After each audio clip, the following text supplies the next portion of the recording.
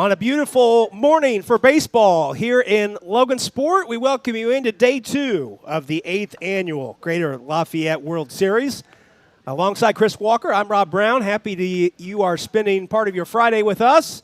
And we get started with the first of 4 games that we will bring you today with a 15U contest pitting the On Deck 2028 squad out of West Lafayette against the Fort Wayne Dirtbags from, you guessed it, Fort Wayne.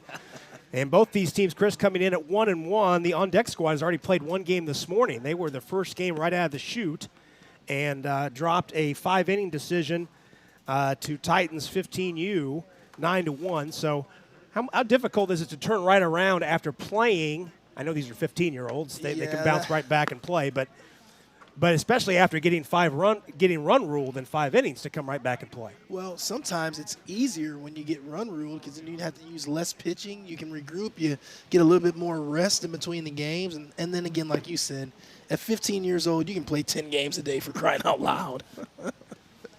Well, like we said, a beautiful day here in Cass County. Rain to our south, and they had some rain here in the overnight, but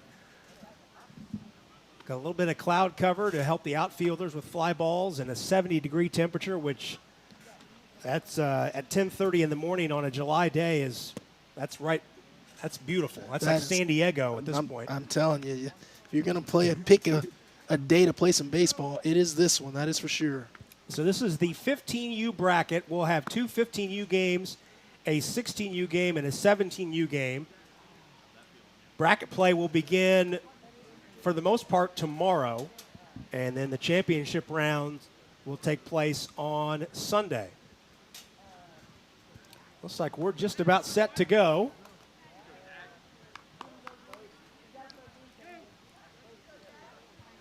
And the pitcher for this on-deck squad is Tatum Adriano, the right-hander. Whoa. And his first pitch is in up high. Fastball right over the head of Jackson Feesby there for the first pitch of the game. 10:21 our start time. Most of these players are class of 28 players, meaning they're going to be sophomores in high school. Feesby is a junior to be at Heritage High School, just outside of Fort Wayne.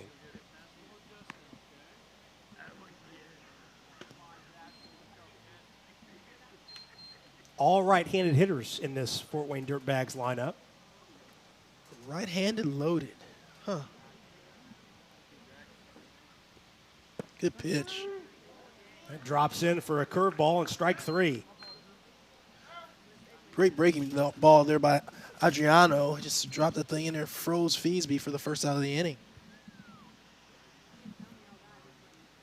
So Feesby retired on the strikeout looking. Here's Keaton Wilder. Wilder playing second base. Both of these teams come into this game 1-1 in the pool. Dirtbags played both of their games yesterday.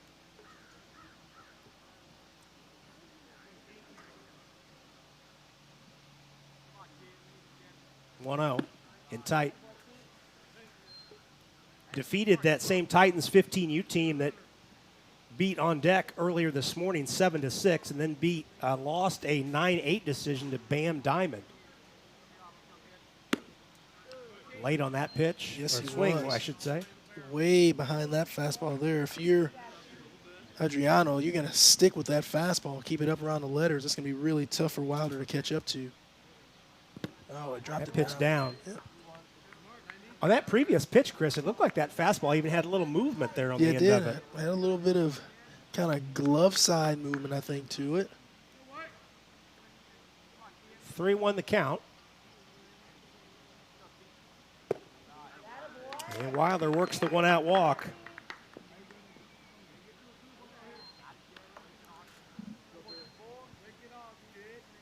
So that'll bring Perry Schwederman to the plate. He is actually the lone left-handed hitter. I stand corrected. One left-handed hitter in this lineup.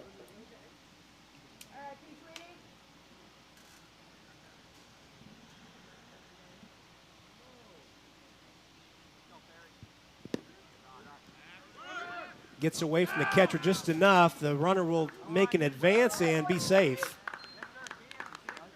on that pitch in the dirt. So wild pitch, allowing Wilder to advance.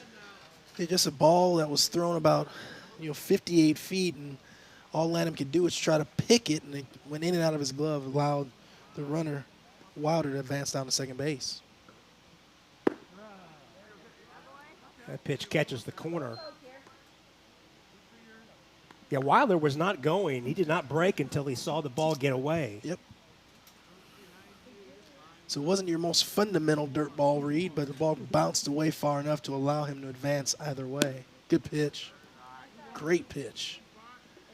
Rob, that's one of those ones I think where your catcher is kind of set up maybe on a little bit on the outside part of the plate, but that ball's over a lot of the middle half of the inner half of the plate, but you don't get the call because the catcher's got to reach back across his body. That pitch catches the corner. Even the count at 2-2. I'd like to see him try to bust Schwederman back in again and see if he can get that call. But it looks like they want to stay away from him. Got him in. Came in and in on the hands. Schwederman has gone on strike. Second strikeout of the inning. And you can just tell by that swing there, Schwederman does not want that ball on the inner half. And so if you're Adriano and Lanham, you got to really go to school on that and remember that for the next at-bat. Here's Carter Costello, the cleanup hitter, center fielder. Goes the other way off the end of the bat foul. Good idea. Good idea.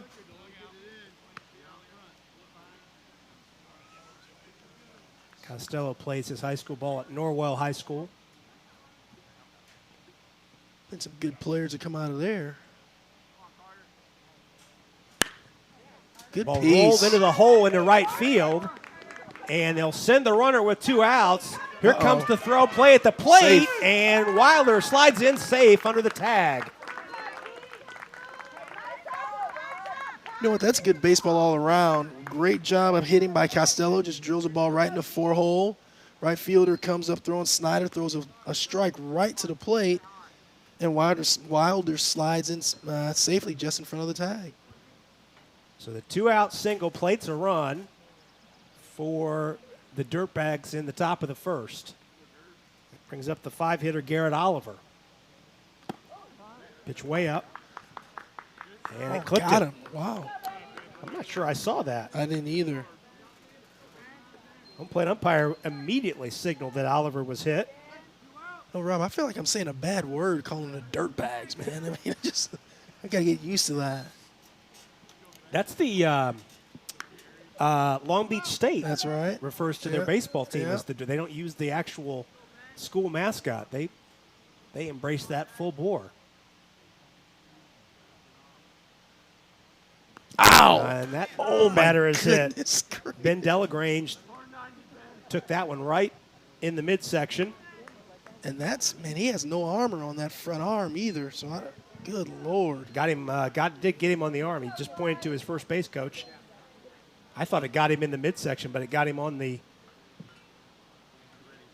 lower forearm, on that front arm. I'm not sure how that did not drop him. I mean, because that ball, with no protection on there, that's a terrible place to get hit. Unlike the hit by pitch on Oliver, we actually heard that. Yeah. Our crowd mic, No kidding. our home plate mic picked that up. You could hear the thud. Here's a first pitch swinging up the middle. Shortstop will go to first.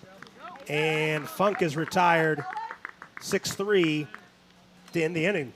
But in the inning, there's a run and a hit and 3 left. We'll take a break and be right back. McCulling in time. Oh, no! It's good. This one is gone. There you oh, go. Wow, Dawson makes a great catch. Spin, win, 3, bury it for Leland Walker. Tie the game they do with the dunk by Malik Edmonds. What a play. Oh, my goodness. I feel a little momentum starting to fall Ellen's way. That is Wrestler! Wrestler! Whoa! Hey there, my name is Jake Query, And I'm Derek Schultz. and we are part of, actually the entirety of, at least from an on-air standpoint. Query and Schultz on the ISC Sports Network. It's appropriately named. It's charitably award-winning. And Derek, now we venture into season number 5. Hard to believe. 5 of them. 5 of them. Can you believe it? 2 best buds talking Colts, Hardly Pacers, Indiana sports every Tuesday night, 7:30, ISC Sports Network, and on socials as well. It is made possible, of course, by the people who watch and listen every single week. We are most appreciative. We look forward to season number 5. Rob Brown, Chris Walker back with you here at Jim Turner Field. 1-0 our score. We head to the bottom of the first.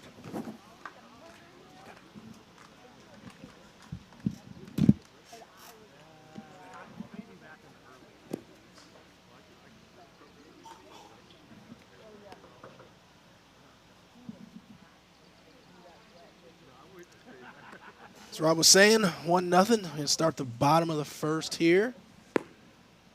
And Mr. Funk on the mound. Eli Funk, starting pitcher for the Dirtbags.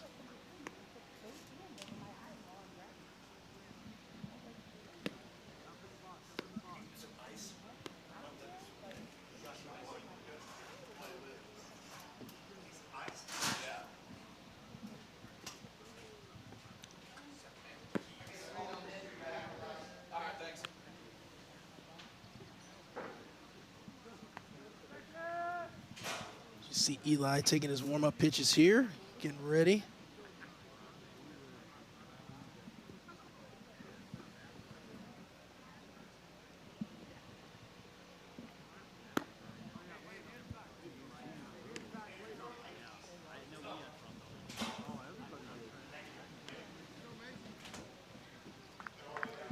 Leading off the inning for the On Deck 2028 team will be Mason Smith.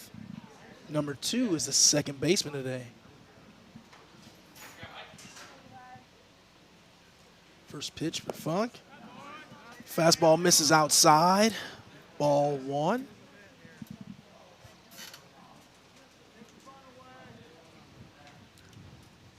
Outfielders pretty much straight up. Infield straight up depth as well. Another fastball that misses up and in. Makes the count 2-0.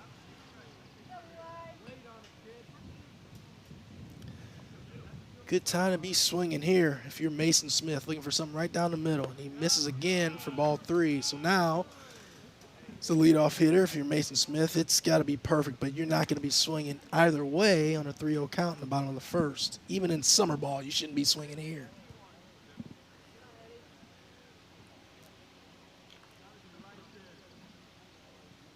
Good pitch. Now you're looking for something in your area, in your zone that you want. Trying to smoke a ball in the gap here if you're Mason Smith.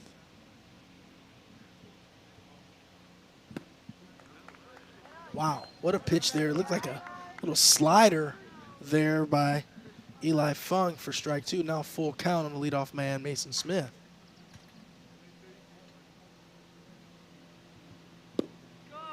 Misses down low for ball 4. Leadoff man is on. That brings up the shortstop, Andrew Woolen, number 4.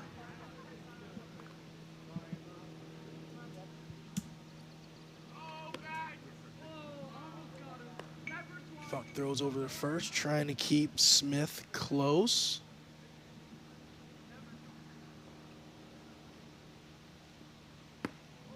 The 0-0 pitch is high. 1 ball, no strikes. For the 2-hitter, Andrew Woolen.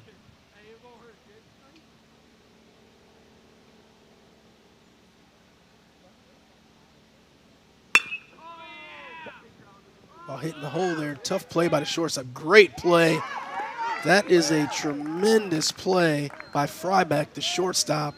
He dives in the hole, pops up quickly, throws over for the 6-3 putout for the first out of the inning. That is a heck of a play. That advances Smith to second base. There's no way he was going to be able to get the force there, but for him to be able to make that play at first was really nicely done. I didn't think there was any way, after that ball got by Delagrange at third, I didn't think there was any way he's going to be able to get the out at first, but he was able to do an outstanding job by Frybeck. Strike 1 to Lucas Snyder, the 3-hitter, left-handed hitting right fielder.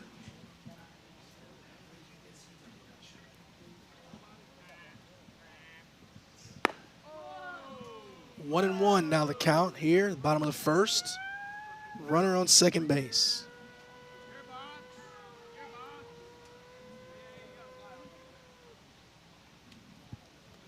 A lot of gap in left center field right now for Lucas Snyder.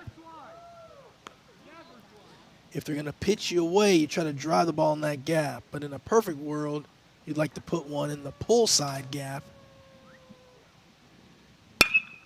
which is what he just does. Smokes a ball in the right center field. Center fielder bobbles. It's going to be not going to be a play at the plate now. Nice piece of hitting there by Lucas Snyder.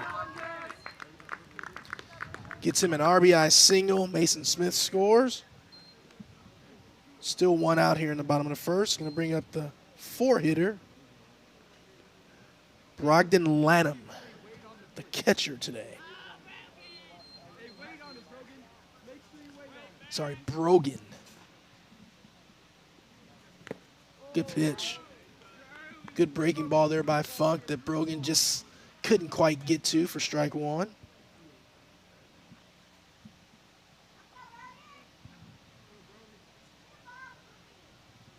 Ouch.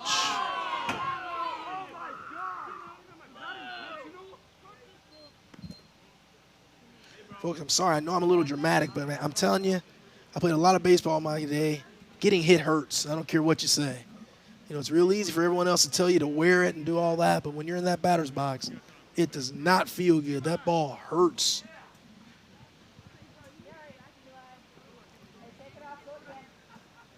Going to get a courtesy runner here, number 77 for Mr. Lanham. He'll get to go, take a break, get the gear on, and get ready for the next half inning.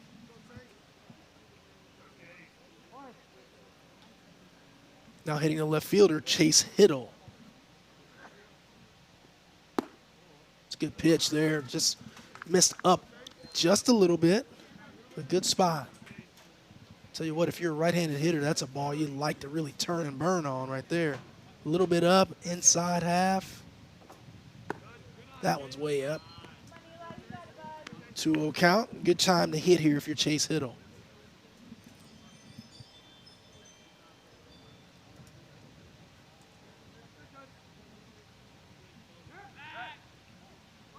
Funk spins around and throws to second base, an attempted pickoff, but neither his shortstop or second baseman were really covering, so that ball gets thrown right into center field. The good thing is no one was able to advance because the center fielder, Costello, was coming in, so no damage there, no harm at all. 2-0 count, one out, bottom of the second inning. I'm sorry, bottom of the first inning, 1-1 ball game. 3-0 count now on the 5-hitter, Chase Hiddle.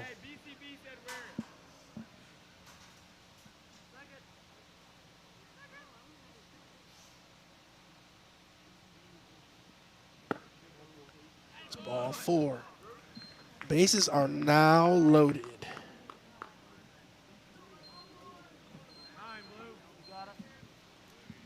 Going to get a visit here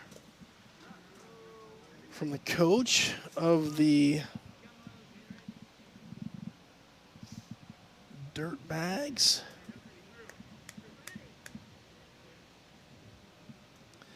Trying to calm Eli Funk down here. Just getting him to throw strikes. Still one pitch away from getting out of the inning. Get himself a ground ball here up the middle. He can get a double play, get out of this inning. But got to be able to throw strikes.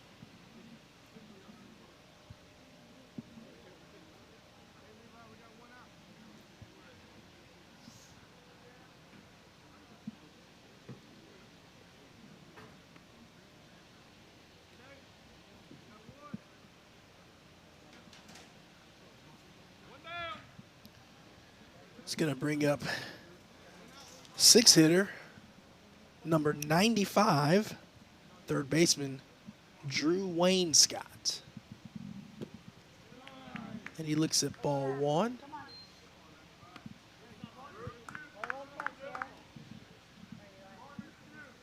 I think in regular school ball, I think Drew would have the take sign here. You know, he's throwing so many balls in a row. And he goes swinging, swings at a fastball that's a little bit up in the zone, fouls it straight back. So it's a 1-1 count on Drew.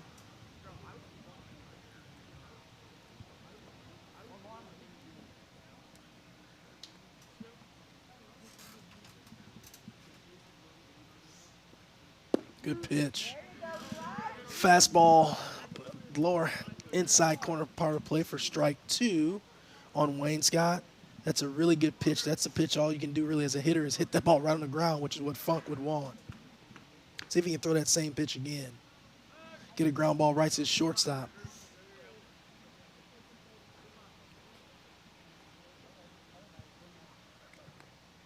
Frybeck and Wilder, double play depth. Good pitch. Breaking ball that missed just in off the plate. Evens a count at 2-2. Still 1 out in the inning. Bases loaded.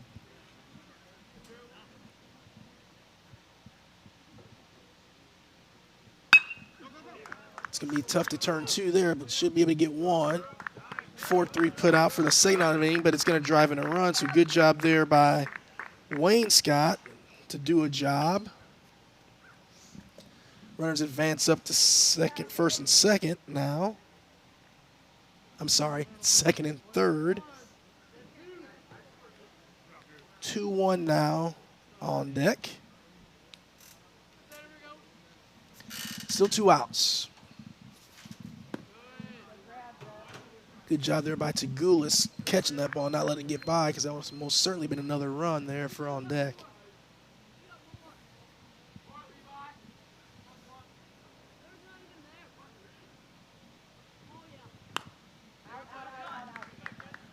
Good swing there by Tatum Adriano, the pitcher today. Let's get a 1-1 count on him with 2 outs here in the bottom of the first. Runners are on second and third. A hit would be huge here for the on-deck team. Ooh, just got under it. Fly ball should be caught by the center fielder, and it is caught by the shortstop. That's a heck of a play.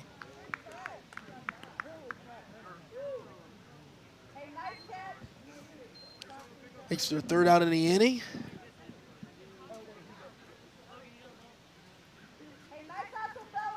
Look at this play by the shortstop. Great job there by Frybeck again. And we're going to go to the top of the second inning here.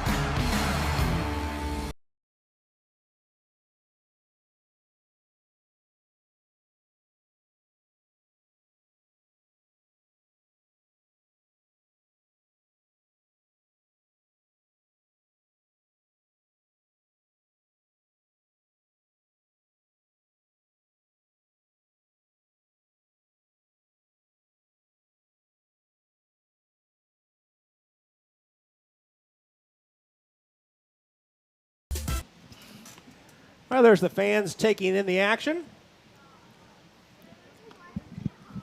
The fans taking in the action here, sitting on. There's the fans over on the third base side, so that would be your on-deck crew.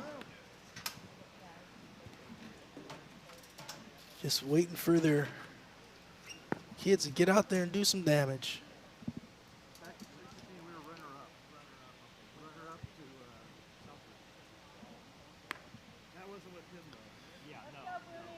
All right, we'll start the second inning with the EH, the first of 2 EHs for the Fort Wayne Dirtbags. This is Boone Delagrange.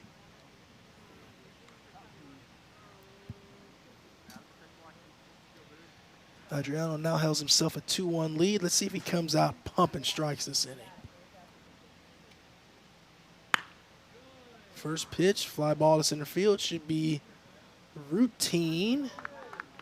And it is caught by Mr. Costello. I'm sorry, that'll be Myers.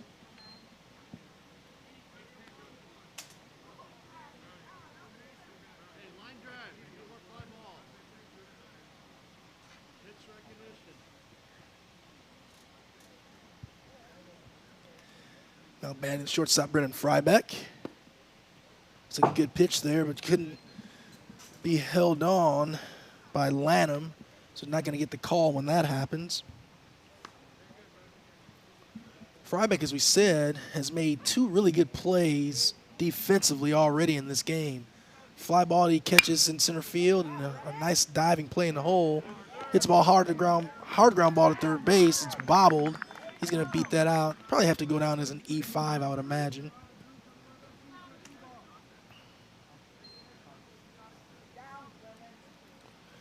That's going to get Brennan Frybeck to first base either way, bringing up number 31, Jake Clemens.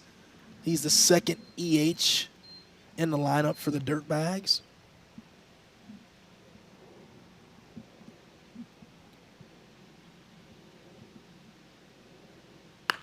Good pitch there by Adriano. Looked like either a tailing fastball or maybe some kind of cutter. Ball's kind of tailing away from the barrel of the right-handed hitter there. Frybeck has a decent lead over at first. Doesn't look like he's trying to go anywhere.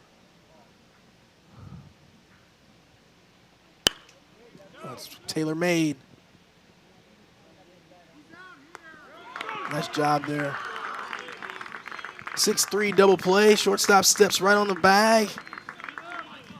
It throws over to first. That is going to have no runs or no hits, no errors. Quick inning.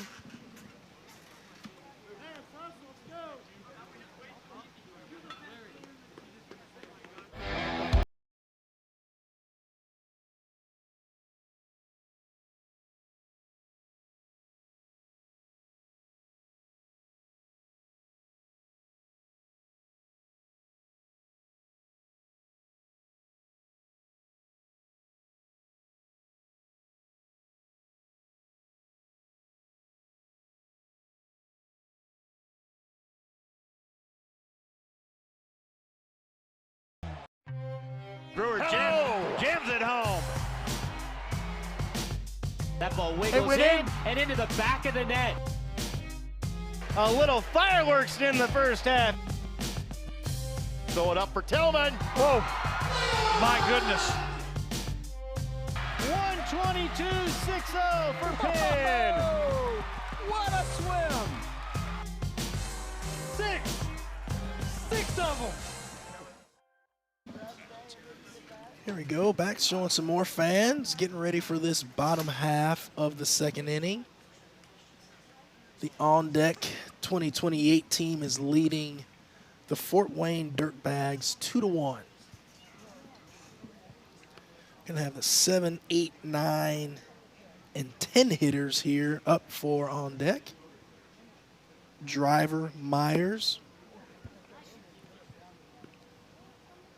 I really can't even read my own writing to tell you who the third hitter of the inning is. Pollard.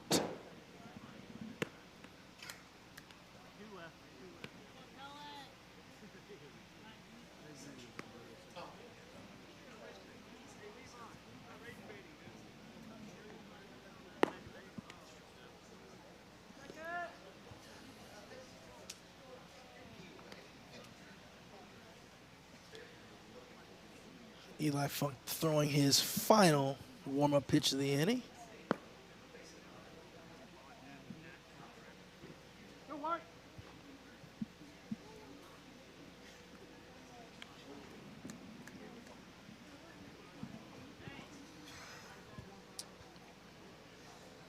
The DH, Cullen Driver, leading off the inning here.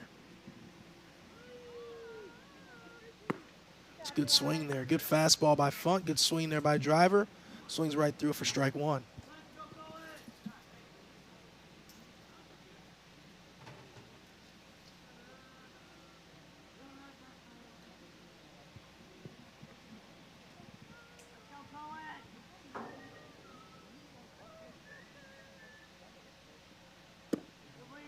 It's a good leave there by Cullen Driver, but a really good pitch by Funk. Breaking ball that lands just below the strike zone for ball one. 1-1 count on Driver.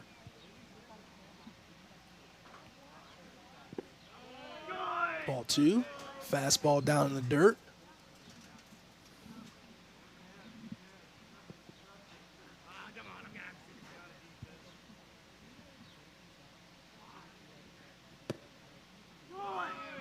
Not missing by very much. That fastball is just off the outside corner for ball 3. Good time to hit if you're Cullen driver here. A lot of gap in right center field. And that swing was right to that area. Fouls it off. Right behind us. Full count now on driver.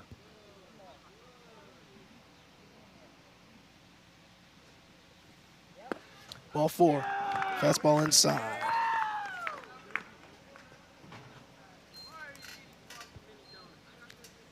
It's going to bring up the center fielder now, Logan Myers, number 7.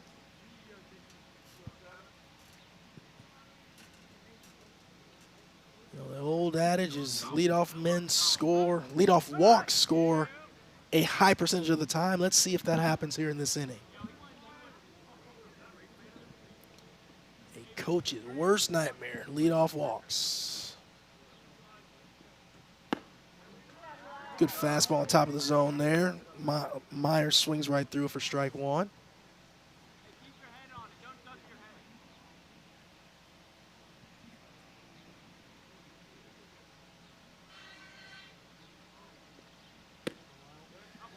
Again, not far off the plate, but fastball off the outside part of the plate. Their Funk misses. 1-1 count on Myers with Cullen driver standing on first base. Oh, and he got picked. I think he was going there, just got caught in between. And he's going to be out. On the 1-6 put out, I'm sorry, the 1-3-6 put out there on the pickoff for the first out of the inning.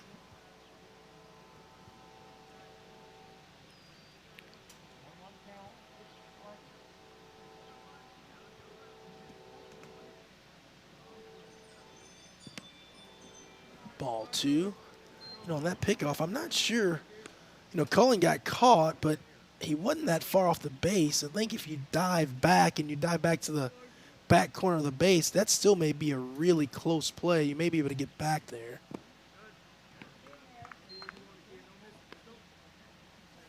Another 3-1 count on the batter. Funk is really having a hard time consistently finding the strike zone right now. Ball 4.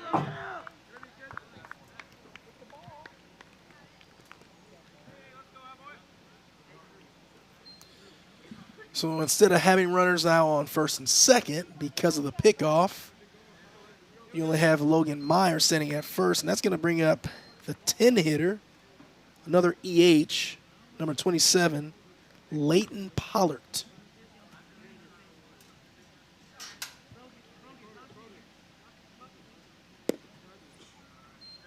It's a good lead off there by Logan Myers. Good position, looks like he's ready to go, but I'll tell you, Funk's really quick to the plate. A really short slide step. It'd be really hard to steal off of him with that kind of slide step. Good pickoff move.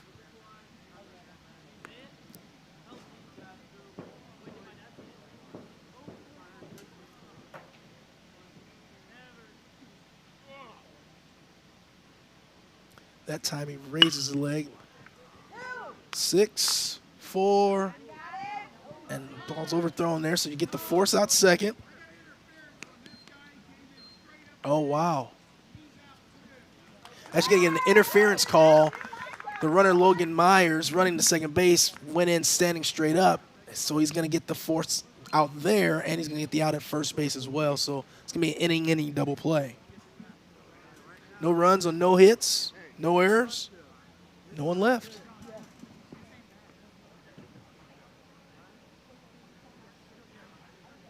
Shot at the buzzer. Got it! She got it! Oh my goodness, what a shot! Hello. Did it again. Hello. Made the highlight reel again. That goes to Mentor and all kinds of room to run. Down the middle of the field, and he will not be touched. Jackson, hello! There we go. Stokes throws it, caught, ball ricochets. Wow. A huge hit. Wow. This has been an amazing display of goal scoring. Hey there, my name is Jake Query. And I'm Derek Schultz. And we are part of, actually, the entirety of at least from an on-air standpoint. Query and Schultz on the ISC Sports Network. It's appropriately named. It's charitably award-winning. And Derek, now we venture into season number 5. Hard to believe. 5 of them. 5 of them. Can you believe it? 2 best buds talking Colts, Pacers, Indiana sports, every Tuesday night, 7:30, ISC Sports Network, and on socials as well. It is made possible, of course, by the people who watch and listen every single week. We are most appreciative. We look forward to season number 5. So we're looking at this last play to Indiana in the 6-4 3-0 play. You see the second baseman gets the ball, gets rid of it, throws it really high, but he gets the interference call because the base runner just went in straight to the base standing up. Now, I don't think the base runner really affected the play because the second baseman got the throw off so early. But because the base runner just didn't peel off and get out of there, as an umpire, you have to make that call there because, I mean, you just can't go in standing straight up. So that's why they made that call. 6-4 3-0 play to end the inning, and now go play some defense.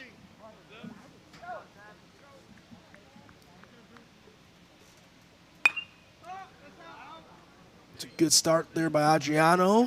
First pitch fastball right down the middle, fouled off there by the catcher, Zeb Tagulis, number 11.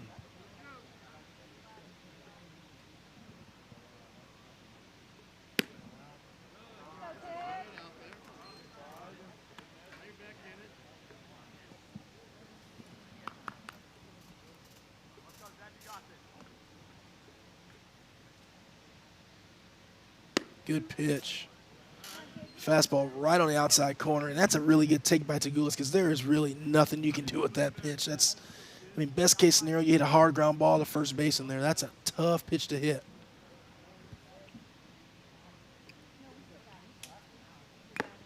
Nice job. Fastball up, swings right through it for strike 3.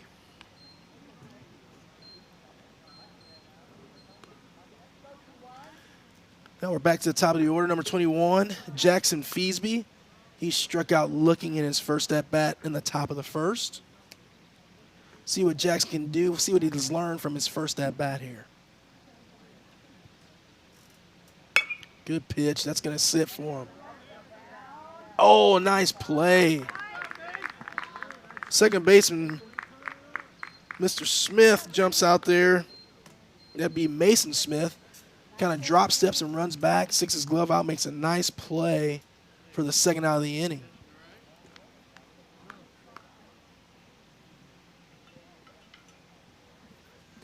Thought that ball had a chance to get down, but nice job there by Mason Smith.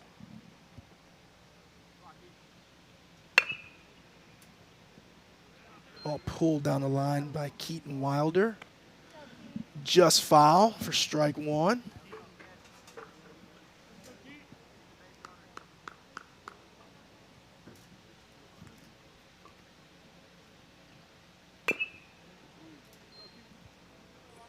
Another foul ball, left side here, strike 2.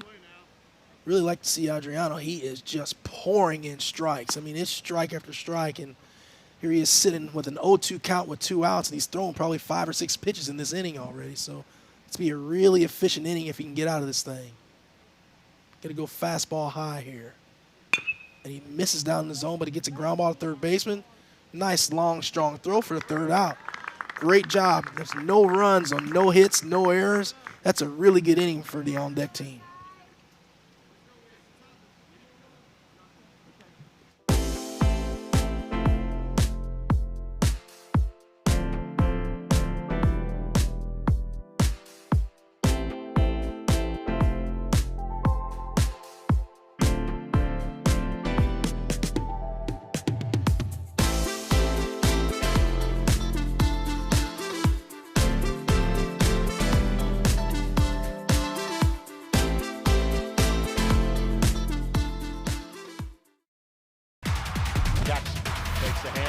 Throws the deep ball. He's got a man. Catch made. Rolling, throwing. Has a man. First down, the grab by Cyrus.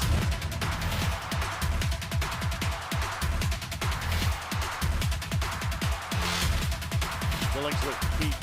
Billingsley spins away from the tackle. Still going. Touchdown, Snyder.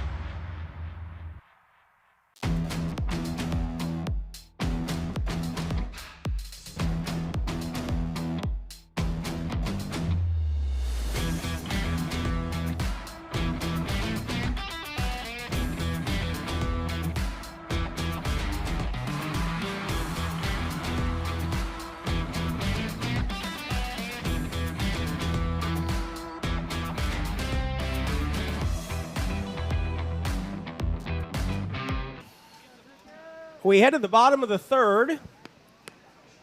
And on deck leading this one 2-1. Rob Brown alongside Chris Walker. I've decided to jump back in as much as I was enjoying Chris's play-by-play stylings. See if I can rejoin the fray for a little bit here. 2-1 the score.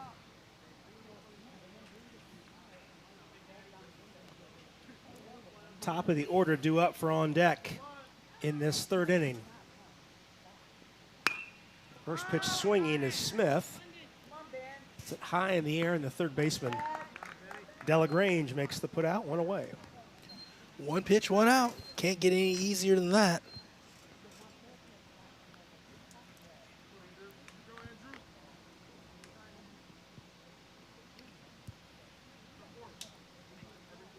Well, Funk has walked four, walked four and hit a batter. Funk could use a clean inning here to kind of settle things down. Yes, sir. Here's Woolen. Good pitch. Right in the corner. Yeah, it's just one of those tough pitches for a right-handed hitter. Just not much you can do with that.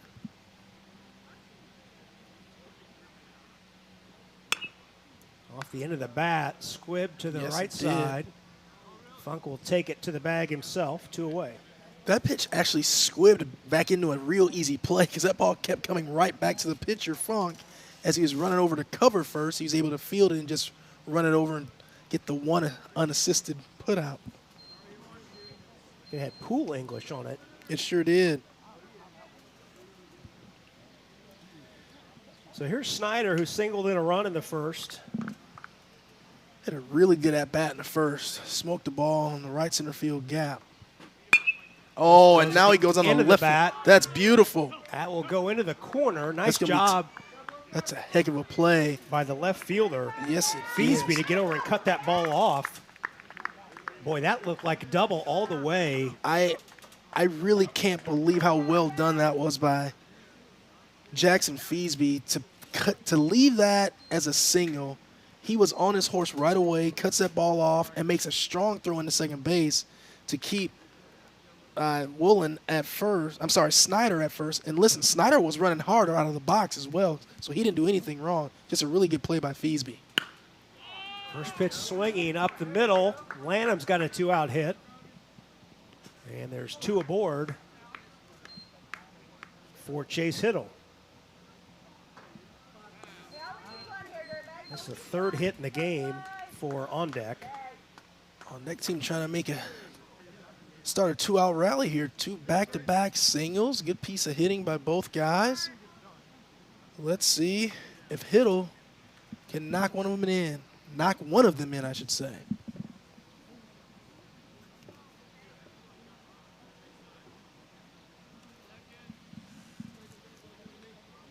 Hiddle walked his first time up. Good pitch. Takes a pitch in. Catches the corner. Hiddle, one of 3 players from Lafayette Central Catholic on this on-deck roster.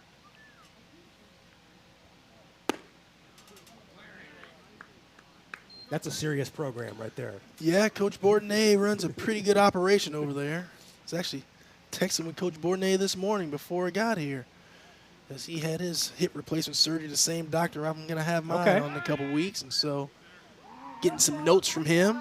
So, yeah. Tim Bourdonnais won more baseball state championships than any other high school baseball coach. Well, actually, Dave Pischker and Andrean just tied him. They tied him. Yeah, Okay, we that's right. Yep. Greg and I just broadcasted that game. Yep. Oh, that's a good piece of hitting. Off the end of the bat into right field. The ball got there so quickly, the runner will hold at third. That's a good call, yeah. So they're both tied at 9, right? I believe, is it 9 or 10? I think you're right, 9. They each have 9. Yeah, it's just impressive what both of those programs have done in this state. It's just really good baseball. As I call the state tournament every year, the Pischker and Bourdonnais Invitational. So they seem to be there all the time. So here's Wayne Scott, bases loaded, 2 outs. And again, Funk hits that inside corner for strike 1. Big spot here with 2 outs for Drew Wayne Scott. 2-out knocks are so hard to do in the game of baseball, but, man, they are so valuable when you get them done. In on the hands, and Wayne Scott fights that one off down the left side, foul. Just really changes the momentum when you can drive in RBIs with 2 outs. You know, defensive team trying to get off the field, they want to get in and hit. When you get that 2-out knock and it drives in some RBIs, man, it just really deflates a team. At the end of the bat, waited on that breaking ball and hit it the other way, foul. Good job there by Wayne Scott not giving up on that pitch. 0-2 count, Funk is ahead. See if he tries to waste one out of the zone and get Wayne Scott to chase. I knew that was coming. They could have gotten him. If you do a quick spin move, you could have picked him off there at second base because he's had, I mean, normally you get a primary into a secondary, but that's like a tertiary. He's basically standing on third base. Yeah, Lanham was halfway to third. No kidding. Nowhere for Funk to throw it, though. Fought off in on the hands, popped up in the infield, and almost a collision. Who caught it? And the second baseman puts it away for the out. Almost a disaster there for the Dirtbags, but Funk worked his way out of it. On deck, leaves him loaded. 3 hits in the inning, 3 runners left. We're through 3. On deck, leading the Fort Wayne Dirtbags 2-1. We're back with more in a moment. You're watching the Greater Lafayette World Series on the ISC Sports Network.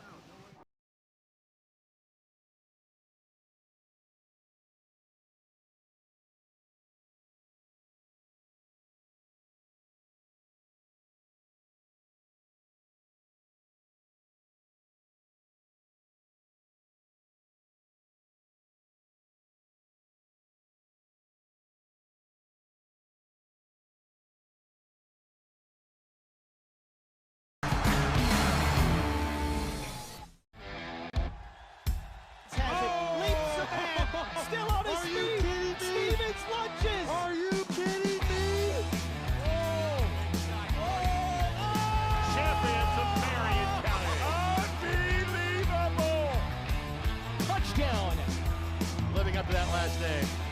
Wabash has the lead for the first time today. So that was going to be a highlight reel. Oh, baby. Yeah, you can celebrate after that. Well, our game recap thus far. Fort Wayne Dirtbags got on the board early. Carter Costello with an RBI 2-out hit in the first to plate Keaton Wilder.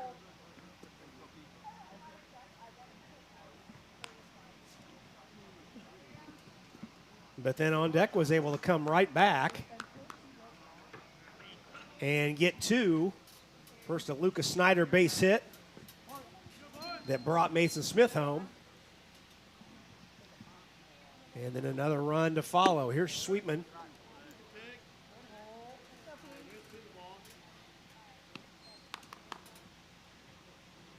Barry Schwieterman leads this 4th inning off.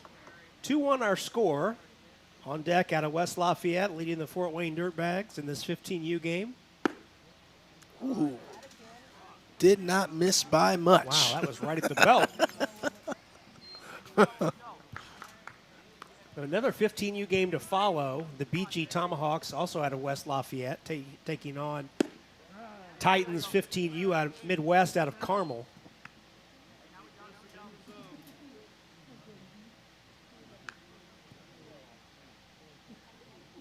Two-one count. Foul off the end of the bat.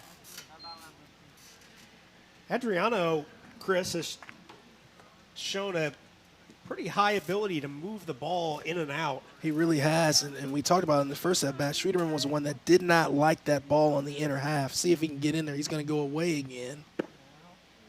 But wanted to see him try to get back in that kitchen because Schwieterman did not take a good swing on that inside fastball. Count full to the leadoff hitter. Swing and a miss. Just gas right by him there. Chased a pitch out and away did Schwieterman. One away, here's Costello. RBI single in the first to drive in the Dirtbags' only run.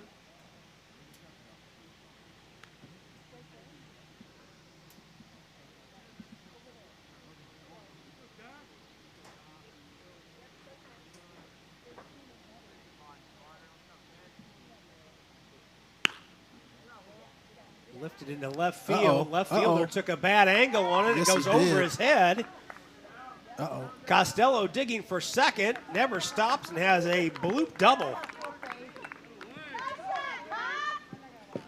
It's really good base running there by Carter Costello because he was going really hard out of the box. He never slowed down. And as you said, just a poor angle by Hiddle out in left field. The ball gets over his head. Let's get a one-out runner on second base now.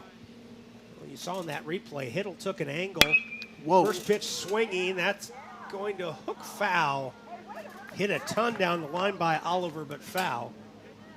Hiddle got a good jump on the ball, but those first 4 or 5 steps in cost him. And he realized it, but by the time he tried to course correct, the ball was over his head. And that's what happens to an outfielder, man. It makes it tough. You're on an island out there. Foul back. Always said, man, it's tough out there. We have no one to back us up as outfielders. The infielders boot a ball. We can back them up as the outfielders, right? A lot of pressure out there to make the play. Keep the ball in front of you. 0-2 and a nice pitch by Adriano to get Oliver to chase down and away. 2 strikeouts in the inning. And that'll bring Ben Delagrange to the plate. Well, you talked about it earlier in the game, Rob, back in the first. Adriano gets some really late movement on his fastball. It is not straight by any means. Pop straight back and out of play. Just in front of us.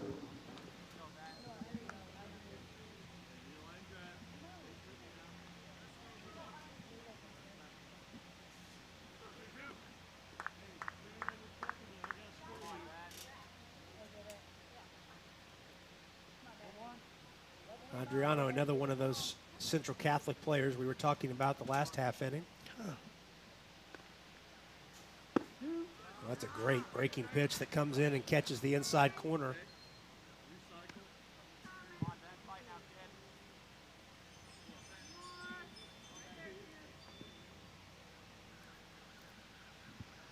Oh, 2 pitch coming. Oh, wow. Frozen. Wow. So Adriano strikes out the side, bookended around a 1-out double. Costello stranded at second. We're through 3.5. And on deck leads Fort Wayne Dirtbags 2-1. We're back with more in a moment. You're watching the Greater Lafayette World Series on the ISC Sports Network.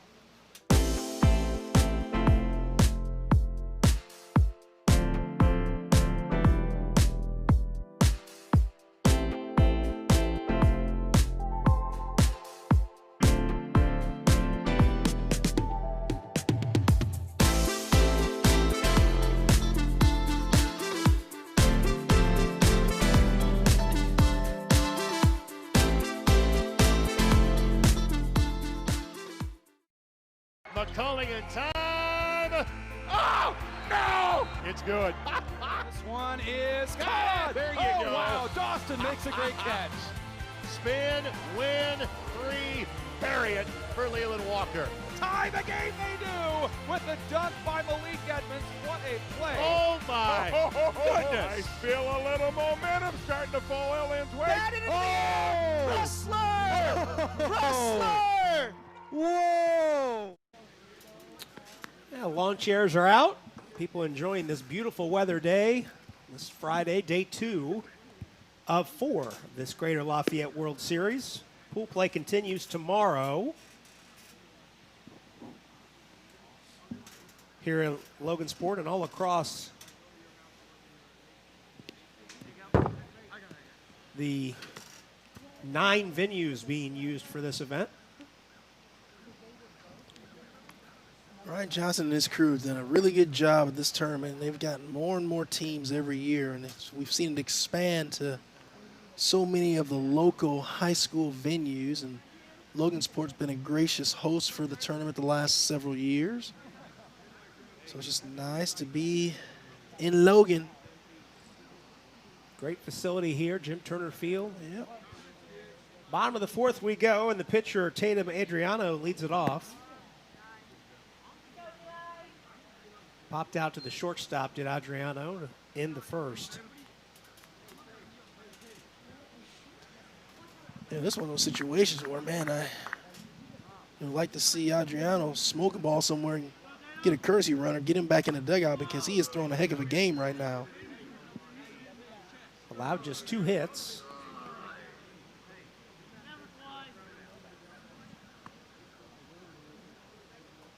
And Adriano ahead in the count, 2-0. Out in front of that breaking ball. Good pitch there by Funk. That was another fastball that seemed to have some late tailing action to it by Funk.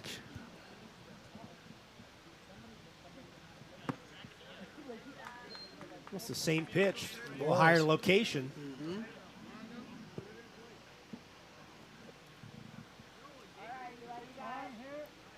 Time call.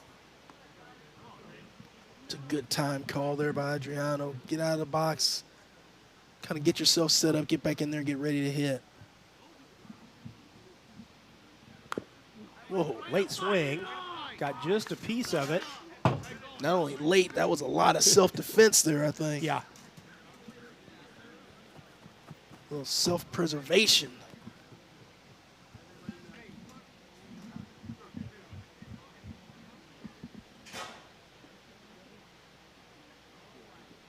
Ow.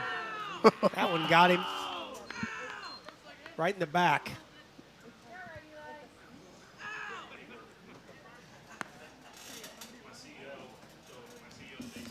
Been a good amount of HBPs today, Rob. That's the At least 3, fourth, right? fourth one of the game, 2 on either side. Yeah.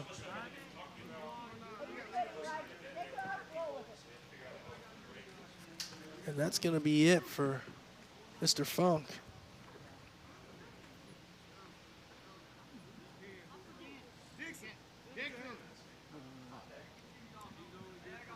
Make a change.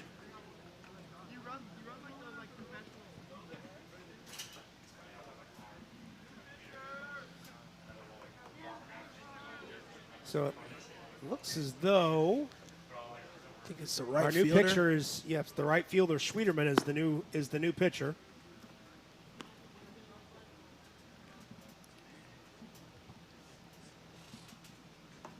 So Perry Schwieterman is the new pitcher coming in from right field. I have to wait and see if Funk is going to go out to right field, maybe. Looks like it. Yep. That makes it easy for us. Yep. So Funk will go 3+ innings. The batter, the runner at first base is Funk's responsibility. And Perry Schwieterman coming in from right field out of Parkway High School will stand in, will come in to be the first relief pitcher of the day with nobody out in the bottom of the 4th.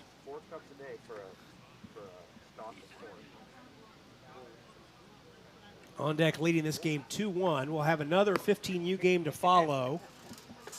BG Tomahawks out of West Lafayette taking on Titans 15U Midwest out of Carmel. They said it really on Monday and Tuesday was a high corn sweat day.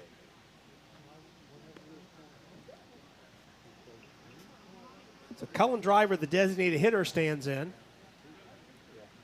Be the first batter that Schwieterman faces. Adriano, well, a courtesy runner for Adriano is now on first because he is a pitcher, and he got there on an HBP.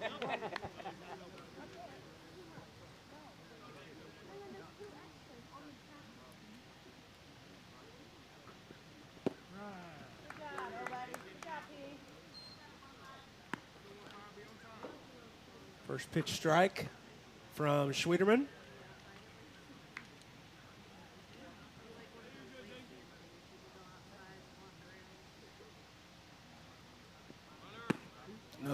Good Runner pitch. goes, Good throw throw. down, and oh. Looks like it's going to be a really close play, but the ball just gets into center field. Not sure what happened there. Not sure if the shortstop gets the base in time.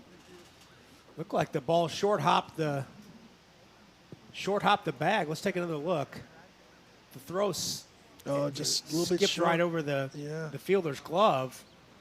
Tried to pick it, but didn't get the ball. So a stolen base. Foul off the end of the bat down the right side. And Cohen just kind of fillets that ball foul to stay alive here. 0-2 count. Schwieterman has come in really attacking the strike zone.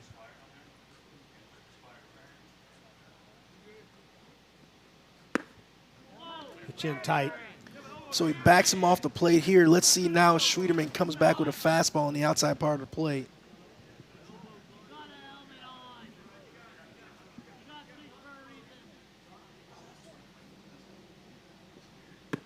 Swing and a miss. Nice pitch. First out of the inning with that strikeout. So Schwieterman strikes out the first batter he faces, coming in relief. Now he'll go to work on the number 9 hitter, Logan Myers. Myers walked in the second.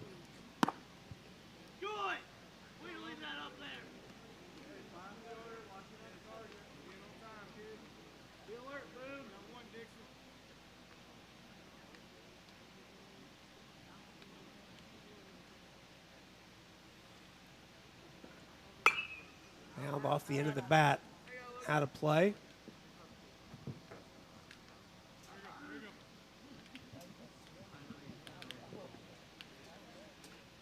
Good scoring opportunity here for the on-deck team with 1 out and a runner on second base.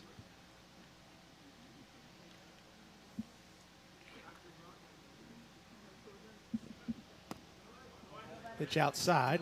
As we move past the 1 hour mark, this game started at 10:21.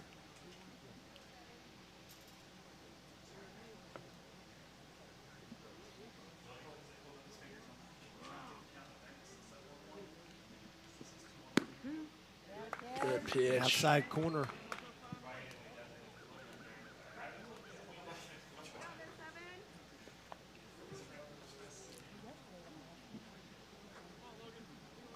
Pretty good lead for the Kersey runner down at second base.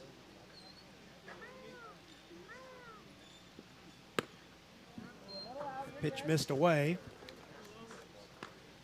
And the count goes full. 1 out. Bottom of the fourth. 2-1 our score. On deck squad trying to add to its lead.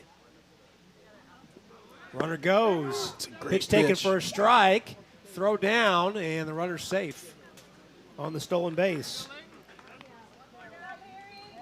Tell you what, that could have almost been ruled an interference, but again, I think the batter did a good job of really not moving his feet because the catcher kind of got tied up, had an awkward throw down to third base because he thought the batter was in the way.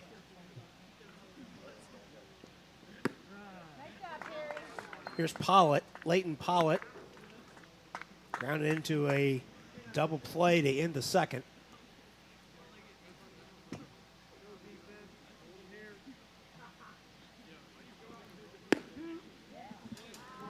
Taking a strike. Another good pitch there by Schwieterman, really doing a good job of pumping strikes. Schwieterman has not wasted a lot of pitches. He is going right to it. He really is. Just missed low.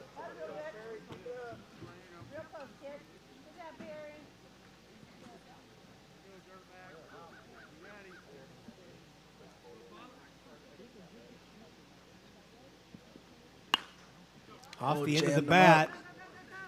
Shortstop coming over to make a play. Across the diamond. Fryback makes the play to throw out Pollitt to end the inning. And on deck strands a runner at third. We're through 4. On deck leading the Fort Wayne Dirtbags 2-1. We're back in a moment. You're watching the Greater Lafayette World Series right here on the ISC Sports Network.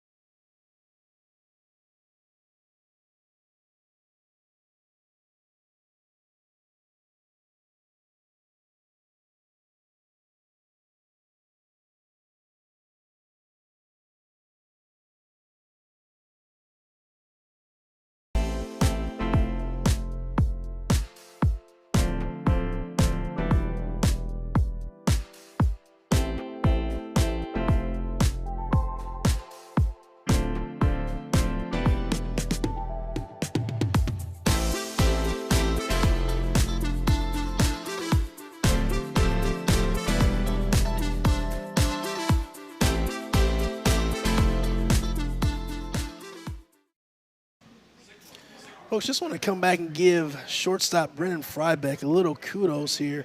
He has been spectacular defensively in this game today. We've seen him in the first make a sliding kind of diving play in the hole, deep hole, and throw a guy out at first. We saw him make a tough running over the head catch when the center fielder's running in on him as well.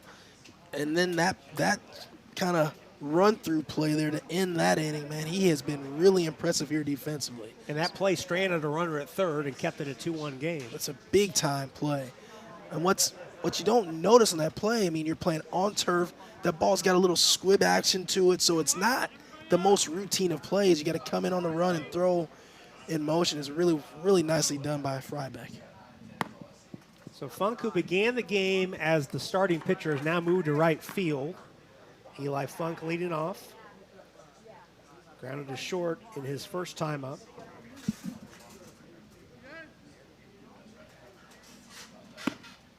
Late on that one. Down in the count 0-2.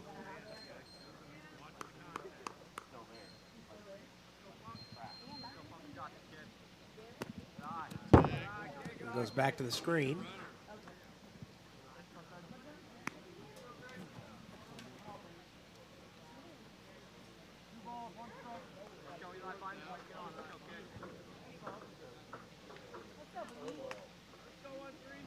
Swing and a miss.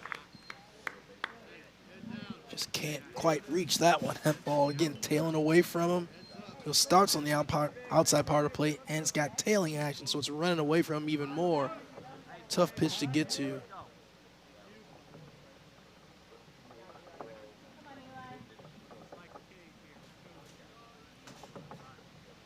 Two count.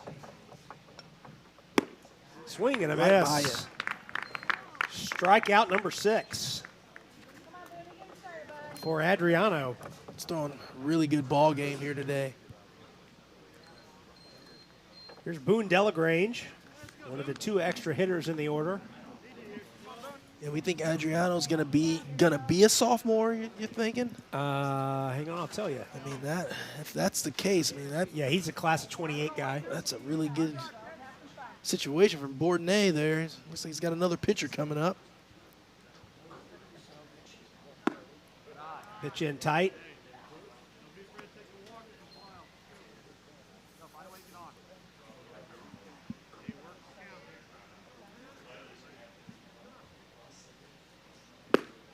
Swing and a miss. Just one of those things, man. As a pitcher, first thing you got to be able to do is throw strikes. It is just really hard to get hits. I mean, if you throw strikes majority of the time, you're going to have more success than you're not going to have. I mean, just because it is so darn hard to get hits. Just 6 in this game thus far combined, to your point. Good swing number there. 7. Solidly struck by Delagrange. That'll get past the center fielder and roll to the wall. Delagrange is on his horse heading for third. And Delagrange in standing with a triple to the right center field gap.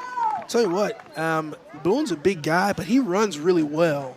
That ball smoked in the right center field gap. And I tell you, watching him come around first base, he really put him into another gear, man. He runs really well for a bigger guy.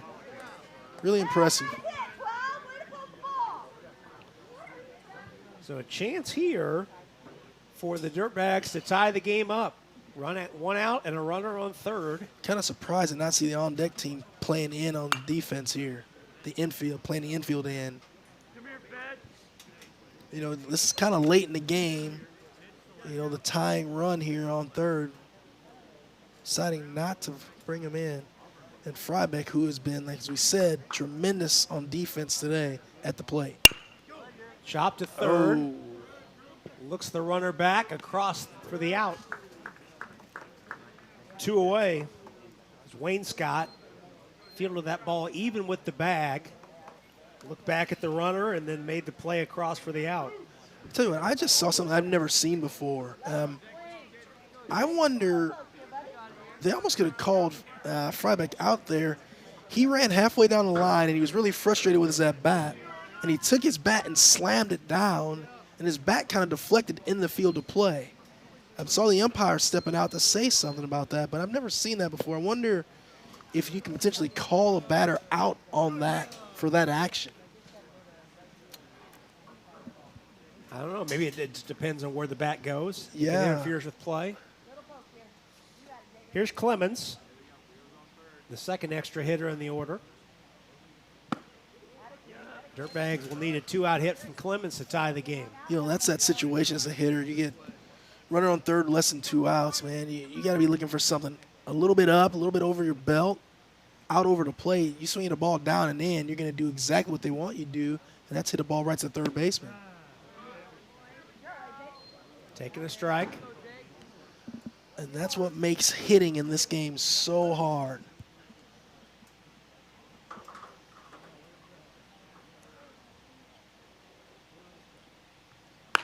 Ooh. Scalded off the end of the bat. Down the right side. This would be a good time for Adriano to start a breaking ball off right down the middle of the plate and see if he can spin right off the corner. 2-2 pitch. Or a fastball right down the middle and not get called. That was a great pitch. That fooled everyone. Didn't miss by much. Count goes full. That's because it didn't miss. Oh, man. Hit hard, but right at the first baseman. Ritterberg was there to make the play, and Clemens is retired on the line out. So the Dirtbags strand a runner at third, and we stay 2-1, our score on deck on top. To the bottom of the fifth we go. Right after this on the ISC Sports Network. Brewer Jim's at home. That ball wiggles in and into the back of the net. A little fireworks in the first half. Throw it up for Tillman. Whoa. My goodness. 122.60 for Penn. What a swim! Six of them. Shot at the buzzer. Got it! She got it! Oh my goodness, what a shot! Brady, hello. Did it again. Hello. Made the highlight reel again. That goes to Mentor and all kinds of room to run. Down the middle of the field, and he will not be touched. Jackson, hello. There we go. Stokes throws it, caught, ball ricochets. Wow. A huge hit. Wow. This has been an amazing display of goal scoring. We move to the bottom of the fifth. 2-1 our score. On deck. Leading the Fort Wayne Dirtbags, Rob Brown alongside Chris Walker. Glad you're spending part of your Friday with us. Rob, now I can't even focus. When I hear the word Coney dog, I go into this kind of like haze. Here we go. I mean, I am a hot dog and Coney dog connoisseur, and I'm telling you, that just gets me going, man. Being a Chicago guy, though, that's kind of the thing up there. You got it. I wonder how much of my body weight is due to my consumption of hot dogs of some sort.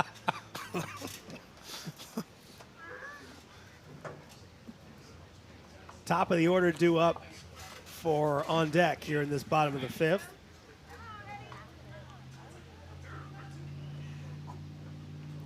Schwiedeman on for his first full inning of work. Came on with one batter deep into the previous inning. Long throw across for the out. One away. Ben Delagrange making the play over at third. Wasn't sure if Delagrange was going to be able to make that play because he sat back on that ball, but he was able to get it and get it over there in time for the out, and that's the first out of the inning. Hey, he waited on that one. He really did, and it wasn't hit hard because he got jammed, so I thought it was going to be a lot closer play than it was. Here's Woolen, 0 for 2. Couple ground outs.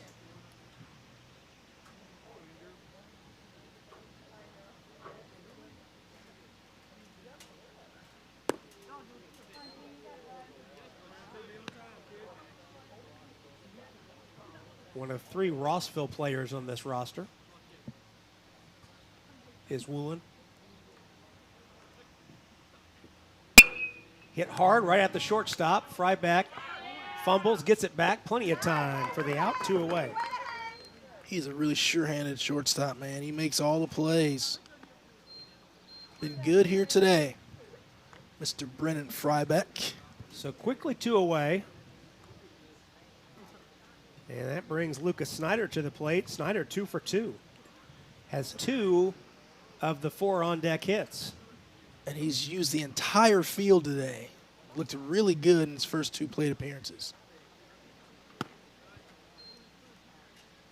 Takes the first pitch out and away.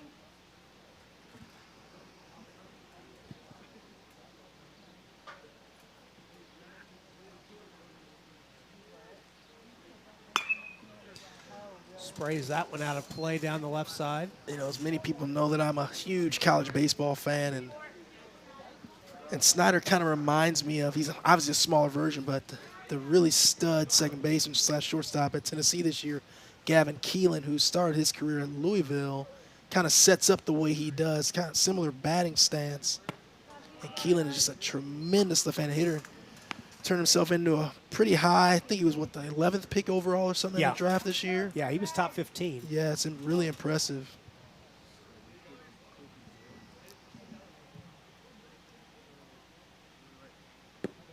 That pitch taken down, and it's 3-1.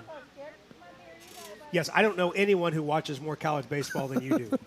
I had somebody try and tell me the other day, or a month ago during the College World Series about something. I said, no, you don't watch as much college baseball as my guy, Chris Walker. I actually, the first day of the regionals, I left my house at 7:30, drove to Nashville, watched 2 regional games, went to my barbecue joint, and drove back home all in one day. Well, it ended up being a day and a half because it was just so long, but it was a blast. That may sit. Hit off the end of the bat, just and foul. It hits foul and hops out of play. Yeah, I love me some Nashville. That is, to go down there in the regional atmosphere, watch Vanderbilt. Who got was beat. Fun. They did. And, well, I actually went to see the pitcher that beat them. Wright State, Cam Allen, a kid that I was trying to get to sign with my buddy who's an agent. Know him because my son played in that conference with him in the Horizon League. So that's another good piece of hitting there by Snyder. And Snyder's 3 for 3.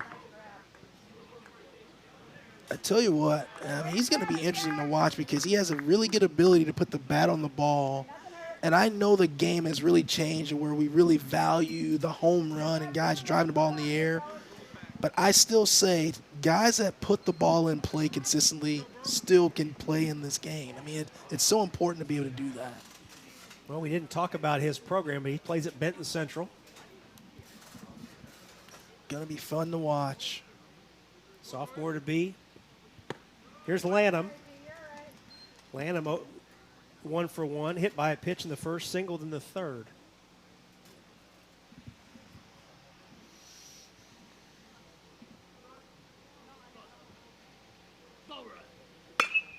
Jammed him. That's going to be a Kissed tough it into spot. right field. That'll drop in front of the right fielder. Snyder did not get a great jump on that ball, so he'll hold it second. Yeah, that actually, as good as Snyder has been offensively today, that one is a mistake because you don't really have to read that there's 2 outs. As soon as you're making contact, you got to be sprinting.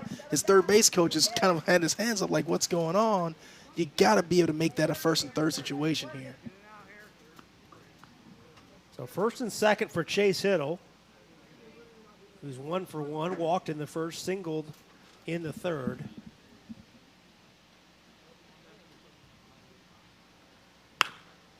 And that's hit on a line, but right at the right fielder who was playing the line. And Funk was there to make the play, hedging toward the line. So on deck, Strands 2 hits in the inning, no runs. We're through 5. On deck leads 2-1. We're back with the 6th after this on the ISC Sports Network. Leaps ahead, still on his feet. Stevens lunges. Are you kidding me? Champions of Marion County. Unbelievable. Touchdown. Living up to that last name. Wabash has the lead for the first time today. said that was going to be a highlight reel. Oh, baby. Yeah, you can celebrate after that. McCulling in time. Oh, no! It's good. This one is Ah, caught. there you oh, go. wow. Dawson makes a great catch. Spin, win, 3, bury it for Leland Walker. Tie the game they do with the dunk by Malik Edmonds. What a play. Oh, my goodness. I feel a little momentum starting to fall Ellen's way. Wrestler! Wrestler! Whoa! Yeah, welcome back to Logansport High School, home of my guy Felix. Greater Lafayette World Series, Day 2. 15U pool play game, and the on-deck squad from West Lafayette leads the Fort Wayne Dirtbags 2-1. We head to the 6th. Tatum Adriano is pitching himself a gem. He's allowed just 3 hits, struck out 6. Adriano through 5. So every time I come over here to Logansport, I think of my buddy J.D. Dubes, assistant principal over here. J.D.'s a Lafayette Jeff grad, so J.D. and I played a lot of basketball together, but the funny story is he always gets on me about it is, so his son that just graduated from Logansport, Carson Dubes, was a pitcher, played some football as well here. And Carson and my daughter were born, I think maybe a day apart. So JD always talks about hearing my wife screaming in the delivery room and beating me up, trying to push out our daughter. So he's always making fun of me about that. So think about that every time I come over here. Zeb Tagulis, number 11 hitter, leads off this 6th inning.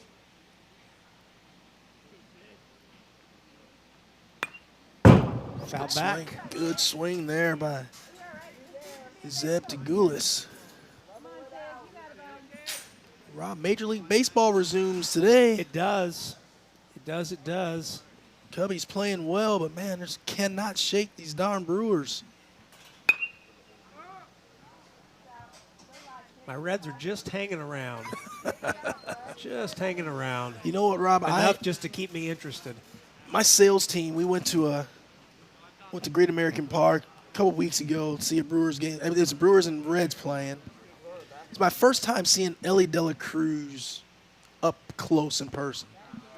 And I'm telling you, he's a lightning rod. If you just take away, I mean, let's not consider stats or anything. Just look at baseball player. I'm not sure there have been many that have been built like he is. I mean, he's super fast, super strong arm, can hit the ball as far as anyone. One of the strongest arms. So, I mean, he literally is a guy that could be, I mean, he's a true 5-tool player, and you can almost give him an 80 in every tool. I mean, because his skill set is so unbelievable. Tagulis lifts it into left field, and the left fielder's there and hung up just enough for Hiddle to make the play, one away. And he's 6'5". That's what I'm saying. I mean, the actual skill set, I mean, he could be one of the greatest just players the Lord has ever built when you just look at the body and what he can do on a baseball field. To the top of the order in Feasby. Yeah, he is fun to watch. Feasby 0 for 2. Shows bunt. I like that idea there, Feasby. Why not?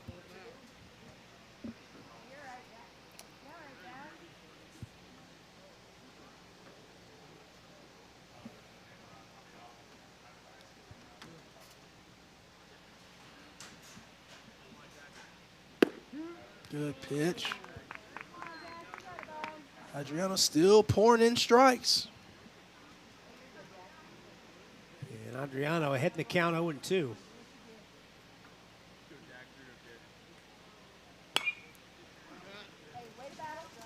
Lifted back over our heads and out of play.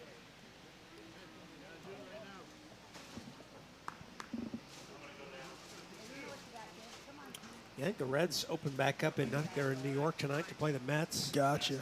But I think I saw that 0-2 pitch coming. Chop back over tough. the mound. Be real Shortstop charging, scoops, throws, and Feasby beats it out.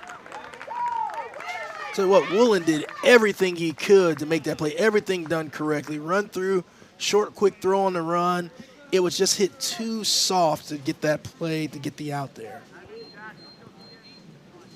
So Feasby beats that out easily by about 2 steps. 1 out infield hit. Yeah, I had seen that. I think 4 of the last 6 years, the Reds have been swept in the first series coming out of the break. Ugh. So, see if they can avoid that. Starting tonight in New York. You don't want that coming out of the break, that's for sure. No, not when you're clinging to a thread. Yep. I think the Reds are 2.5 games out of the last wild card spot. I think the Cubs are hosting the Red Sox, who are winners of 10 straight. So yeah, that team is on fire. I watched them the other night. Runner goes, throw down, and Feasby's got a stolen base. You know, it's crazy, Rob, in baseball how things work, right? I mean, to see the Red Sox playing that well when you just trade away or give away an offensive impact player like Rafael Devers, right? But yes, shows you that sometimes, man, you can be a little bit too good for your own good, you know, and the team functions better without you. You get a little too big for your britches at times, and you know it happens because that guy can really swing it. But man, I tell you, sometimes you just can't tolerate being around him. Feasby the tying run at second base in the top of the 6th. And tied a ball. It's a good take.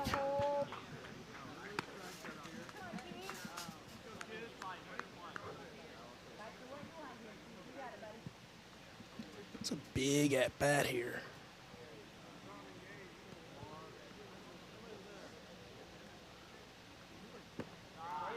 That pitch is low.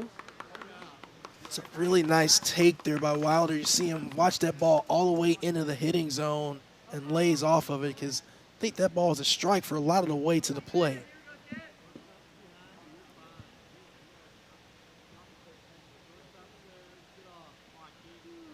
Adriano checks the runner. Hit hard on the ground to third. Uh-oh. Third baseman looks the runner back. Feasby breaks to third. Great job by left fielder Hiddle being there for the backup. So Wilder is retired 5-3, and Feasby advances after the throw. 2 away. Love to see that by Hiddle. Well, he understands that he's still in the play. He gets back there, backs up that throw, and that's the only thing that saves this game from being tied up right now. So the Dirtbags stranded a runner at third, the potential tying run in the previous inning, trying to avoid the same fate here. Schwederman at the plate, 2 away. Feasby, the tying run, 90 feet away. Schwederman's 0 for 2 with a couple strikeouts.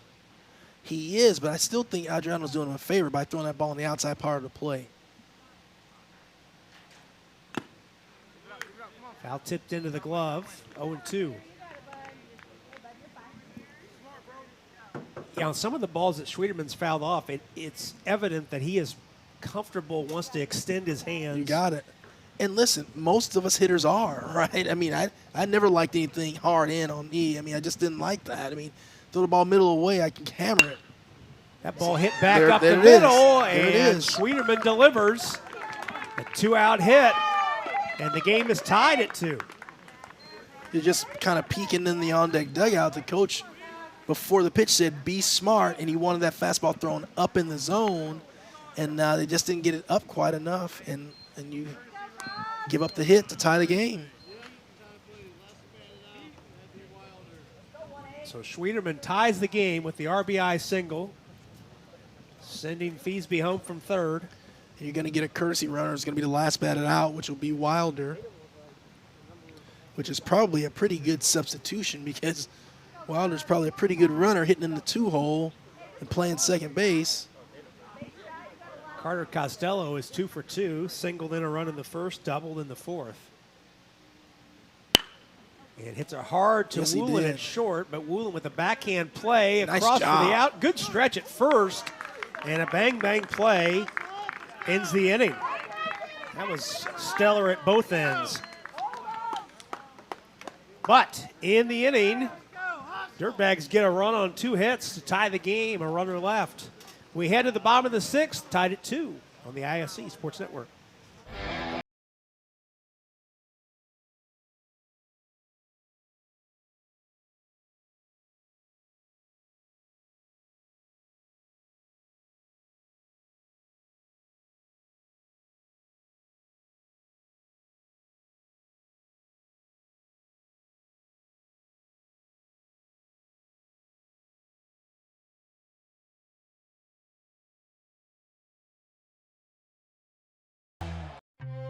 Brewer jams it home. That ball wiggles in and into the back of the net. A little fireworks in the first half. Throw it up for Tillman. Whoa, my goodness. 122.60 for Penn. Oh, what a swim! 6 of them. We move to the bottom of the 6th, tied at 2. After the Dirtbags got a 2-out single from Perry Schwederman to tie the game.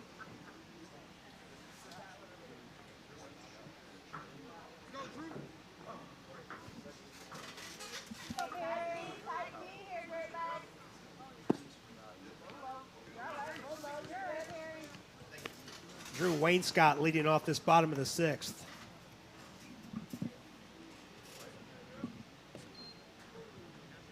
Dirtbags just hung around, you know, and the on-deck team has had their opportunities to get some insurance. They weren't able to cash in, and so now we find ourselves in a 2-2 ball game here in the bottom of the 6th inning. See how this thing finishes out. We're drifting toward the time limit as well. That's the other thing we have to be cognizant of. Yeah. Both these teams 1-1 in pool play. This is the final pool game for both of these teams. You play these kind of tournaments, it's obviously always important to get wins, but it's also important to keep the scores low because sometimes those kind of equations come back to bite you at the end of a tournament. Yeah, run differential. Yeah, absolutely. Will come back and get you. You either need to play close, low-scoring games or beat up on some teams, right? I mean,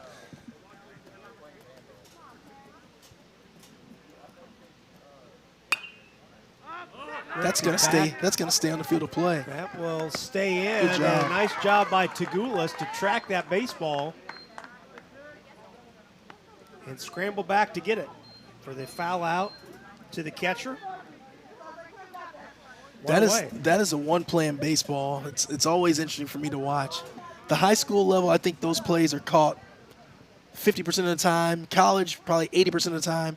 But the MLB guys never miss. The MLB catchers are tremendous at those fly balls, man. They never miss them. They make it look so easy. I mean, so easy. Here's Adriano. Good pitch. Fastball in on his hands. Tied him up. Adriano 0 for 1. Flew out in the first and was hit by a pitch in the 4th.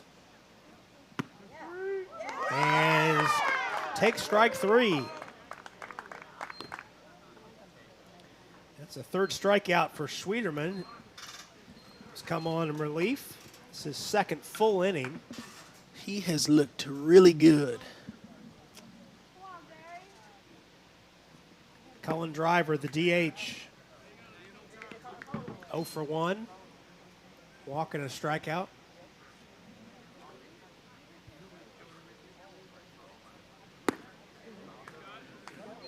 Poured that fastball by him. He did. 0 and 2.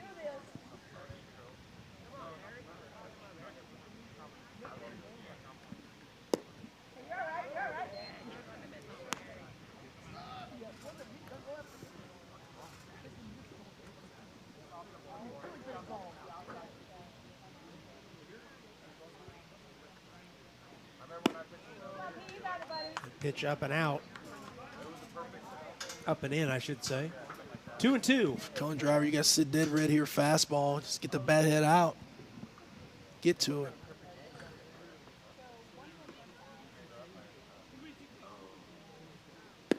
And throws him a breaking ball, just ties him in knots. Heck of a pitch there by Schwederman. First time today that On Deck has been retired 1, 2, 3. We go to the 7th, tied at 2 on the ISC Sports Network.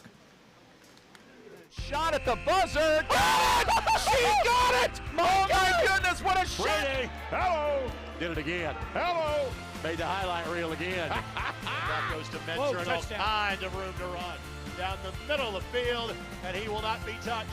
Jackson, hello. There we go. Stokes throws it, caught, ball ricochets. Wow. A huge hit. Wow. This has been an amazing display of goal scoring.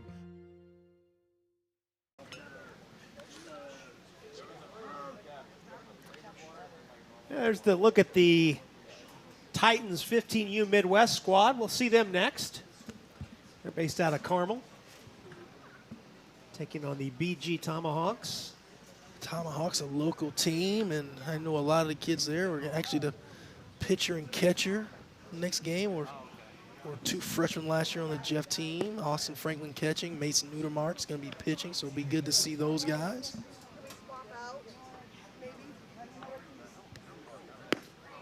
My battery died.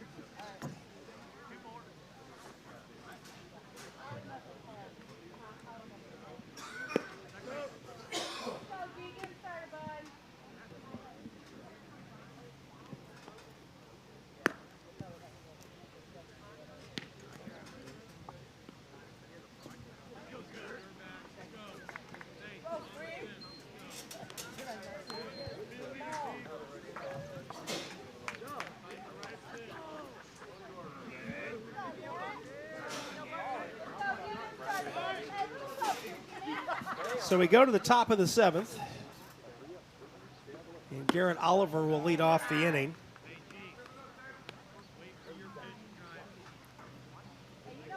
Hitters 5, 6, and 7 due up.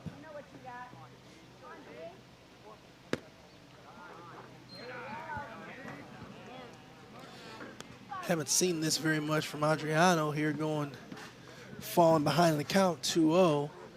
Could be getting a little tired. He's thrown a really good game here today.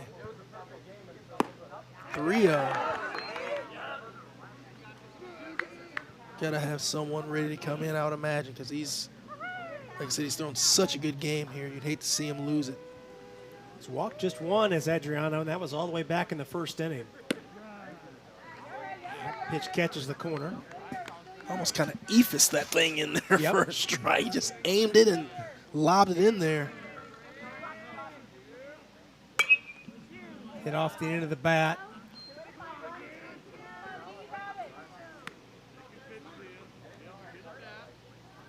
He's able to fight back into the count here. See what happens here on this payoff pitch. Whoa. Whoa. Pitch low. Not by much. Oliver works the leadoff walk.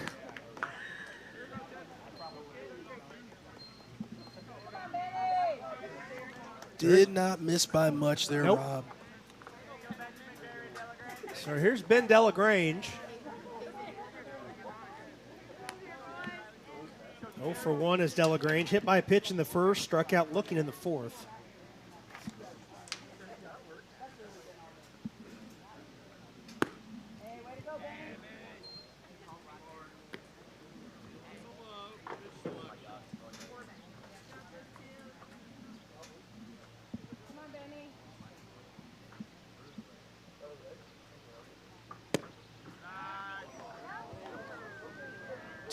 Again. This would be a really good time to call timeout and go talk to pitcher, settle him down a little bit.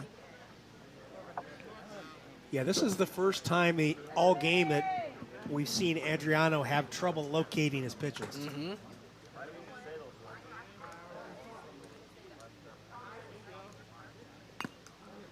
Pitch fouled off the catcher.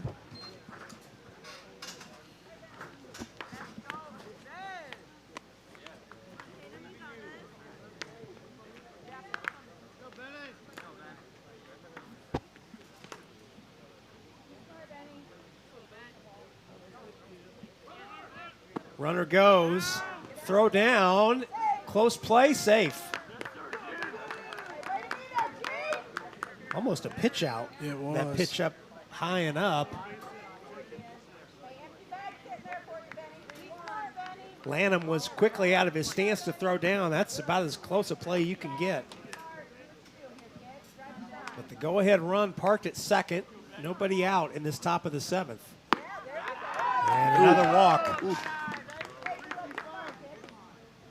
So Adriano has walked the first 2 batters he has faced in this 7th inning. That may be it for him. But I don't think they got anyone warmed up or anything, unless you're going to bring in a position player to throw. Looks like they're sending someone down now, but heck, it's a little late at this point. Maybe.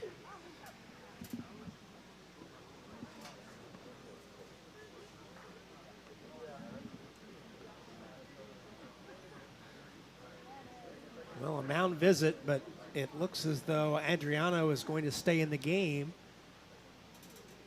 at least for the time being. So 2 on, nobody out. Do have some activity down in the on-deck bullpen in the left field corner.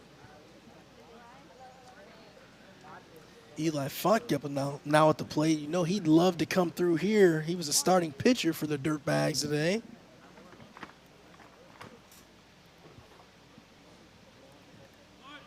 First baseman. Oh, beautifully done. That's going to be a hit as well.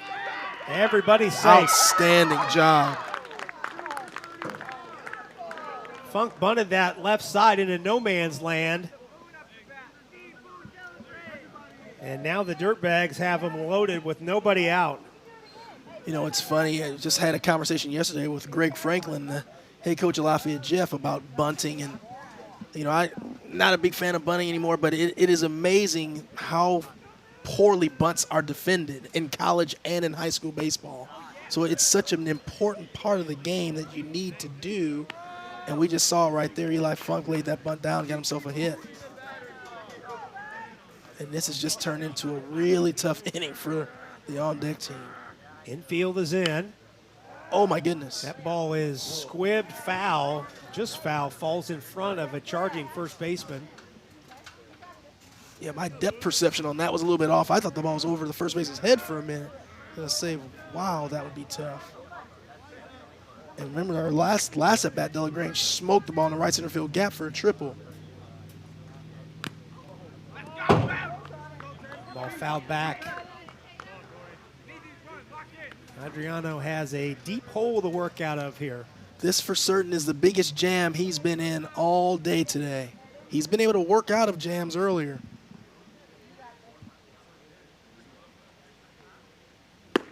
Swing and a miss. Great pitch. First out of the inning. And here's Brendan Fryback. Now this will be interesting here. Do you, if you're on deck, right now you have your infield in, but I think this situation where you pitch your middles back to play double play depth, get a hard ground ball, especially on turf, get out of the inning, but they're going to stay in. You know, especially with on deck being the home team, knowing you're going to get another at bat. This is a situation where I would probably bring my middle back in a double play depth and play it out that way. Foul back. Now Adriano's in a really good position. He can throw any pitch he wants here with an 0-2 count. And if you can get this second out with a run not scoring, you're in a very good position here to get out of this. Oh, too good of a hard, pitch. And it's through the drawn-in infield for a base hit. Way too good of an 0-2 pitch there. That ball's fastball right down the middle. That'll bring a go-ahead run home for the Dirtbags. Oliver comes home to score. That's Frybeck with the base hit there. Just smokes a ball into right field. Moves everyone up a base. And Adriano's a little upset with himself, and he should be. I mean, he knows better than that. He just, you know, you got to make a better 0-2 pitch in that situation. No reason to throw a strike there. Pitch low, a ball.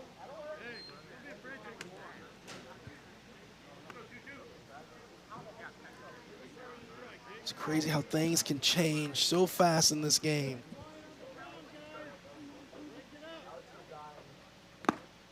swing and a miss.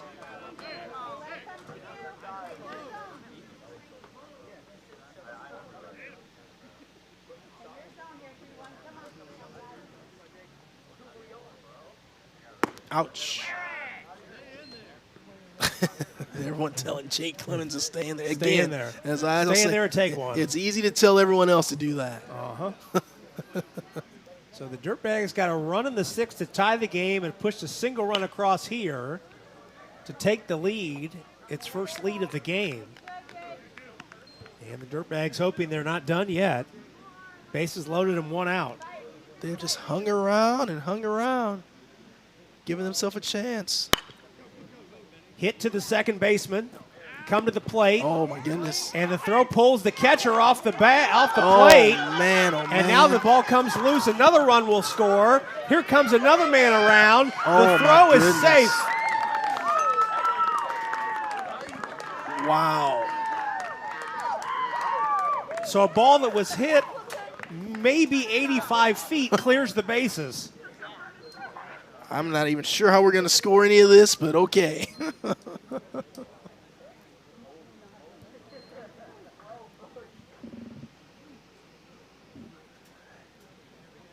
There'll be a pitching change as well.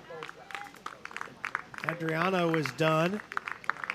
That's one of those kind of unfortunate baseball rulings where the first baseman in the midst of that play will have to potentially get an error because that ball comes popping out of his glove and allows an additional run to score. So just a unfortunate play there for on deck. So Leighton Pollard is the new pitcher.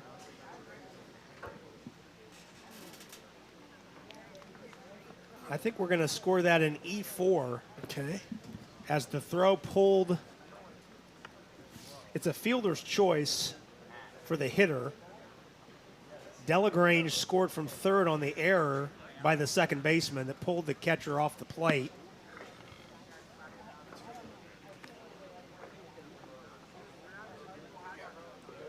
And then an error on the third baseman, or the first baseman rather, allowed 2 additional runs to score when the ball was knocked free.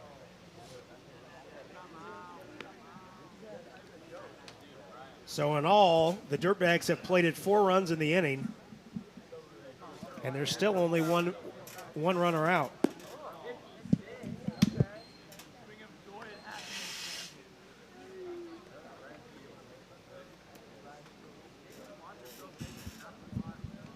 What a wild top of the 7th we've had here. No kidding.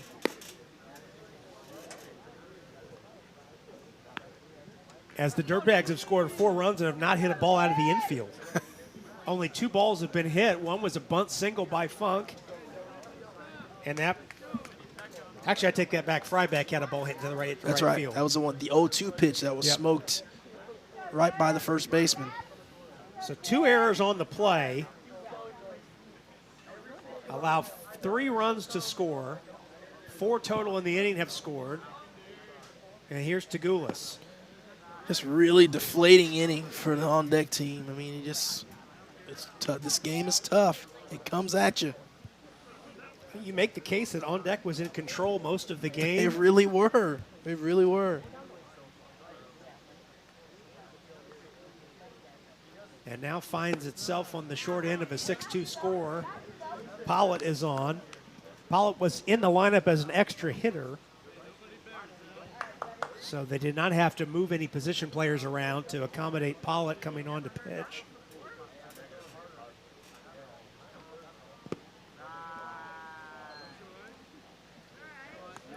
Adriano officially goes 6 1/3 innings. And he was so good for most of that outing.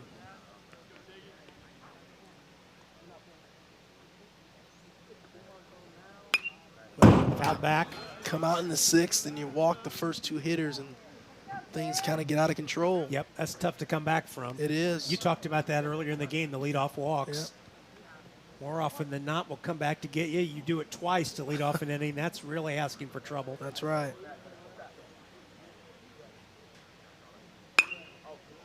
Hit high down the right side, but it will drift out of play. Just out of play.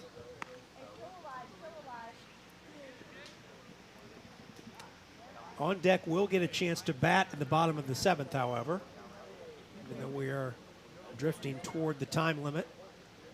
We've already hit the time limit of 1 hour 45. Foul tip. Try it again.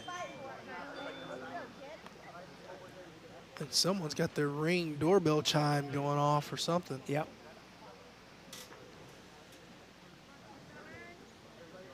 Probably an Amazon delivery, I would imagine.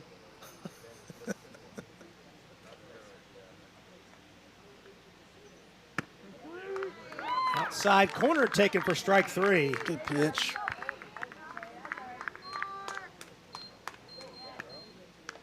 So Pollard retires the first batter he sees. And with 2 away, back to the top of the order in Feasby.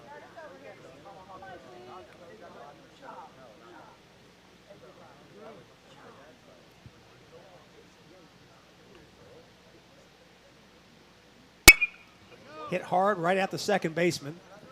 We'll go the short way to the shortstop covering. And that'll end the inning. But in the inning, the Dirtbags get 4 runs on 2 hits. There were 2 errors and a runner left. Last roundup time for On Deck in the bottom of the 7th after this break on the ISC Sports Network.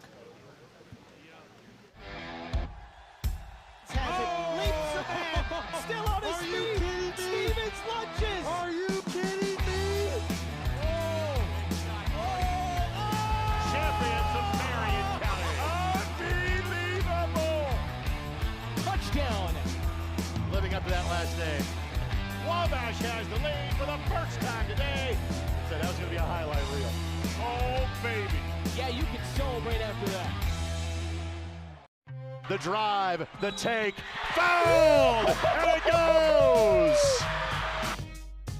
Lobbing it to the back of the end zone.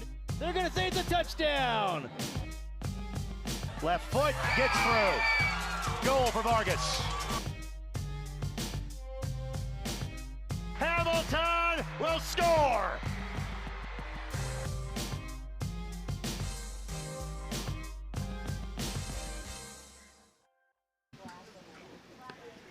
Rob Brown, Chris Walker back with you here at Logansport High School, Jim Turner Field.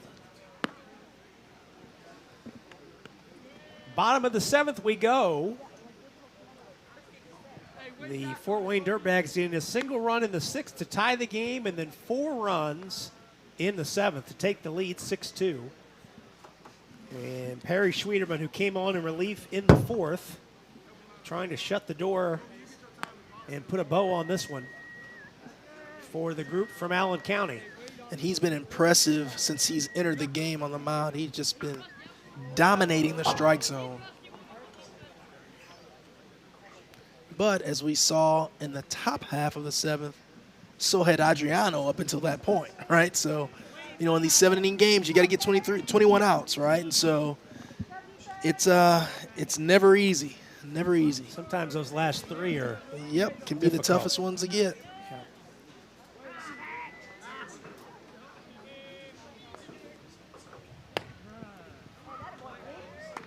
Logan Myers leads it off, the number 9 hitter. So 9, 10, and back to the top. Yep. And he comes out and pumps 2 strikes to start the inning. That's been in his MO, Schwederman, since he came into the ball game.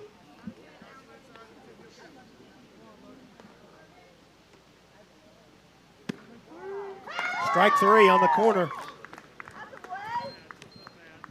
Schwederman has struck out 5 in relief since coming in. 4 of them have been looking. That will play. 5 strikeouts, allowed 2 hits. Pretty good relief outing. Do you have a high school for Schwederman? Yes. Ball down the right side, and it stays in play. Oh, wow, and he caught it. And the catch is made at the fence line. Snow cone catch made by Oliver right at the fence line. 2 away. Yeah, he really lost that ball right away and then kind of lost it again. Was able to really hang in there and make a tremendous play right at the fence. Great job by Oliver. So 2 away, back at the top. Parkway High School Gotcha. for Schwieterman. Mason Smith, 0 for 2. Last out. Last chance, I should say, for on deck.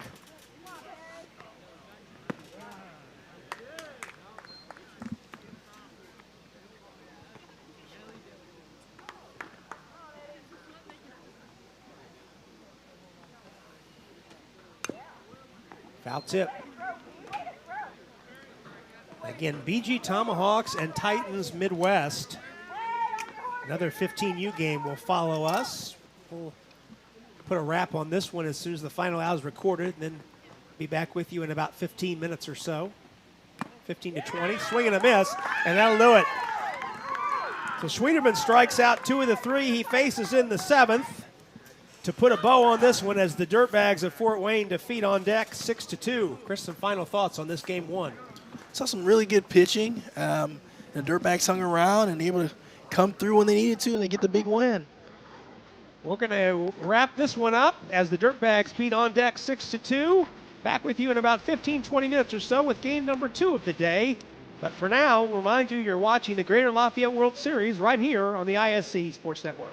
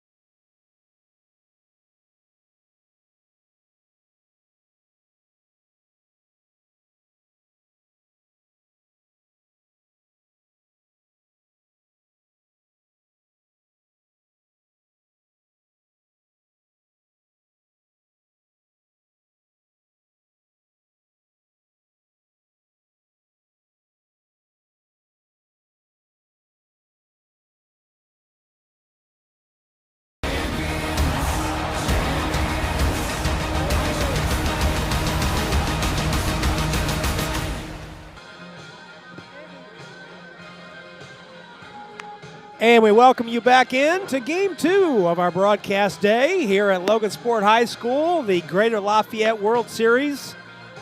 Alongside Chris Walker, Rob Brown with you. And our Game 2 of the broadcast day brings us to another 15U pool play game, pitting the Titans 15U Midwest squad out of Carmel, Indiana, against the BG Tomahawks team from West Lafayette, Indiana. BG Tomahawks in the gold uniforms will be the home team. Titans Midwest in the dark blue with the pinstripe uniforms will bat first.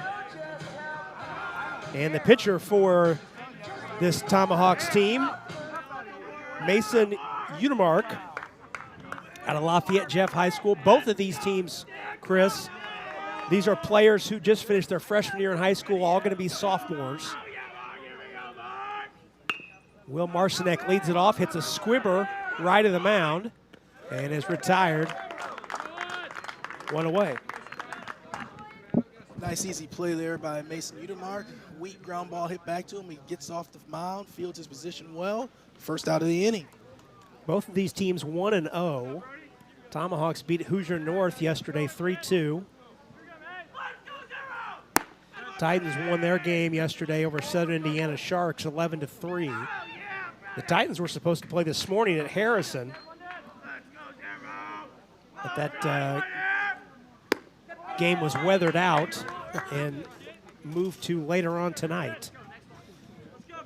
Brody Langlois stands in. It's a really good pitch by Mason Udemark there. Good breaking ball. Makes it count 1-2.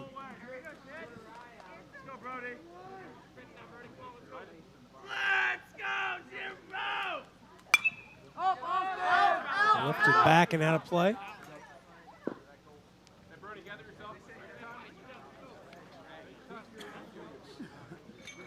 This Titans Midwest team predominantly made of players that play in Northside Indianapolis high schools, Hamilton County. You know, Rob, another player I'm really looking forward to seeing here in this game today is Battleground shortstop LJ Whitford. It's a West Lafayette high school kid. He can really play the game from everything I'm hearing. That's chopped foul down the left side.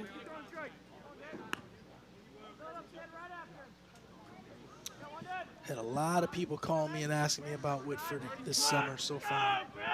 He's on your radar then? Yep. Langlois fouls another one off.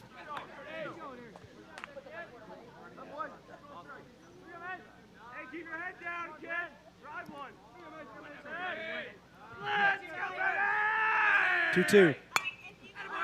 Foul back. Fourth pitch fouled off in the at-bat. Keep going, Brody. Keep fighting, kid. Oh, yeah. Here we go, Brody. Yeah! In the dirt, and the count goes full. Keep going, Brody. Good at bat here by Langlois here. Just really fighting, making Udemark work early in this game. Let's go, Brody. Yeah! Hit hard to third. Long throw across for the out. 2 away. Strong arm by Lopez. And Lopez kind of didn't field it too cleanly, but he gathered it, and he let that thing fly. Nice strong throw over to first base for the second out of the inning. If it goes over, one of the guys will tell you to out to go to the other side of the field. Hey, guys, you've got all baseballs on this side. Yeah. There's Colton Knotts. Umpire directing foul ball traffic. Gotta love it. Taking charge early. Yeah, he understands that we don't have the big league baseball budget. First pitch swinging, high in the air. Right side of the diamond, second baseman has it for the out. And the Titans are retired in order in the top of the first. We'll step aside, bottom of the first on the other side on the ISC Sports Network. McCulling in time. Oh, no! It's good. This one is caught. There you go. Wow, Dawson makes a great catch. Spin, win, 3, bury it for Leland Walker. Tie the game they do with the dunk by Malik Edmonds. What a play. Oh, my goodness. I feel a little momentum starting to fall Ellen's way. That in the air. Wrestler! Wrestler! Whoa! Hey there, my name is Jake Query. And I'm Derek Schultz. And we are part of, actually, the entirety of, at least from an on-air standpoint, Query and Schultz on the ISC Sports Network. It's appropriately named. It's charitably award-winning. And Derek, now we venture into season number 5. Hard to believe. 5 of them. 5 of them. Can you believe it? 2 best buds, talking Colts, Pacers, Indiana sports, every Tuesday night, 7:30, ISC Sports Network, and on socials as well. It is made possible, of course, by the people who watch and listen every single week. We are most appreciative. We look forward to season number 5. I got to protect the young ones from the sun on a day like today. Beautiful afternoon here in Logansport, Cass County on a Friday. Glad you're with us. We go to the bottom of the first in this 15U pool play game. Both these teams 1-0 thus far. And the lanky left-hander, Grant Hasbrook, on the mound for the Titans. Played his high school baseball this past year at Cathedral. Never heard of that place. Are they any good? Or They've won a few titles in many things, many sports.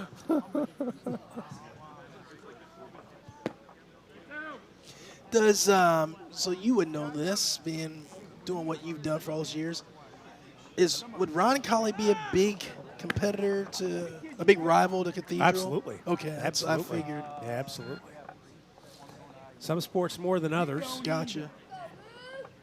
Some sports, it's the rivalry would be more like the hammer and the nail, as it were. Yeah. Well, I mean, is Cathedral quite a bit bigger than?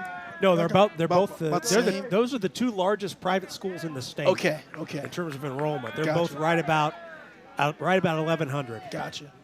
It's about the size of my high school was back in Illinois. But there are no private schools in the state that are bigger than those 2. Gotcha.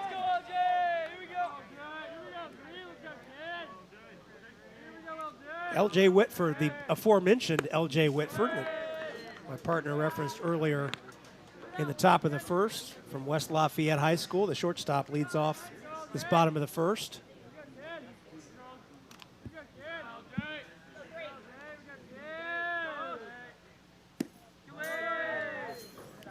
Grant can't find it here early.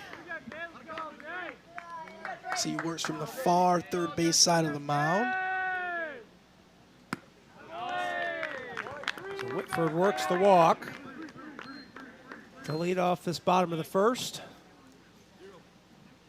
Corbin Keene to the plate. Go, Corbin. Hey, help him with the move. Go, Corb. You got 10. Come on, Corbin. Back.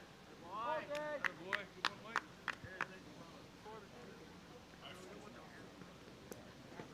That is a huge lead by Whitford. On the ground, a second. May. To 1. 4-6-3. To 2. 4-6-3. Pitcher's best friend, and that clears the bases for Walker. 2 away. Alex Walker, the number 3 hitter. The center fielder stands in. Nice job there by Hasbrook getting the ground ball to a second baseman.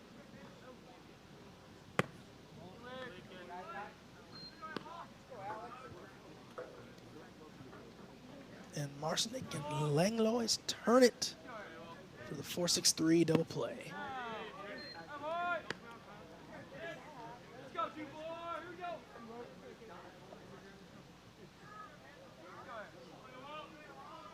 Good pitch. Hits the corner. Hasbrook has a little bit of a different release point than what we saw in the first game from the pitchers. Yeah, it's more lower three-quarter slide, not sidearm, but kind of a lower three-quarter slide, I think.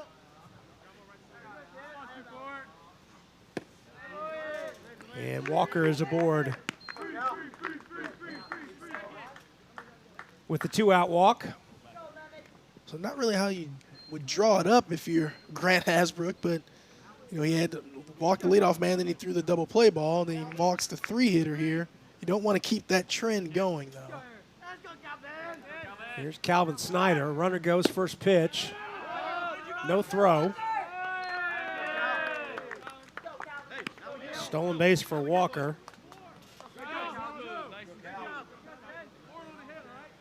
Roller lost that on the transfer. Did.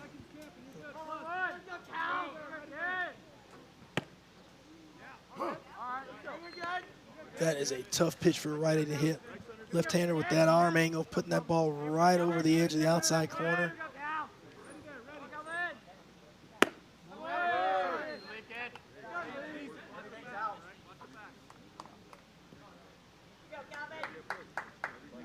One on, 2 outs, bottom of the first. No score. Hasbrook steps off.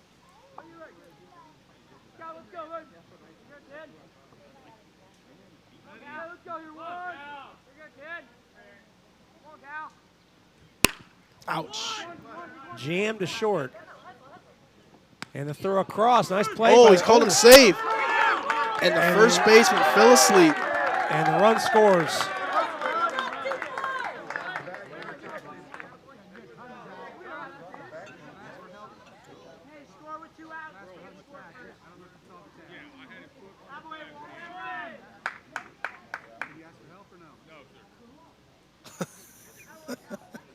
Can you ask for help? No, sir, he says. So Snyder is aboard. I'm not sure how you score that, Chris. I don't. To be honest, I think you got to give him a base hit. I mean, he just beat it, right? So an infield single, and Walker scores from first, or from second, rather. There's not an error on the play. So an RBI and an infield single. Well, you know what, though, because the throw was high, he did have to jump for it, right? I mean, yeah. I don't know, either the base hit or an E6, I don't know. Give him a hit. I think it's an infield hit. There you go. Way to be a team player, B. And a stolen base for Snyder.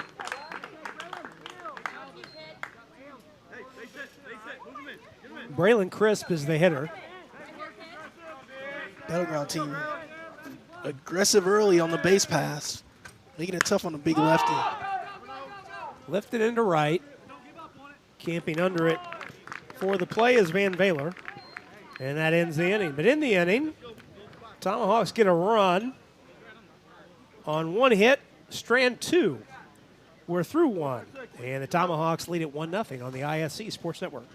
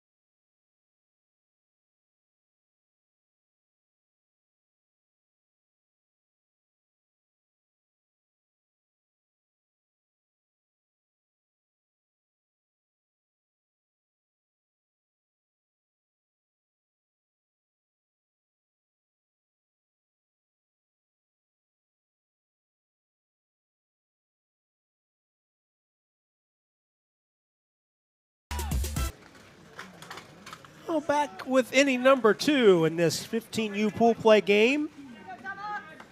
Tomahawks from West Lafayette lead the Titans 1-0. 4, 5, 6 due up for the Titans in this second. Braden Loy stands in, takes a strike. Mason Udemark had a really clean first inning. Let's see how he fares here in the top of the second. See that he's working primarily out of the stretch.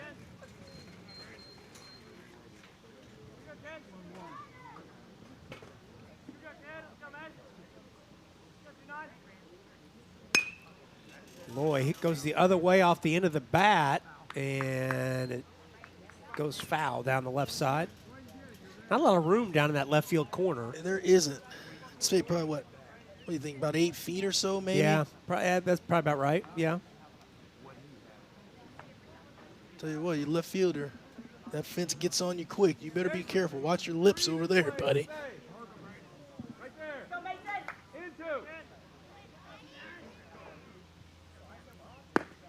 Into. Late swing and a strike. First strikeout of the game for Udemark.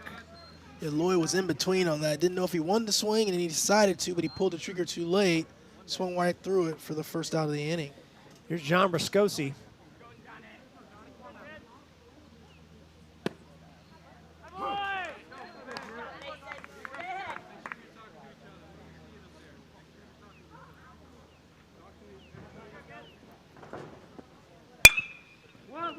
Hit to third. Lopez has it. Nice job. Cross for the out.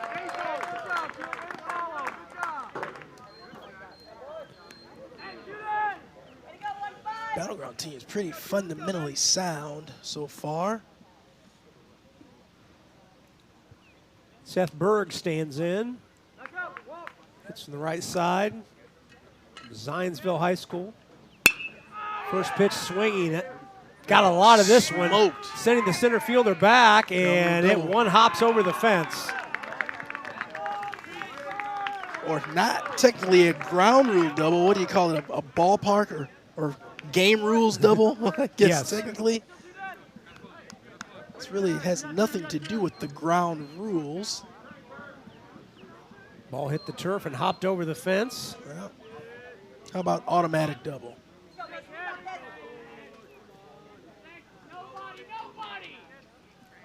That's the best hit ball we've seen so far today. It is. Hit to the left of the 372 sign in straightaway center field. Rob, can you see that 372, or did you know that was 372? No, I can read it. 372. I can see the 37. I can't make the last number, man. Yeah, you get some good eyes. 372. 354 to the alleys, or straightaway, I should say. I can't see that at all. Kylan Roller, the catcher, stands in.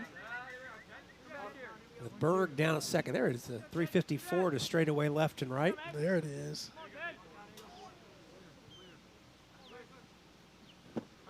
Good pitch. Swung right over the top of it. You have to go to first for the out and do. So Udemark strikes out 2 of the inning. Works around a 2-out double by Seth Berg. We're through 1.5, and the BG Tomahawks lead 1-0. Back with more in a moment on the ISC Sports Network. Ball here.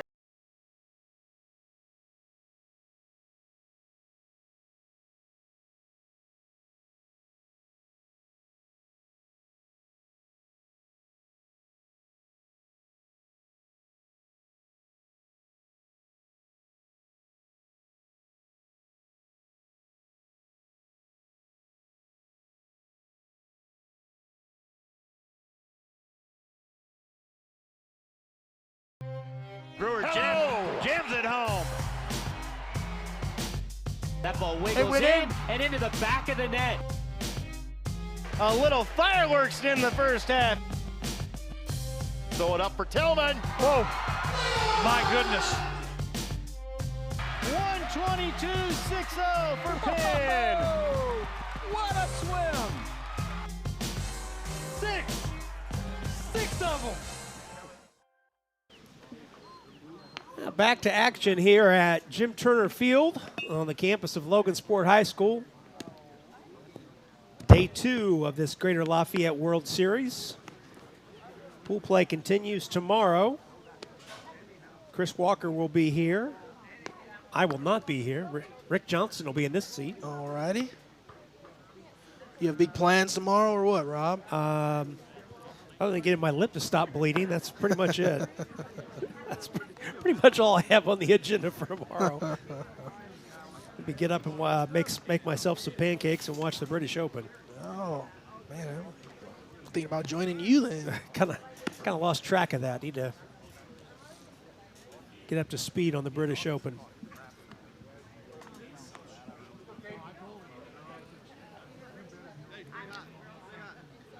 Caden Keene will lead off this bottom of the second.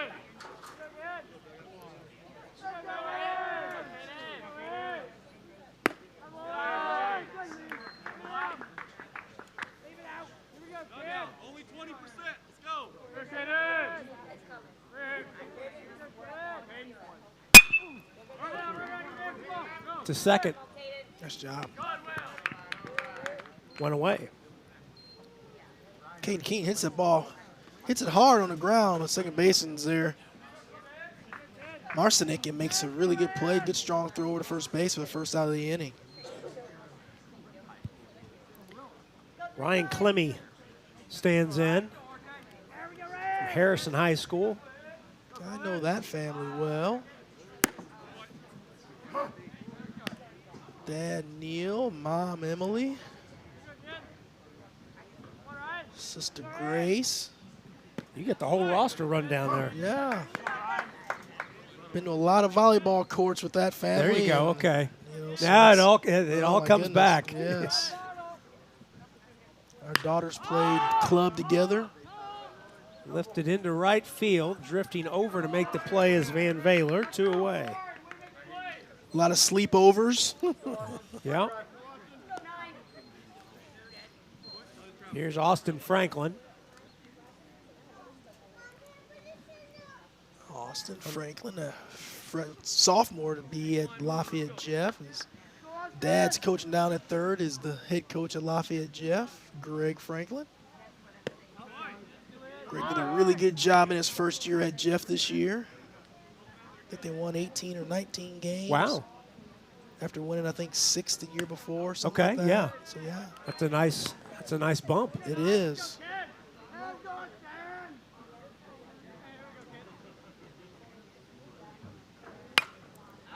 Off the end of the bat, pushed foul. And Austin saw a good amount of time as a freshman catcher on the varsity team. He's kind of fighting some JV and varsity, but the problem that we have at Jeff, we have a really good, I guess it'll be a senior catcher, but he's probably our best arm on the mound as well. And so that's a tough combination when you have a catcher that's a really good pitcher as well. Right. So, but Austin gave us the ability to not catch him as much, and so it worked out well. Chopper to third. Third baseman was kind of in indecision territory, and that's going to be an infield hit as Franklin beat it out.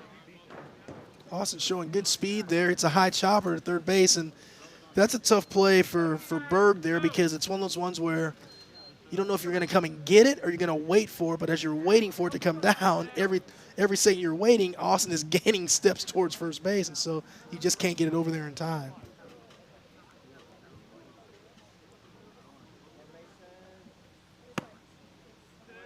First pitch strike to Udemark, the pitcher. This is the kid we got to get figured out at Lafayette Jeff. You put him in a batting cage, and I mean, he looks like one of the greatest hitters that's ever played the game. But it hasn't really translated to actual game performance yet. So, you know it's in there, right? So you just gotta find a way to get it out of him. Runner goes, throw down, and it goes into center field. Stolen base. Battle really aggressive on the bases. Already the third stolen base for the Tomahawks. Actually, I had a long conversation with Greg yesterday talking about he thinks he's going to coach third base next year because he's had so much fun doing it in summer ball this year, and he's been impressive with how aggressive they've been. He wants to bring some of that to the high school team. So he was not coaching third base during the high No, school he coached season. from the dugout. Okay. Yeah, he was in the dugout. Some coaches do and some don't at the high exactly, school level. Exactly. It's kind of a mixed bag. It truly is. That's fouled off the end of the bat out of play.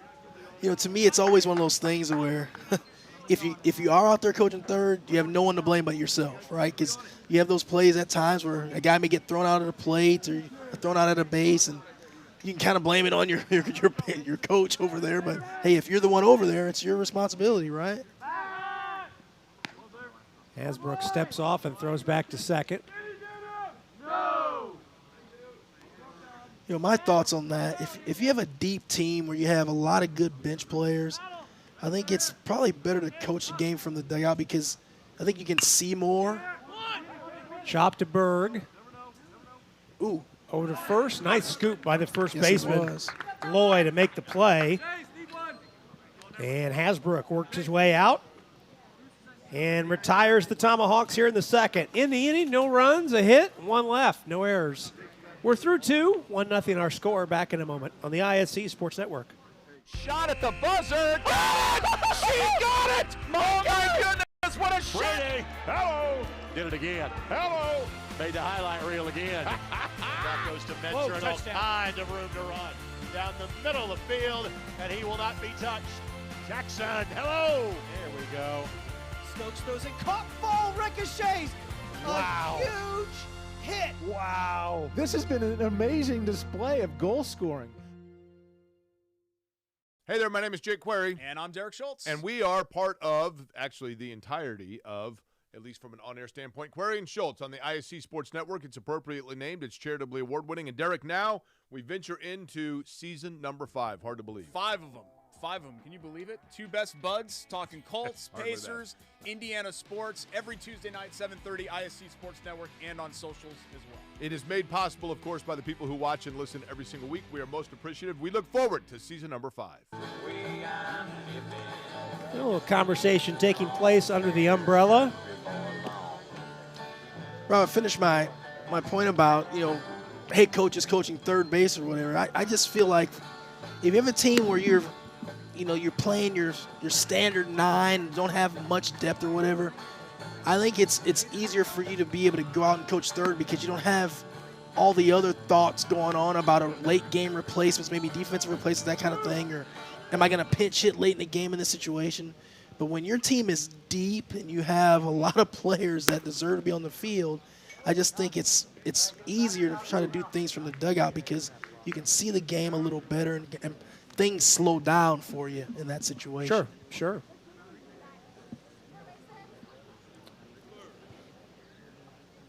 8, 9, 10 due up for the Titans in this third inning.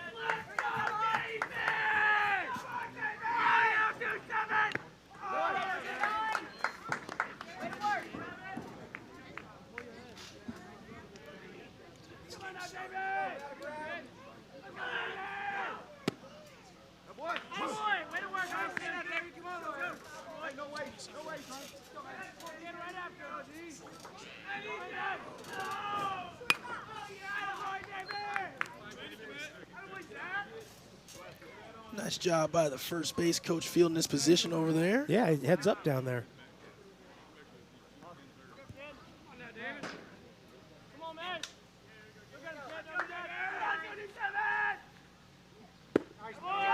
Swing and a miss. Owen swung over the top of that one away. Here's Van Valer.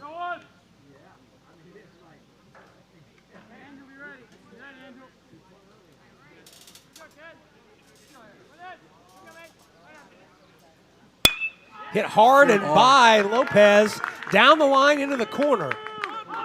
And Van Valer hesitated and then takes the turn and slides into second.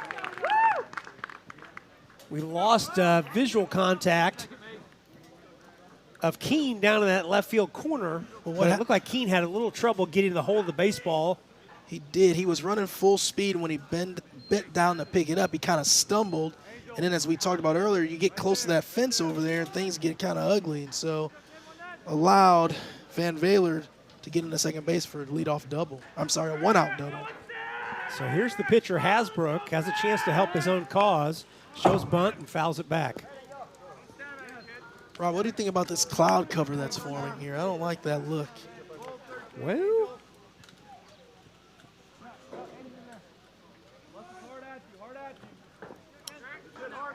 I don't know. That's a good question. I think we're good.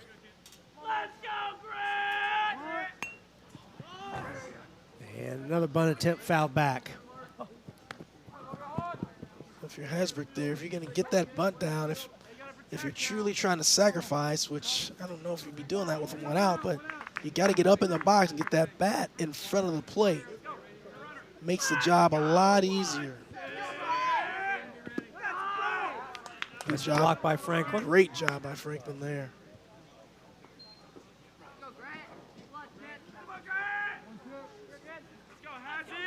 1-2 count. Swing and a miss. 2 away. Back to the top of the order in Marcinek. See if Udemark will be able to overcome the one-out double here. He's got 2 outs now, and he's back to the top of the order.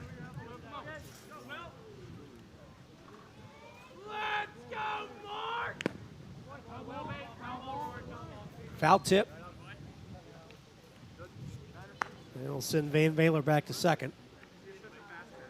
Marcinek's first at bat hit a little weak ball right in front of the mound where Udemark showed some athleticism jumping off the mound and making a nice play to get the first out of the game. See what happens here. Step off.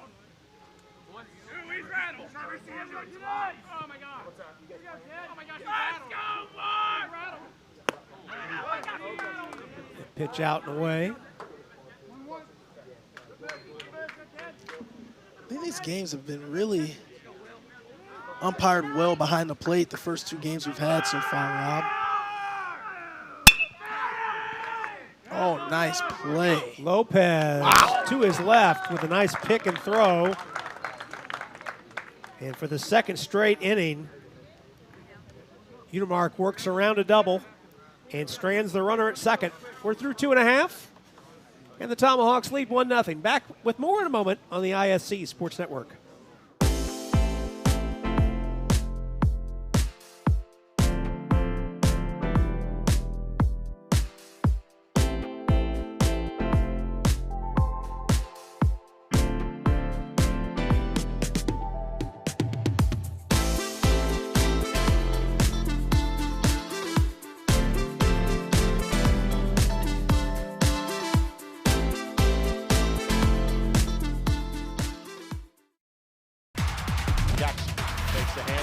Throws the deep ball. He's got a man. Catch made. Rolling. Throwing. Has a man. First down. The grab by Cyrus.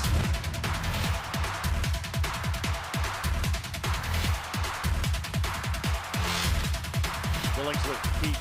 Billingsley spins away from the tackle. Still going. Touchdown, Snyder.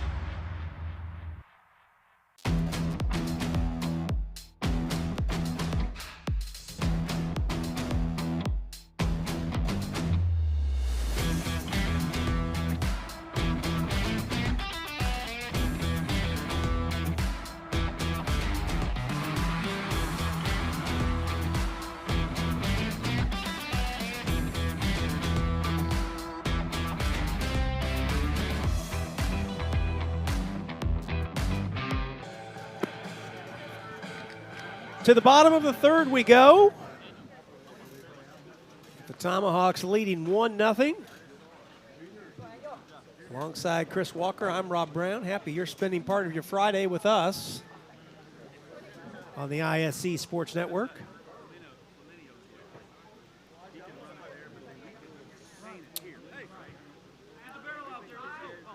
Angel Lopez leads off this bottom of the third. Angel has looked really good so far in this game defensively. First time we're going to see him at the plate.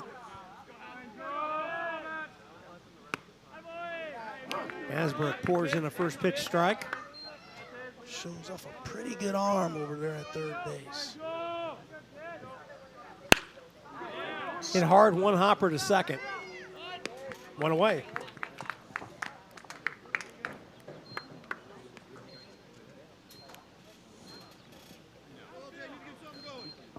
Hasbrook has settled in, kind of pitching to contact. Yes, he has. Working efficiently. You know, he had to walk 2 of the first 3 he faced, and he's kind of settled down. Really well pitched ball game thus far. Yeah, fun to watch. You know, it's one of those things where you hear it a lot of times. If you're going to get to a pitcher, a lot of times you need to do it in that first inning, and you kind of had Hasbrook on the ropes a little bit, although he's able to get the big double play in the first, get himself out of that. Whitford showed bunt, offered up, and now is down in the count 0-2.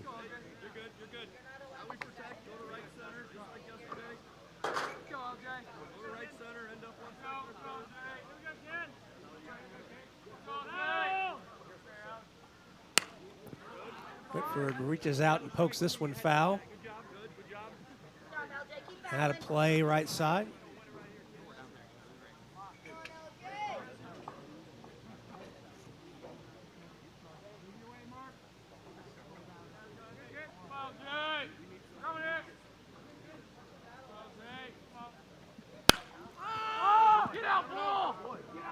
Lifted in the air to left. And Owens has it for the out. I'm just laughing because baseball players are just such characters. Hits that ball a mile high, and his teammates are screaming, "Get out, ball!" That ball's 40 feet away from the fence. We are just, I'm telling you, baseball players are something. Minimum 40 feet from the fence. Here's Corbin Keene with 2 away.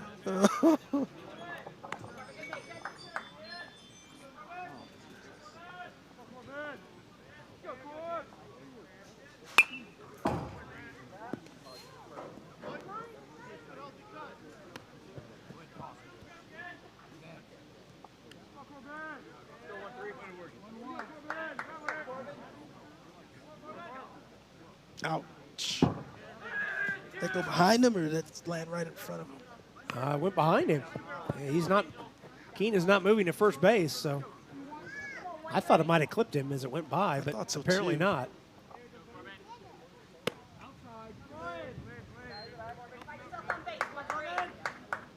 Three and one. 2 outs in the inning. 1-0 our score.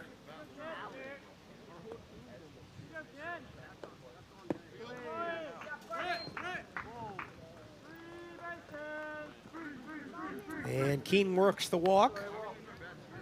2-out walk. Third walk issued by Hasbrook. 3-hitter Alex Walker walked his first at bat. Scored the game's only run.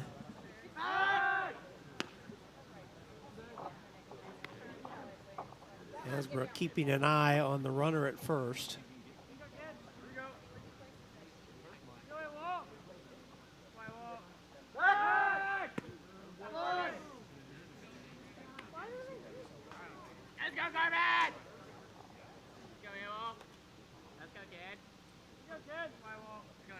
That's a good move there by Hasbrook.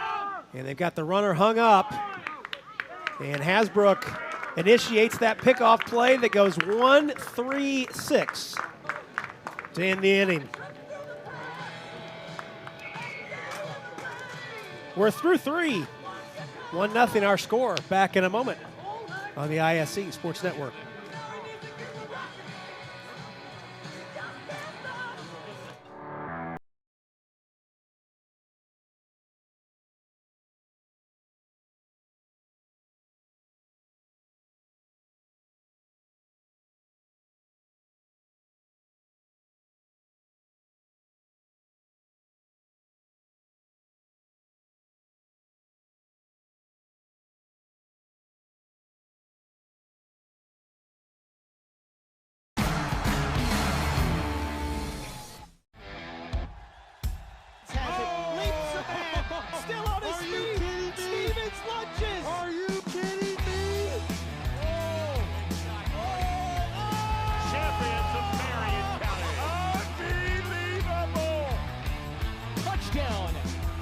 Living up to that last name.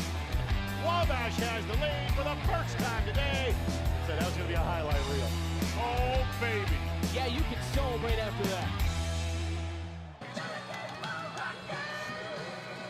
Back at the home of Logansport Berry Baseball.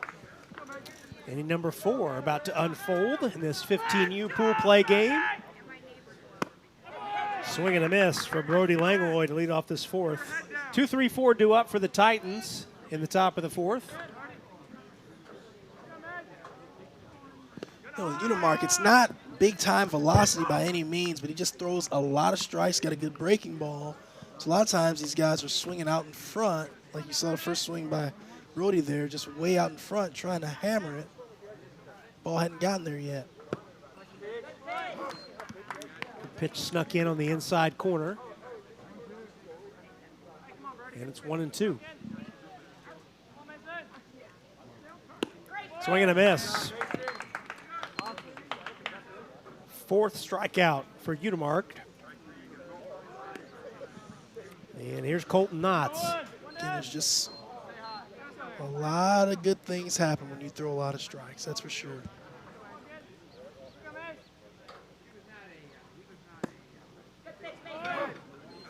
Colton Knotts from Westfield High School. Drove by there on the way up here this morning. Roll the short. Cross for the out. Whitford on the play. They've really done a good job on that campus up there. There's some small colleges that are envious of those facilities. No kidding. 2 away quickly in this top of the 4th. Braden Loy, the cleanup hitter, struck out his first time up. Each team with 2 hits. Lone run coming in the bottom of the 1st. On an infield hit with 2 outs for the Tomahawks.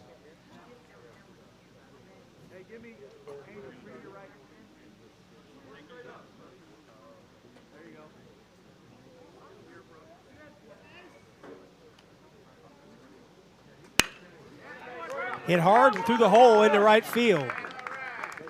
And the right fielder came up throwing. Fortunately, Loy had not made a move to second base.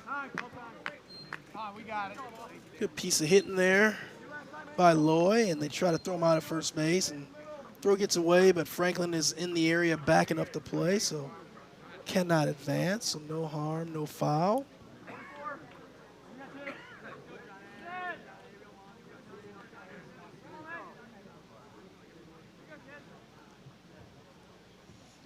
John Rascosi.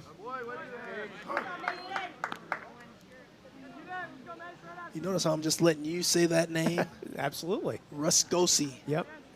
Just say Johnny H. We can do that.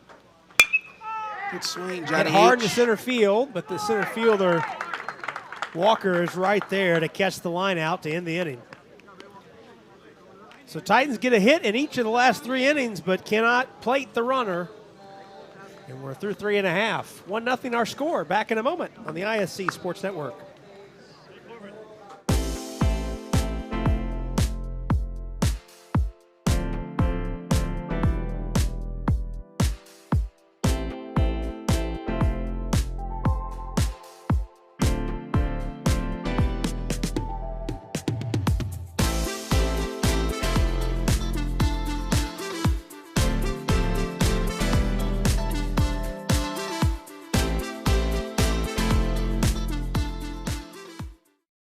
McCulling in time. Oh, no! It's good. This one is caught. There you oh, go. Wow, Dawson makes a great catch. Spin, win, 3, bury it for Leland Walker. Tie the game they do with the dunk by Malik Edmonds. What a play. Oh, my goodness. I feel a little momentum starting to fall Ellen's way. That is Wrestler! Wrestler! Whoa! And get a look at Grant Hasbrook completing his warm-up tosses. We head to the bottom of the 4th in this 15U pool play game of the Greater Lafayette World Series. BG Tomahawks leading the Titans 1-0. Great crew working with us today. Jordan Shue, Dalton Cox, Eldon Wheeler, Matthew Battiato, our crew for today. Here at Logansport on the ISC Sports Network. I'm Rob Brown, Chris Walker alongside.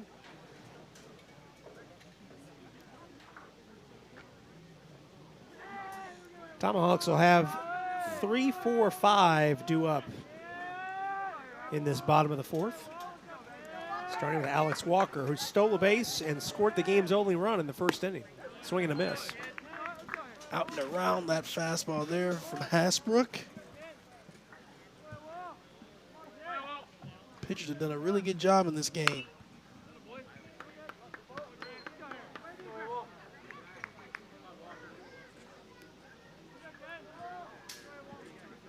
Walker from Harrison High School in West Lafayette. I guess technically Harrison's in West Lafayette, is it not? It is. Yeah. Yes, it is. I turned to my resident Tippecanoe County expert for that verification. Just missed the corner, 2-2.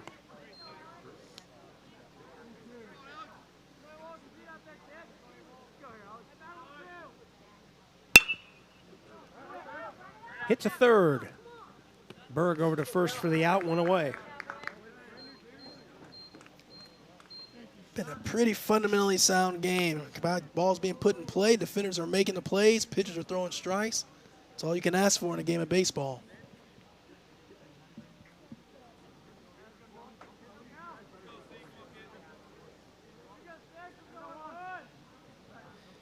Here's Calvin Snyder.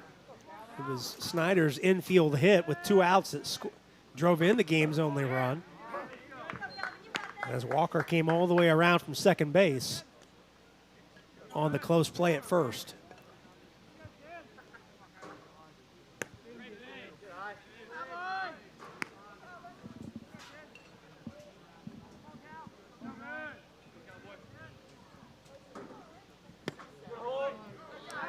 He just missed the corner. It has. We have seen today most of Hasbrook's misses are off the outside part of the plate to right-handed hitters. Got Snyder to chase that one in a similar locale as the previous pitch. And you can understand why he's always trying to hit that spot. It's such a tough place to get to as a right-handed hitter. That's a good pitch there. Going away, away, away, and then you throw in that curveball that's breaking down in on your hands. It's pretty elite pitching there by Grant Hasbrook. 2-2 count, 1 out, bottom of the 4th. Swing and a miss. Changeup. That is beautiful. That's a changeup that was about 10 mile an hour slower than the fastball. And you could see the swing, man, and he swung and the ball just didn't get there. Take another look. That's just dirty. I mean, I've said it a million times in my life. If you can ask me when I was playing the game of baseball, if there's one pitch I can have banned, it would be a changeup. It is not fair. When a pitcher throws a ball with the same arm speed and it comes out 10 mile an hour slower, how are you supposed to hit that? Right? I mean, they should at least have to tell you it's coming, give you a chance. Chris hits this one back and foul, evening the count at 1. We saw that replay of Snyder's swing and miss on strike 3. Hit back up the middle. And some indecision between the second baseman and shortstop, and that ball will be knocked down behind the bag for an infield hit. So Crisp is aboard with 2 away. All 3 hits for the Tomahawks have been infield hits. Not sure what happened there. I think Langlois kind of, well, maybe hopped over him a little bit or just missed, didn't see it well.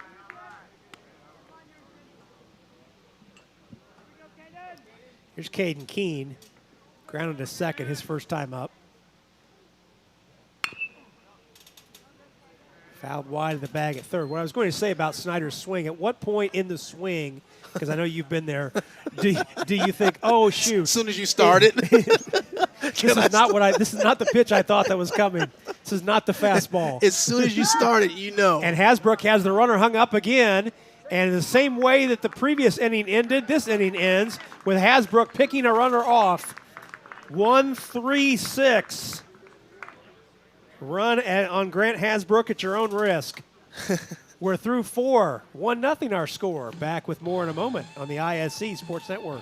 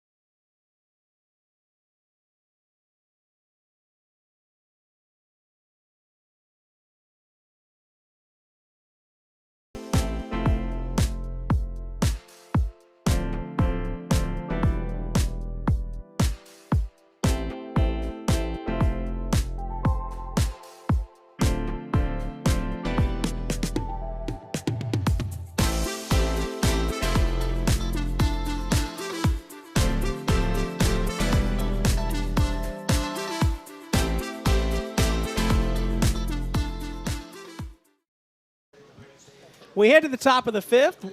1-0 our score. 6, 7, 8 due up for the Titans. in this fifth inning.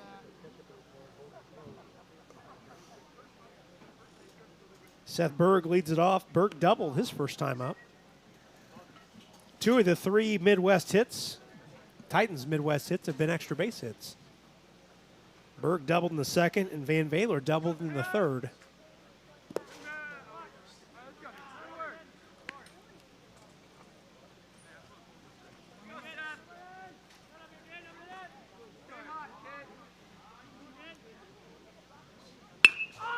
That ball is crushed into left field. And Berg's got his second double of the game that hops over the fence. 2 doubles on the day for Seth Berg. This one of the leadoff variety. I don't know if I've ever seen a guy 2 automatic doubles in a game, right? I mean, is that? You don't see that very often. You don't see it very often, no. I mean, this is a perfect field for that. But, man, you just don't see that.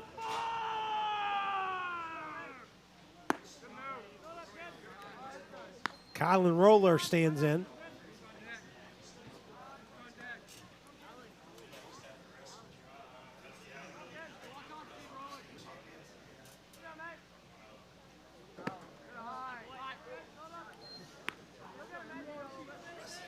Roller, the catcher, struck out his first time up.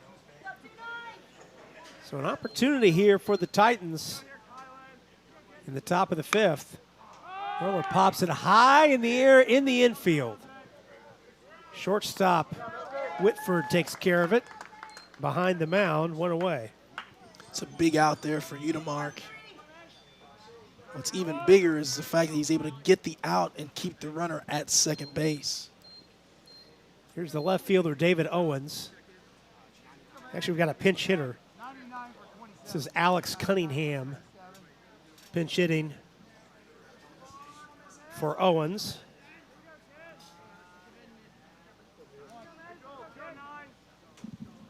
Cunningham from Brebeuf Jesuit High School on the north side of Indy.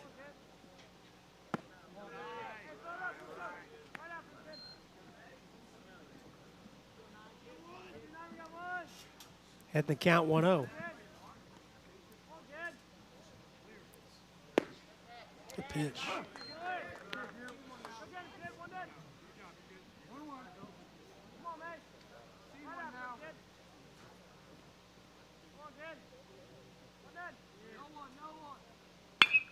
That ball is hit hard into right field, but the right fielder, Crisp, is right there to make the catch. 2 away. Good job there by the right fielder getting to that ball for the second out of the inning. Again, another good job by Udemark. Keeps the runner at second base, gets the second out of the inning. Now if you're an infielder, you got to be diving for anything on the ground. You got to keep the ball on the infield, try to save a potential run. Van Valer doubled his first time up. This is high in the air, will stay in play, and Franklin can't find it. Yeah, he never saw it very good, and that angle that Austin tried to catch to that was going to be tough. He's got to get his body positioned in a way to where his back is toward the infield, and he just never really got squared that way.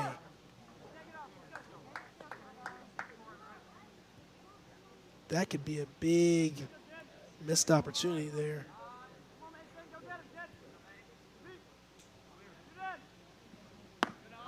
Pitch up. So it goes in the book as a strike. Back to your point from a few innings ago about how difficult that play is for high school catchers to make.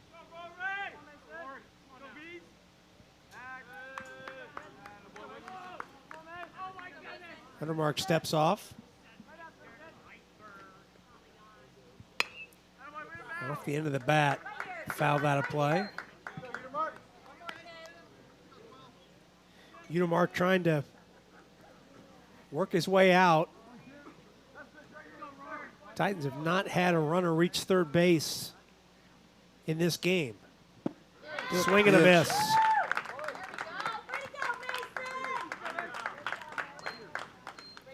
Fifth strikeout of the game for Udemark. We head to the bottom of the fifth. 1-0 our score. Back in a moment on the ISC Sports Network. Brewer jams it home. That ball wiggles in and into the back of the net. A little fireworks in the first half. Throw it up for Tillman. Whoa. My goodness.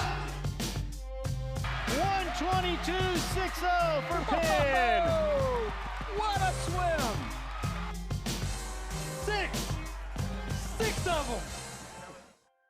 Shot at the buzzer. Got it! She got it! Oh my goodness, what a shot! Brady, hello. Did it again. Hello. Made the highlight reel again. That goes to Mentor and all kinds of room to run. Down the middle of the field, and he will not be touched. Jackson, hello. There we go. Stokes throws it, caught, ball ricochets. Wow. A huge hit. Wow. This has been an amazing display of goal scoring. We move on to the bottom of the fifth. In this crisply played game, 1-0 our score. Both starters still in the contest. Grant Hasbrook on for his fifth inning of work. Has allowed just a solo run in the first and just 3 hits.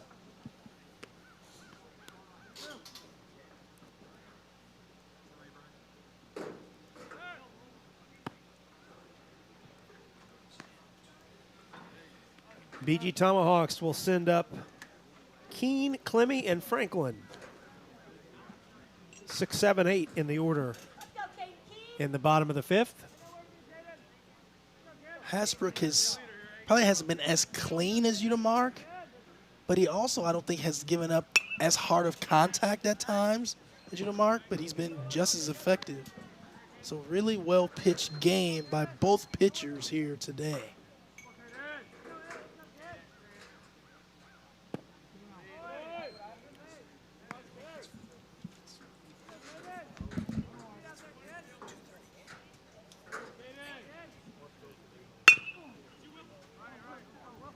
Chop the second.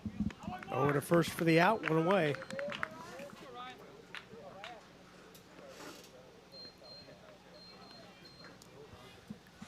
Here's Clemmy. Ryan Clemmy flew out to right field his first time up.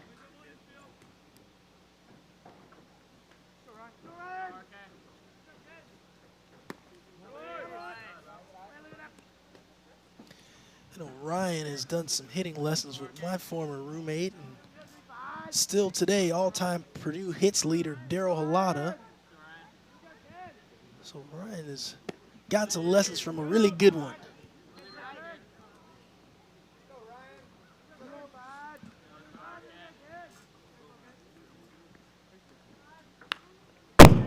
Foul back. What caused that sound? Our field mic still works. Yes, it does.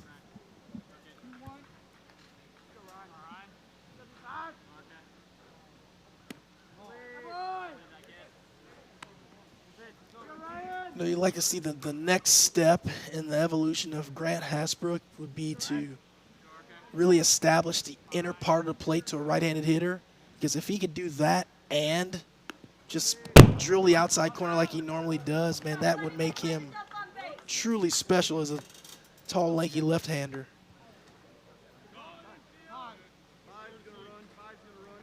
So 1 out walk. We got a runner in for Clemmy. It's Rohan Roberts Ramachandran. Very well done, sir. I was paying attention when they came by earlier. Very well done. Ramachandran. Yep. Swing and a miss. Roller gave an indication as if he were going to throw down to first. Austin Franklin at the plate. Infield single his first time up. Shows bunt. Lays one down, foul.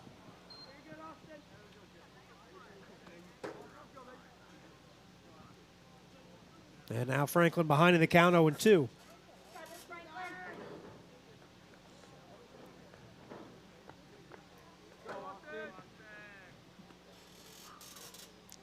Now Austin's got to fight. He's going to have to really protect the outside part of the plate here.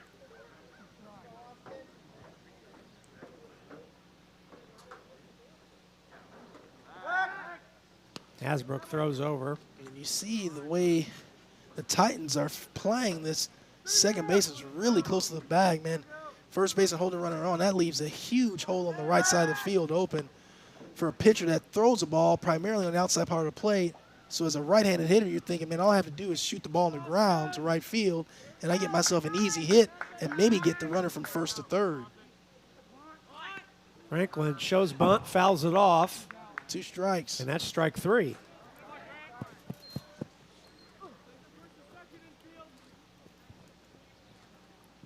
So it goes in the books as a strikeout. Second one of the game for Hasbrook. 2 away.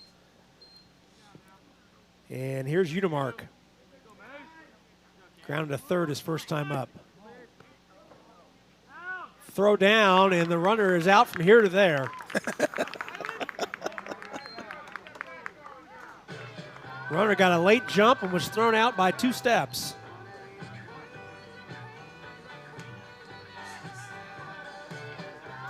We're through 5. 1-0 our score. Back in a moment with more Greater Lafayette World Series after this on the ISC Sports Network.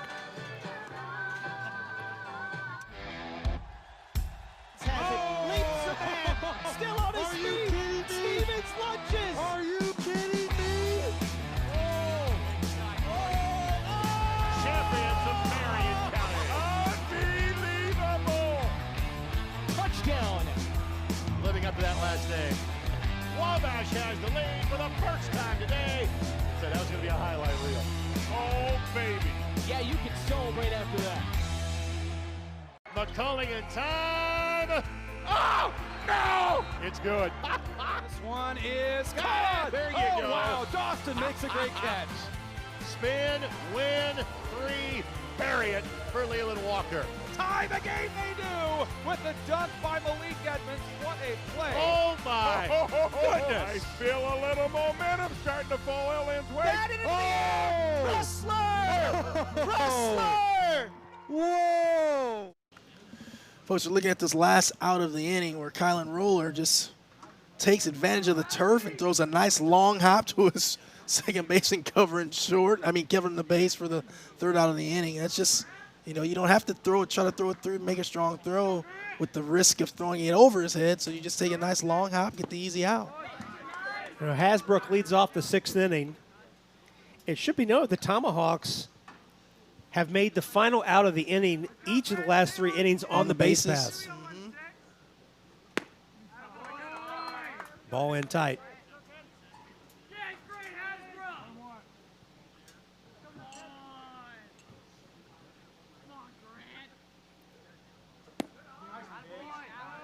Pitch low.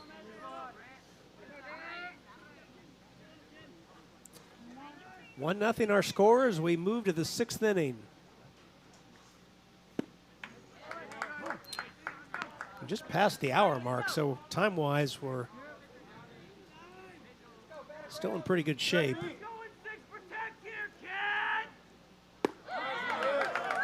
And Hasbrook frozen on that pitch, strike 3. These pitchers have been really, really good. We've said it several times today.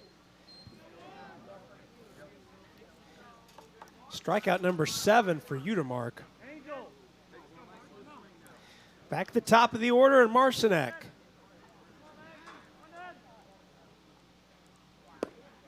Out in front of that one.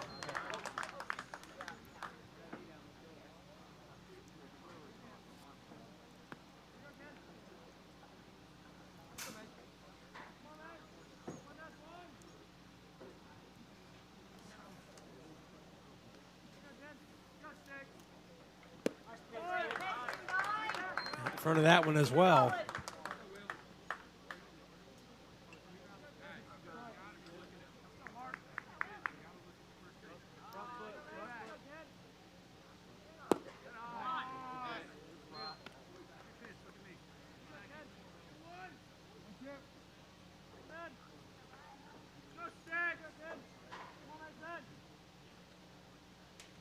Swing and a miss. Wow.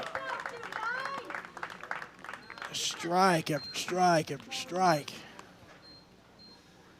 So 2 away. Here's Langlois. And I'm guessing Unimark's got to have a pretty good, efficient pitch count, I would imagine. I would think so.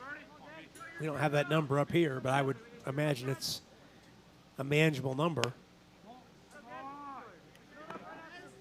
Certainly a number that you would say he can go out there and pitch another inning and close the game out. I think so. Let's go, Zero! Yeah!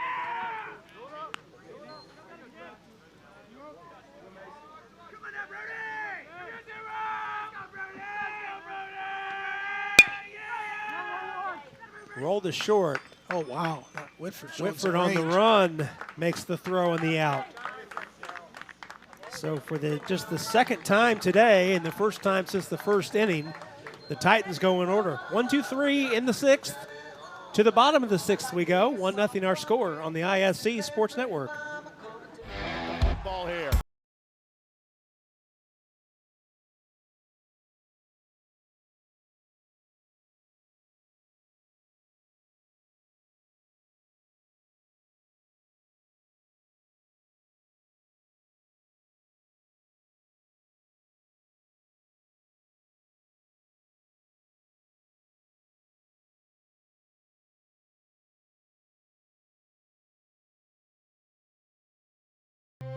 Brewer jams it home. That ball wiggles in and into the back of the net. A little fireworks in the first half. Throw it up for Tillman. Whoa, my goodness. 122.60 for Penn. What a swim. 6 of them. On to the bottom of the 6th we go. We're up in that room, where that window is. We're up in there. Right up in there is where we are. Rob Brown, Chris Walker with you from Logansport High School in Cass County. Just about 90 miles northwest of downtown Indianapolis. There we are in the booth. Looking good and feeling good on a Friday. Yes, we are.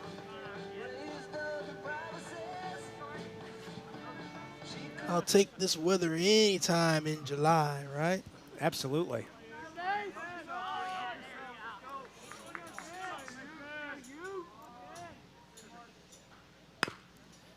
That is a fair ball. Long throw for Berg. And it's in the dirt. Unimark takes the turn. And is in second. E5 there. I think that's an infield hit, and an E5 allows him to advance to second. I'm with you. I'm with you. Infield hit, and the error allows the advance to second. Because I think even if... Yeah, it's going to be super close. Even if Lloyd catches that cleanly, I think Unimark is still safe. That was such a long throw. Yes, it was. Berg had to plant in nearly foul territory. I'd expect a bunt here. So Lopez, the number 10 hitter. I would definitely expect a bunt here of some sort. Well, the infield is, even with the bag at both corners, Lopez shows bunt, and it's foul, right side. We talked about it earlier. I mean, Lopez is way back in the box. And, first thing, if you are sacrifice bunting here, get up in the batter's box. You're not trying to surprise him here. If you get the bunt down and get it where it needs to be, the runner's going to be able to advance. But where he's standing right now makes it very difficult to get the bunt down in fair territory. It's possible, but it's just much harder. Back to the pitcher. Got it done. Hasbrook. He's safe. To play it first, he's safe. Man, they are aggressive on the base pass, man. Oh, wow.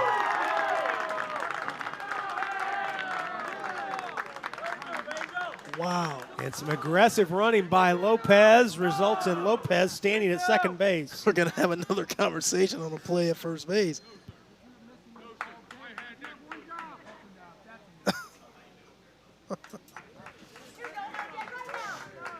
I'm not sure. I thought he was safe there. I thought he was too. I don't know if we've got an angle over there on the play at first base. The Titans manager came out of the dugout to have a conversation. It's a much better situation now. Second and third, no outs. Lifted into center field. This is going to be a plate to plate here. Oh, wow. And the runner will not go. So one away. So how are we scoring that last play there? Yeah, that's a good question. I mean, fielder's choice? That's probably correct. Yeah, I think it's a fielder's choice.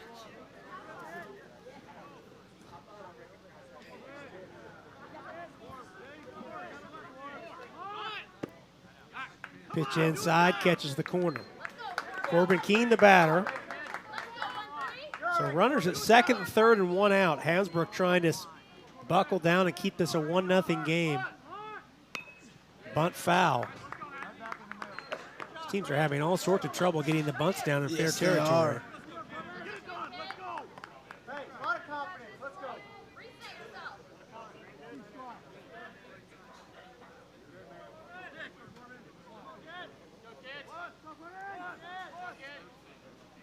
Good pitch. And Hasbrook drops in a breaking ball for strike 3.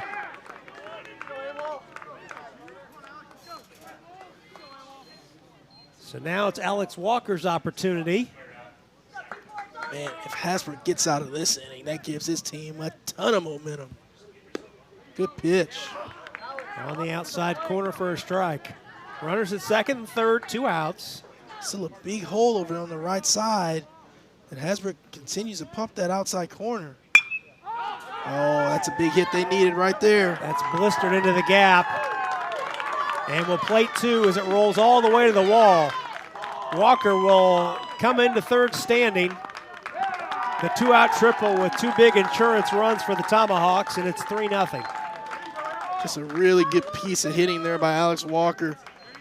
Takes a ball that's kind of middle of the plate, and he just punishes it into the right center field gap for a 2-run triple.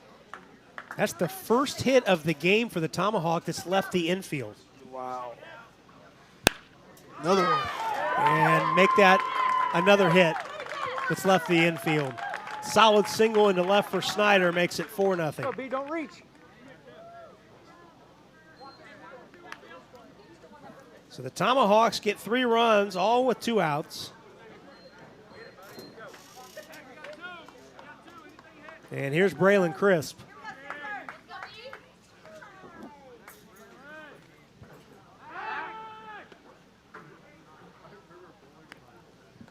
Toes on the line.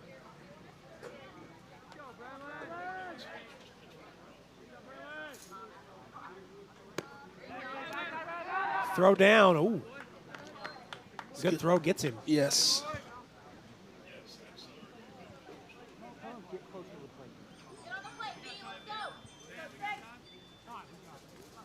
Time called.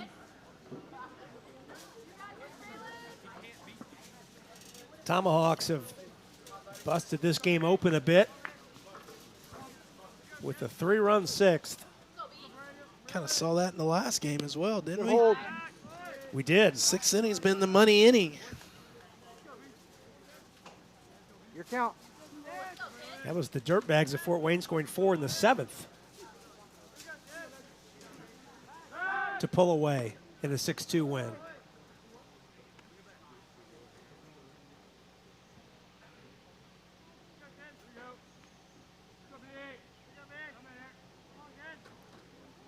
Ooh, good cut. Swing and a miss. Both of these teams will play later on tonight.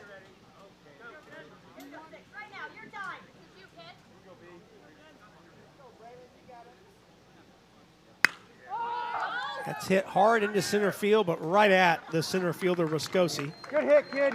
And that will end the inning. But in the inning, the damage is done. 3 runs in on 3 hits. There was an error and a runner left. We head to the top of the 7th. Titans trailing 4-0 on the ISC Sports Network. Shot at the buzzer. She got it! Oh my goodness, what a shot! Brady, hello! Did it again. Hello! Made the highlight reel again. That goes to Mentor and all kinds of room to run. Down the middle of the field, and he will not be touched. Jackson, hello! There we go. Stokes throws it, caught, ball ricochets. Wow. A huge hit. Wow. This has been an amazing display of goal scoring. Has it, leaps ahead, still on his feet. Stevens lunges. Are you kidding me? Champions of Marion County. Unbelievable! Touchdown. Living up to that last name. Wabash has the lead for the first time today. Said that was going to be a highlight reel. Oh, baby. Yeah, you can celebrate after that. Well, Mason Unimark on to close out the game. And these are 6 of his 8 strikeouts, Chris. And I know you talked before the game that you were very interested to see how he would fare today, and he has been lights out. Yeah, he just, like I said, it's not major velocity, but he throws a lot of strikes, got a good breaking ball, so pitches to contact, does a good job of it. First batter retired, Colton Knotts in this top of the 7th, grounding out to third. And on top of that, I mean, coming into this inning, he was at 70 pitches. So that is extremely efficient, and I think he just got 1 pitch and 1 out there. So that is really, really, really good.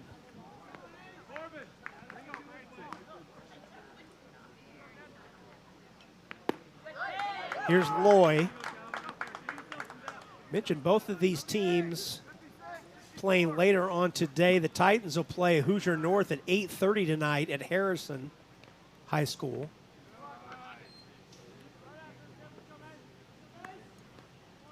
While the Tomahawks will play later on today against the Southern Indiana Sharks at 5 o'clock at Rossville High School. Strike taken.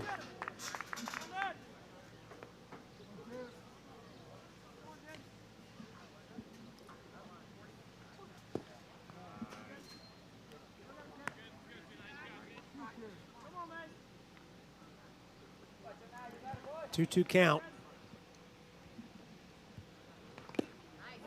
Wow, foul tip into the glove. That's the 9th strikeout of the game for Unimark.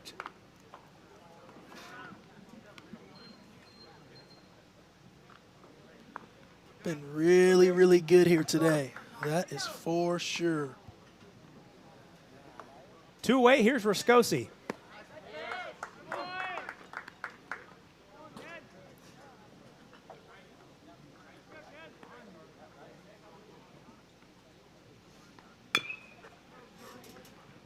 That's a fair ball. Fair ball. Long my goodness. throw for What an Lopez. What a throw to end the ball game.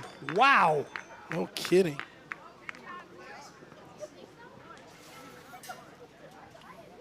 So Unimark retires the last 8 batters he faces on the way to 9 strikeouts in a 4-0 BG Tomahawks win. Very impressive effort today, Chris, by the group from West Lafayette.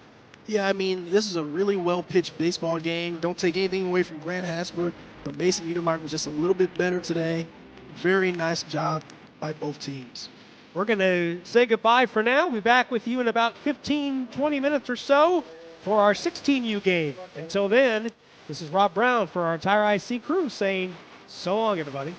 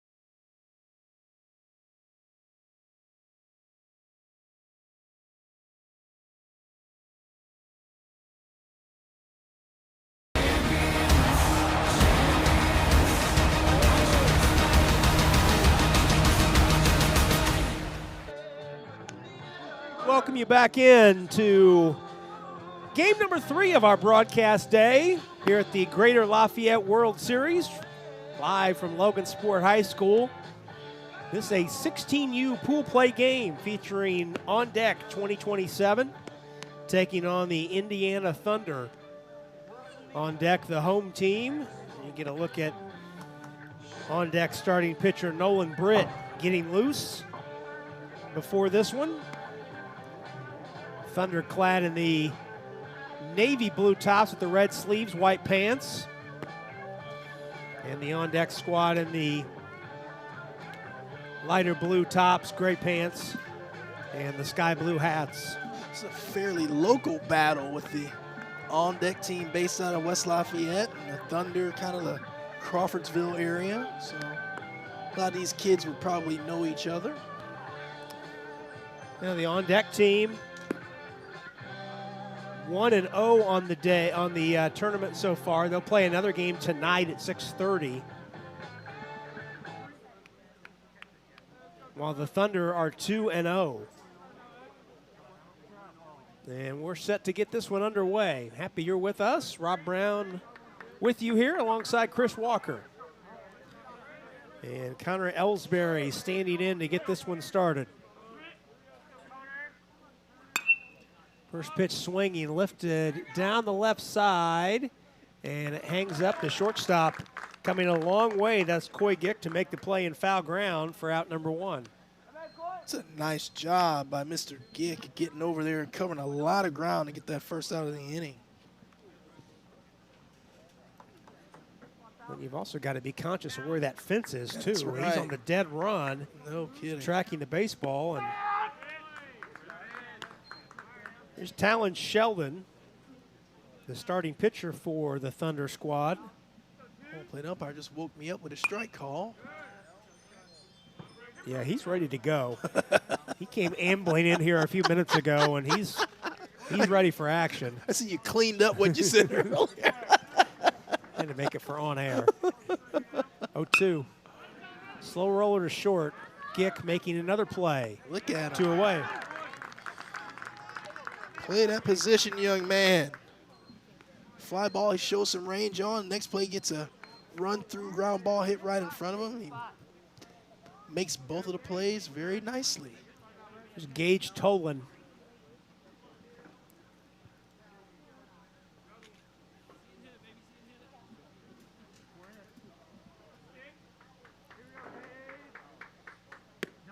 Off-speed pitch. Good pitch.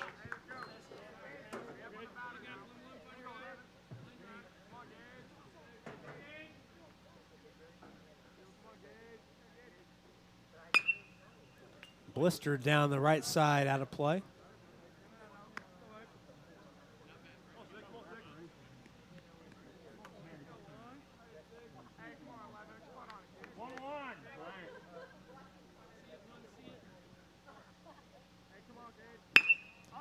Ball hit hard and just foul into the left field corner. So, Rob, stay with me here. I'm looking at the tent down that our cameraman on the first baseline has over him. It's Matthew Battiato down there under the tent. I understand the tent legs are pulled down, but that looks like a super small. That's not like a 10 by 10 over there, is it? It's a 4 by 6. I've never seen one that I'm told small. it's a 4 by 6. There's Matthew. Man. Under the 4 by 6. So you can find any size to protect you anymore, huh? There you go, yeah. Our director, Jordan Shue, has them in bulk. Swing and a miss. And the Thunder are down in order to start the ball game. We're through a half inning of play. On Deck will take its swings when we come back on the other side on the ISC Sports Network. McCulling in time. Oh, no! It's good. This one is caught. There you go. go. Wow, Dawson makes a great catch. Spin, win, 3, bury it for Leland Walker. Tie the game they do with the dunk by Malik Edmonds. What a play. Oh, my goodness. I feel a little momentum starting to fall Ellen's way. That is Wrestler! Whoa! Hey there, my name is Jake Query. And I'm Derek Schultz. And we are part of, actually, the entirety of, at least from an on-air standpoint, Query and Schultz on the ISC Sports Network. It's appropriately named. It's charitably award-winning. And Derek, now we venture into season number 5. Hard to believe. 5 of them. 5 of them. Can you believe it? 2 best buds, talking Colts, Pacers, Indiana sports, every Tuesday night, 7:30, ISC Sports Network, and on socials as well. It is made possible, of course, by the people who watch and listen every single week. We are most appreciative. We look forward to season number 5. Yeah, we'll come back to you from Logansport, Indiana. Logansport Water Tower off in the distance. Here at Jim Turner Field. 16U pool play game. Just a half inning in. We're scoreless. I think Jim Turner had a little success here or what? A little bit. A little bit. 4 state titles, 582 wins for Jim Turner in his Hall of Fame career here as Logansport head coach. Yeah, I'd say just a little success. When you win 3 times in 5 years in the one-class tournament, that's kind of insane. That's serious business right there. Back totally in the agree. 70s when it was all one tournament. That's not class baseball, but one tournament. Unreal. And you win 3 out of 5, 75, 77, 79. That is some crazy talent coming through for sure. Lucas Norman leads it off, takes a strike.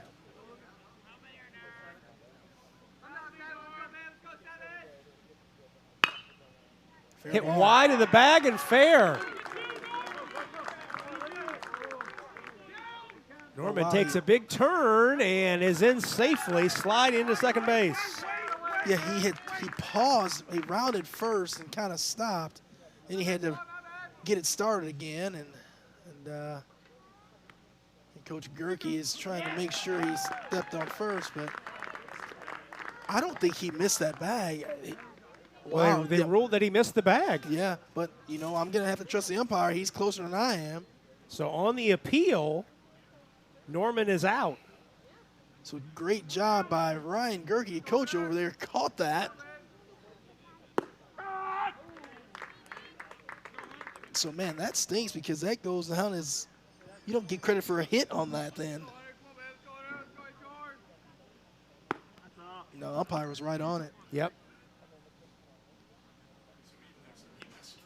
So what do you rule that? How do you rule that, Rob? 1 out. Good swing. That ball is hit into the gap into right center field and will roll to the fence. Hunter Reagan with the double and will round second and head for third. Sliding with a triple, Hunter Reagan.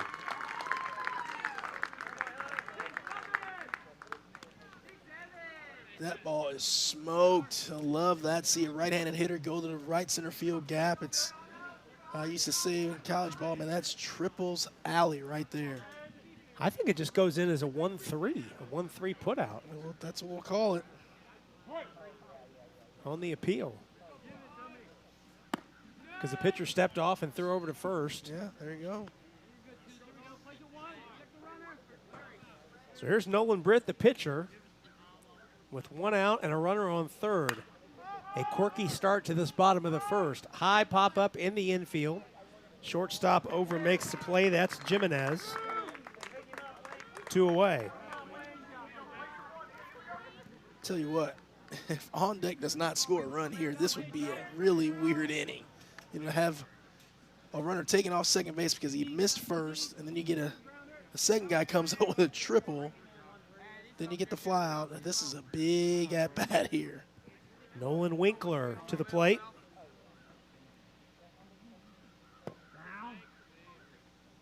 Cleanup hitter, third baseman.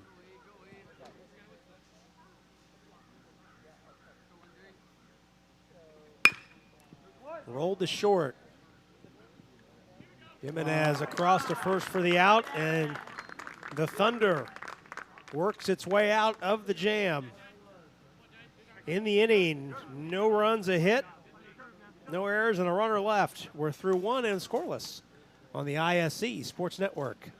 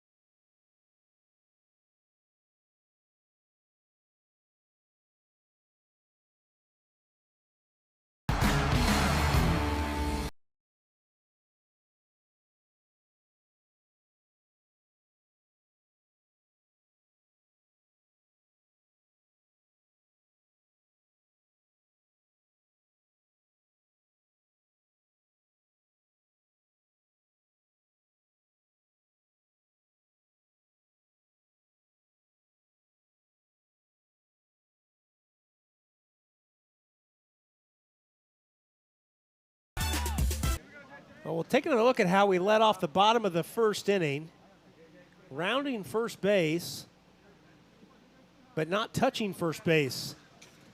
You know what? That's, when that was happening, I said he stumbled. He didn't stumble. What he did was pause because I think he realized that he missed the base. Back to live action. Ground ball out to second base to start the top of the second. That's Jaden Jimenez. And for young base runners, first of all, you should never do that because you need to have your eyes down looking at the base when you're running. But in the event that you do miss the base, don't just keep going. Just get back and stay put at first base. That's better than being called out on the appeal, right? So you may as well just shut it down, get back to first base, and then at least you're on base. Jonah Gerke, the right fielder. Lafayette Central Catholic Knight.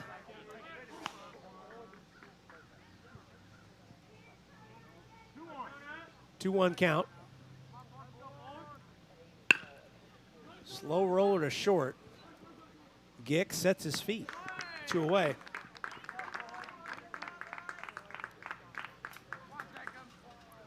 Nice job here. Guys playing some good baseball. Good defense. Games now. So the Thunder hitting 11 in its order today. On deck hitting 10. Jacob Lee, one of 2 extra hitters in the order, stands in. Foul tip, strike 1.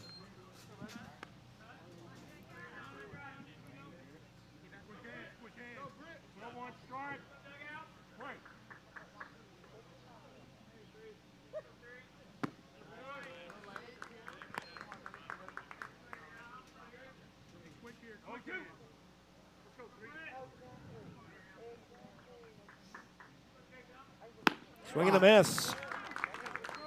And the Thunder are retired in order for the second straight inning. We're through 1.5 and scoreless on the ISC Sports Network.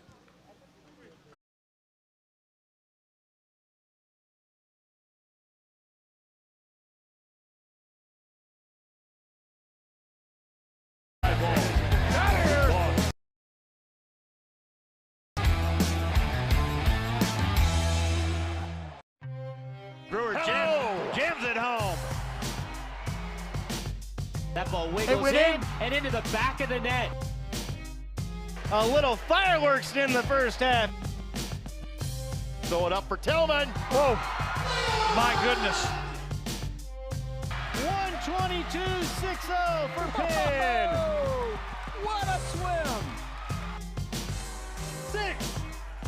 6 of them. A lively crowd on hand for this 16U contest here at Logansport. Like a little baseball on a lazy Friday. Tanner Pitstick leads off the top of the second.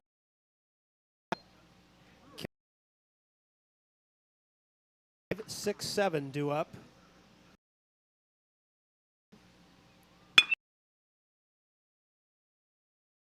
Going back to left fielder.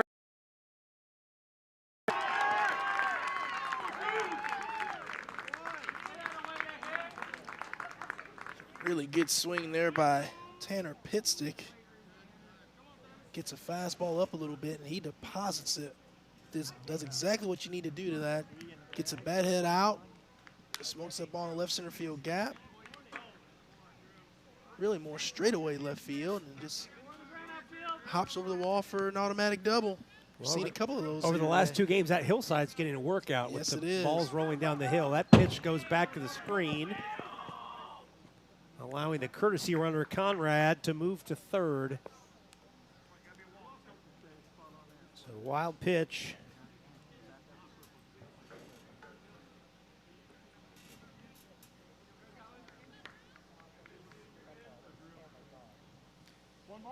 Now Shock's got an easy job to do. Actually, the infield is kind of in. Not all the way in, but kind of. You see your second base and shortstop kind of halfway in the dirt-colored carpet. Our field mic is picking up the home plate umpire. Barking at us. It's almost like he's up here with us. On that pitch that was out.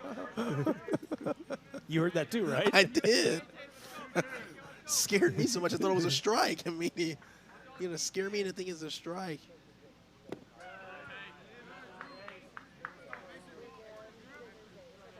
Full count to Drew Schock, the extra hitter in this 10-man order for on deck. Oh, straight up in the air, in the infield, in foul territory, now in fair territory, just near the bag. First baseman Hernandez makes the catch. Hernandez had a lot of obstacles out there on that play. He had the base runner coming down there. The base was right under his feet in that situation. That was a disaster waiting to happen. But he handled it and able to get that first out of the inning. Here's Cal Elias, the right fielder. Runner at third. One away. After the leadoff double by Pitstick.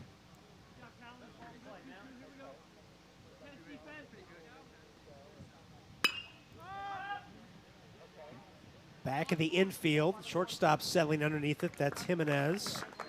2 away.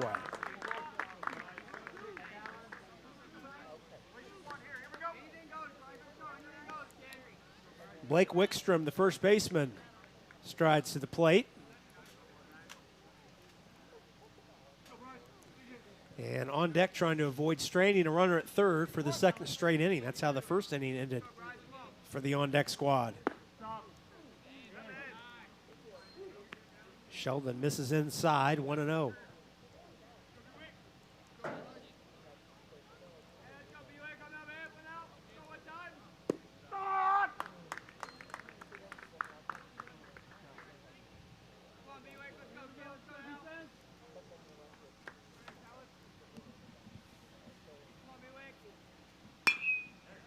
Off the end of the bat, down the right field corner, and that's a foul ball. Just foul.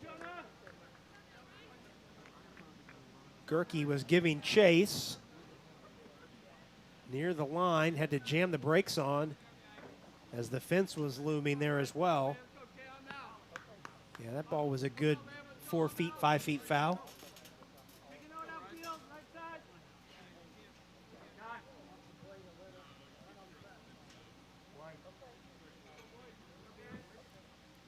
One-two count. Pitch up.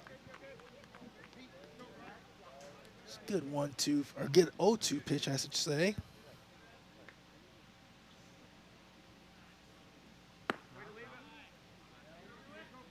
Now it's gone. Now it's 2-2. Excuse me.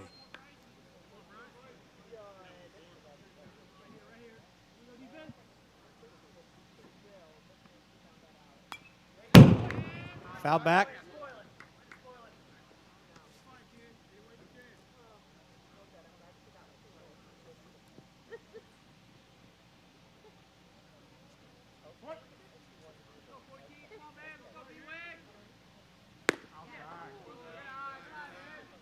Sheldon misses outside, and the count goes full. 2 outs, bottom of the second in a scoreless game. 0-2 to 3-2 here. Let's see how this finishes off.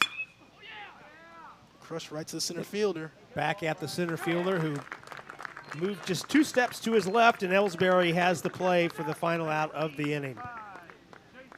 So for the second straight inning, on deck strands a runner at third. No runs a hit, no errors, and a runner left. Through 2 complete, we're scoreless. Back in a minute on the ISC Sports Network. Rob, what did Elias... Shot at the buzzer. Got it! She got it! Oh, my goodness, what a shot! Brady, hello! Did it again. Hello! Made the highlight reel again. That goes to Mentor and all kinds of room to run. Down the middle.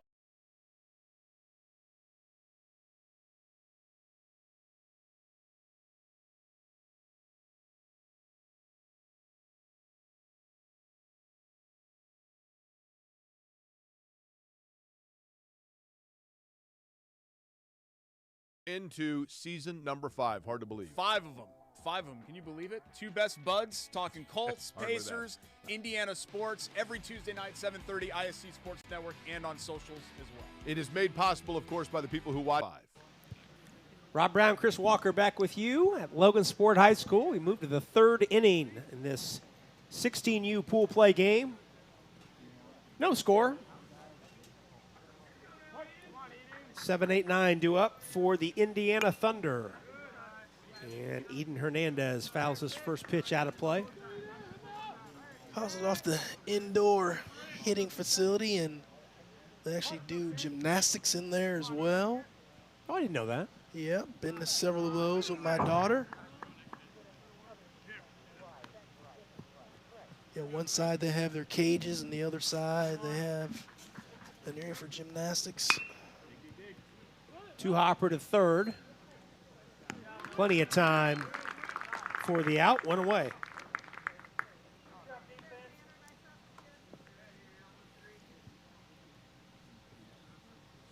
Here's Ty Freegee.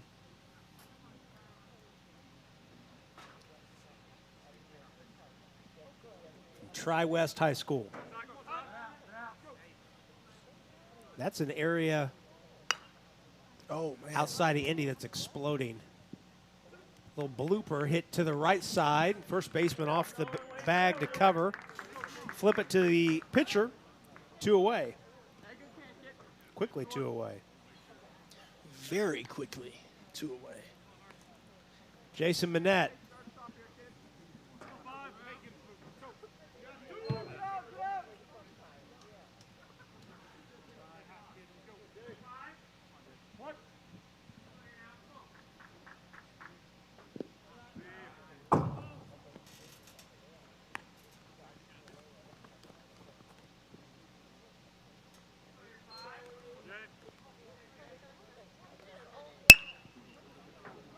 Rolled the short.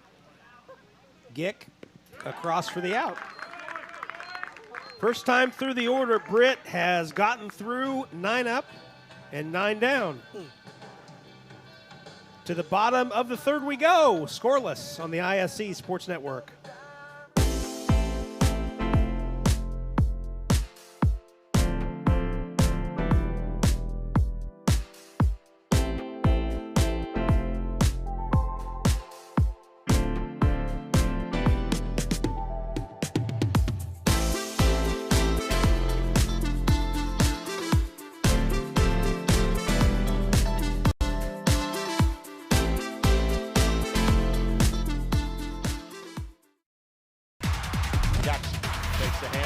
Throws the deep ball. He's got a man. Catch made. Rolling. Throwing. Has a man. First down. The grab by Cyrus.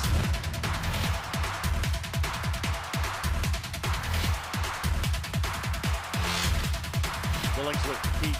Billingsley spins away from the tackle. Still going. Touchdown, Snyder.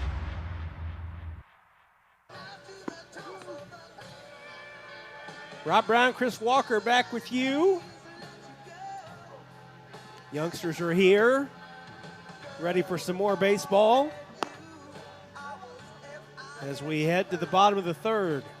That is a great age right there. I wish I could take my daughter back to that stage right there. If you could keep them like 4 years old for like 10 years would be great. But when they get to 18, then they're, ugh. Oh, boy. I missed that age there. Coy Gick, the shortstop, leads us off. Takes a strike.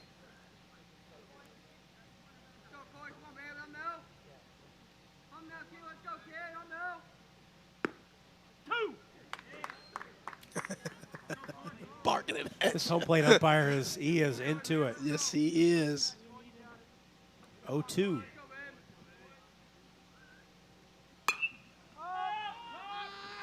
Straight up behind the bag of first and into foul territory to grab it is Hernandez, 1 away.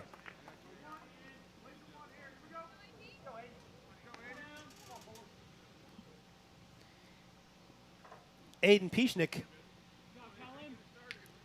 to the plate.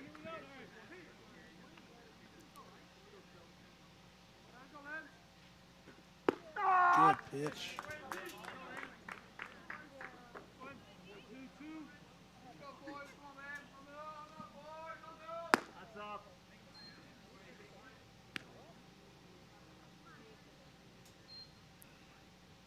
Count even at 1.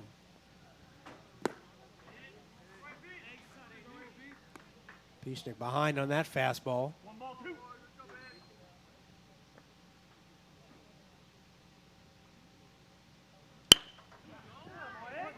And that gets under the glove of the shortstop Jimenez into left field for a base hit. It's a third hit of the day for the on-deck team. Back to the top of the order and Lucas Norman. 1 out, 1 on. We'll see how aggressive on deck gets on the base paths here in this scoreless game. Foul back over our heads. The previous game, that 15U game, the BG Tomahawks, well, they were super. They were off and running. Yes, they were. They had ended up with 5 stolen bases for the game. Several pickoffs. Yeah, you kind of get the good with the bad on that. That's right. And that ball gets by the left fielder, allowing each man to advance an extra base. So 1BE7? Yes.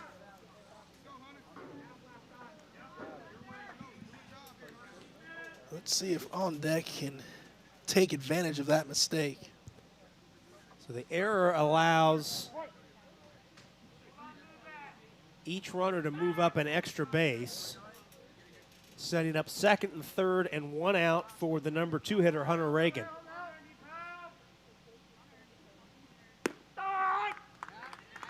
Strike on the outside corner. But the way Britt is pitching, I wonder, is it worth bringing your infield in here to try to cut down the run at the plate? I know it's early, but these 7-inning games get on you pretty quick.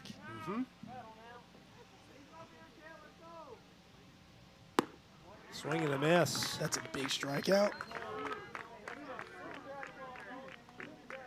Reagan got behind in the count and then chased a ball out. Now there's 2 away for Nolan Britt.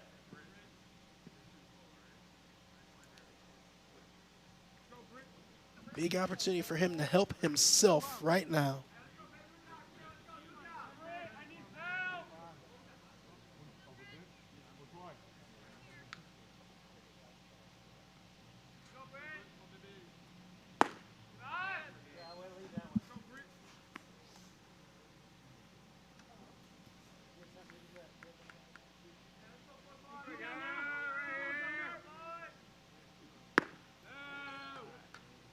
Two pitches outside, and Britt ahead in the count 2-0.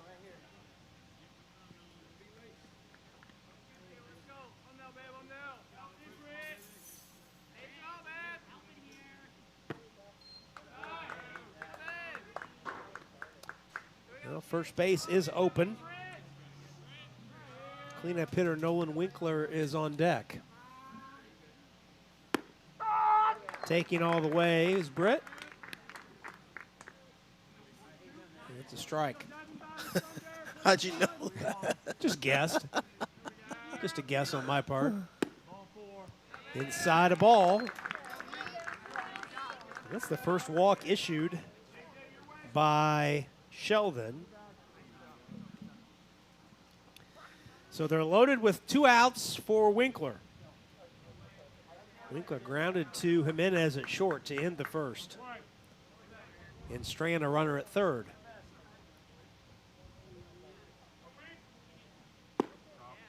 Certainly the best chance in the early going of this game for on deck to plate some runs.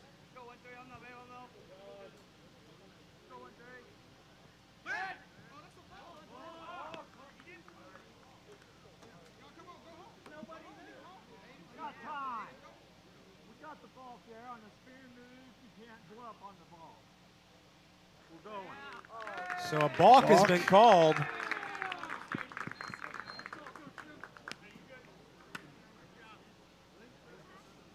So a balk has been called, and that'll bring a run in.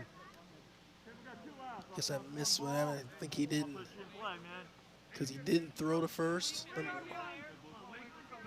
Check out a replay there.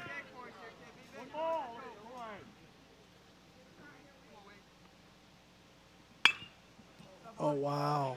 Ground ball to first. First baseman steps on the bag for the out, and that'll end the inning. But on deck gets a run on the balk in the inning. 2 hits, a run, and 2 left. We're through 3. 1-0 our score on the ISC Sports Network.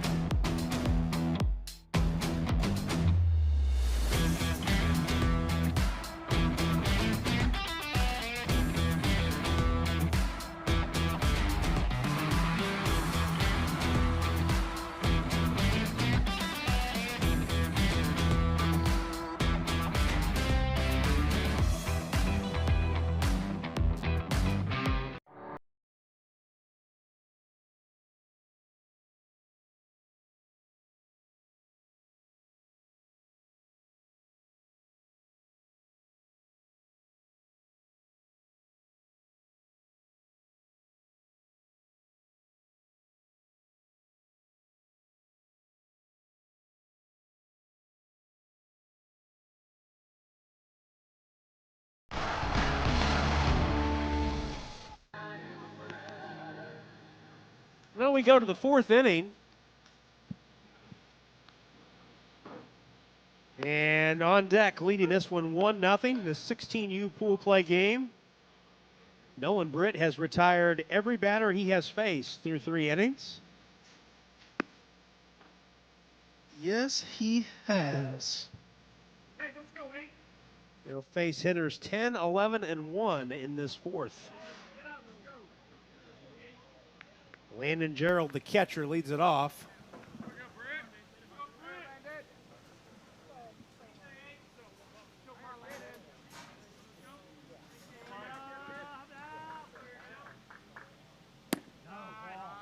Good pitch. Just missed.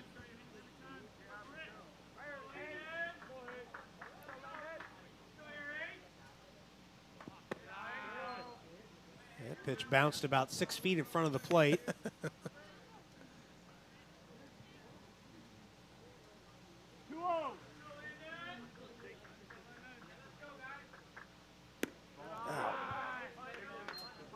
That pitch misses away, so not one pitch on this at bat has been near the zone. That pitch inside. Oh, that's a tough way to end the PG.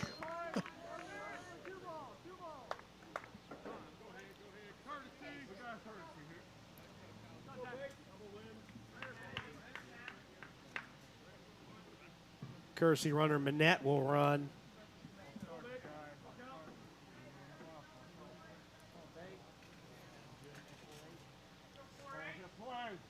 For Gerald.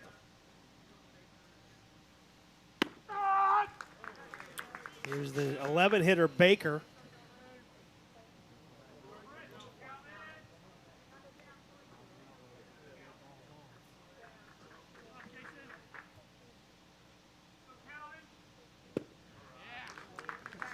Looked like a change up there. Yeah. Baker's way out in front. I love that Baker's going full Moises Alou sans batting gloves. I'm all about that. Old school, baby. Long as he doesn't harden his hands Well, the way Moises Alou used to do. We're not going to go into that. That's a wild pitch back to the screen. So you know what I'm referring to. I know exactly what you're referring to.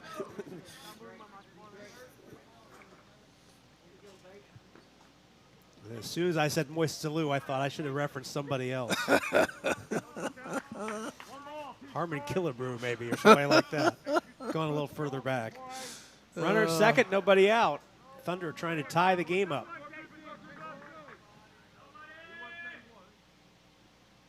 Whoa.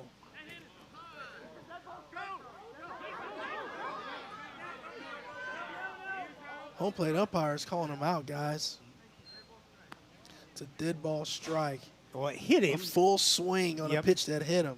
Yep. I mean, that's how you know a breaking ball is really nasty. When you take a full swing and the ball hits you in the chest.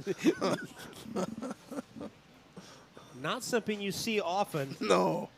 But Baker is retired. The first out of the inning. Runner at second, back to the top of the order in Ellsbury. That's normally one of your teammates don't let you live down, man. They will constantly remind you of that. And wild pitch will allow Manette to advance to third. So the Thunder have a runner 90 feet away to potentially tie the game.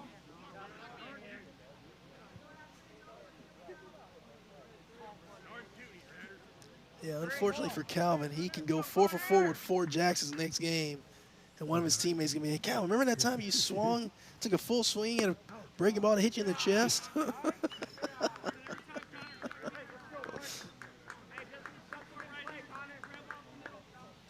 Ellsbury popped out, actually fouled out to the shortstop, Gick, who made a long running catch along the line. Ellsbury swings over the top of that one. Maybe another change up there. Seems to be a really good pitch for Nolan Britt. Yeah, a lot of downward action to it. Chopped off the front of the plate foul. The count evens.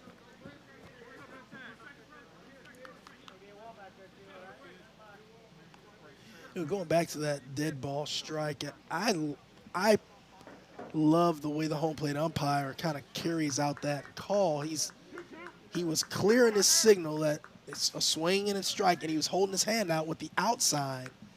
To me, it's up to the players on the field to know that that batter's out. That ball into right center field for a base hit, and that'll tie the game.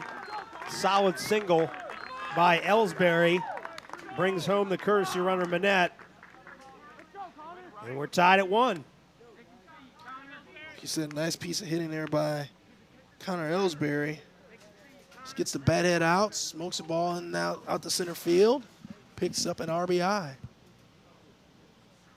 So now the perfect game and no-hitter have been ended. Yeah, that was the first base hit of the game for the Thunder.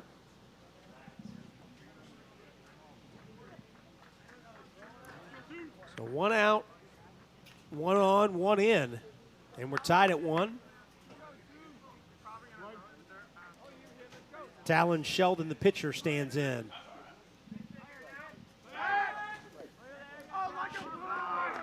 Sheldon grounded to short his first time up.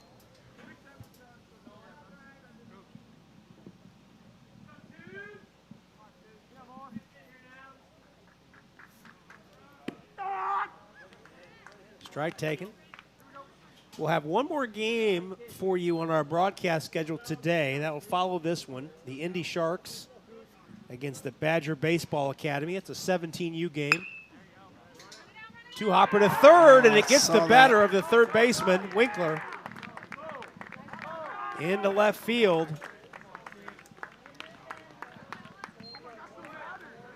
That's an artificial turf base hit. That's a play there as an infielder.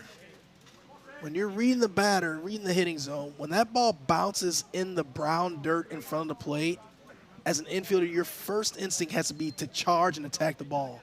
What happened there was Winkler got caught back, had some indecision, and then that ball just eats you up. Your only chance on that is to charge that ball and pick through it, pick the short hop, and try to make the play. You turn that into a do-or-die play, but if you sit back on your heels that way, that play is most certainly going to beat you up like that. So 2 on, 1 out. Gage Tolan to the plate. Tolan struck out to end the first inning. Inside corner, a strike, count evens. That game that follows ours, the 17U game, the Indy Sharks out of Muncie, taking on the Badger Baseball Academy out of West Allis, Wisconsin, suburban Milwaukee.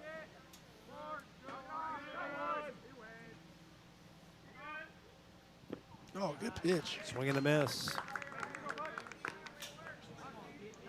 The Badger Crew, one of the few out-of-state teams participating this weekend. I like Milwaukee. Nice little Yes, town. yes. I'm with you on that.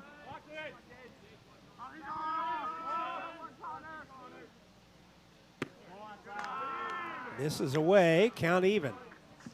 Thing with Milwaukee, getting there can always be interesting. Times it can take you from my house 3.5 hours, and times it can take you 6 hours. It just depends on what time you're going through Chicago. That's right.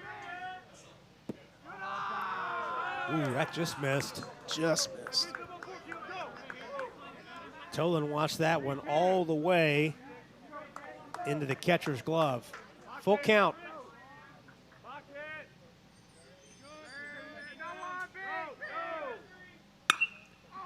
Lifted high in the air to left field. That's deep. And left fielder makes a one-hand catch. Really good base running there. Runners will tag. Really impressed with Ellsbury there at second base. He saw when the left fielder kind of caught that ball with his body facing towards right field. He was able to get back and tag because he knew the left fielder would have to spin around and make a good throw, and there's just no way you'd be able to do that. That's why as an outfielder, you got to really bust your hump and get around that ball so you're coming through it toward third base so you can at least, even if you just do that and you don't have a strong arm, you would deter that runner from trying to tag up there. So when you catch the ball, your shoulders are already square to the Absolutely. third. Yeah, you got to get around that ball. Get to it and get Absolutely. on the other side of it. You have to work hard beforehand, right? If you sprint back and then you're coming through the baseball, it takes all that away. So second and third on the long fly to left. 2 outs, and Jimenez, the cleanup hitter. Chance to break the tie with a base hit. Those are the little intricate details of outfield play that I love, and it gets missed so many times. I mean, you know, things like that, or throwing the ball to the correct base. That stuff matters. I mean, you know, taking away extra bases is so important in this game. Hit hard and foul down the right side, just foul.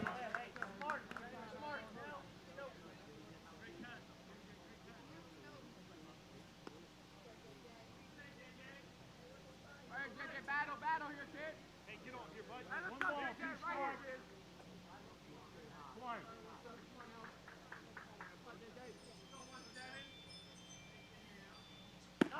Curveball drops in, strike 3. So Britt comes back to get the fly out and the strikeout, and strand 2. Thunder get a run, though, to tie the game on 2 hits in the inning, 2 left. Through 3.5, and tied at 1 on the ISC Sports Network. Still on his feet. Stevens lunges. Are you kidding me? Champions of Marion County. Unbelievable. Touchdown. Living up to that last name. Wabash has the lead for the first time today. So that was going to be a highlight reel. Oh, baby. Yeah, you can celebrate after that.